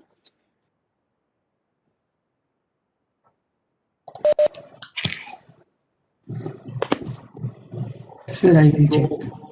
I will check. Okay, no problem. But yeah, my personal thanks to you, Manisha ji, because you accepted this particular theme of this panel. And I always knew that you are having equal command in all the domains and subdomains of entrepreneurship and startups. And Nikhil ji, he is not with us right now. He was having some another meeting. Thanks to Nikhil ji. And JK Jagdeep, thanks a lot. And Ojasvi, thanks for confirming and ultimately joining, because I was very much thinking that whether we will be coming and join this program or not. And at the last, and actually not the least, Ras Sangha, thanks for joining from Mizoram. Thanks to all of you. Thank you. I hope that it will be nice for our attendees also. Thank you. May I request Dr. Roda, can you please share the video recording of this whole function, because of our office exigencies, we were not able to join in the session in the since morning. Though I expect that I have gone through the profiles and they were quite good panelists were there. So we also want to hear. So if you have policy laws and government laws, kindly share the recording of this book. Yeah, I will check with Rahul. Rahul, do you have video recording? Yes, sir, we have. Yes. Okay, sir, that is actually not my realm of my area. So Rahul will be sending it to all of you. He is having email IDs. Thank you, Rahul, and thank you in advance. Thank you. Happy New Year to all. Happy New Year to all of you. We have ended it by 2:25. Thanks to you. Thank you. Thank you.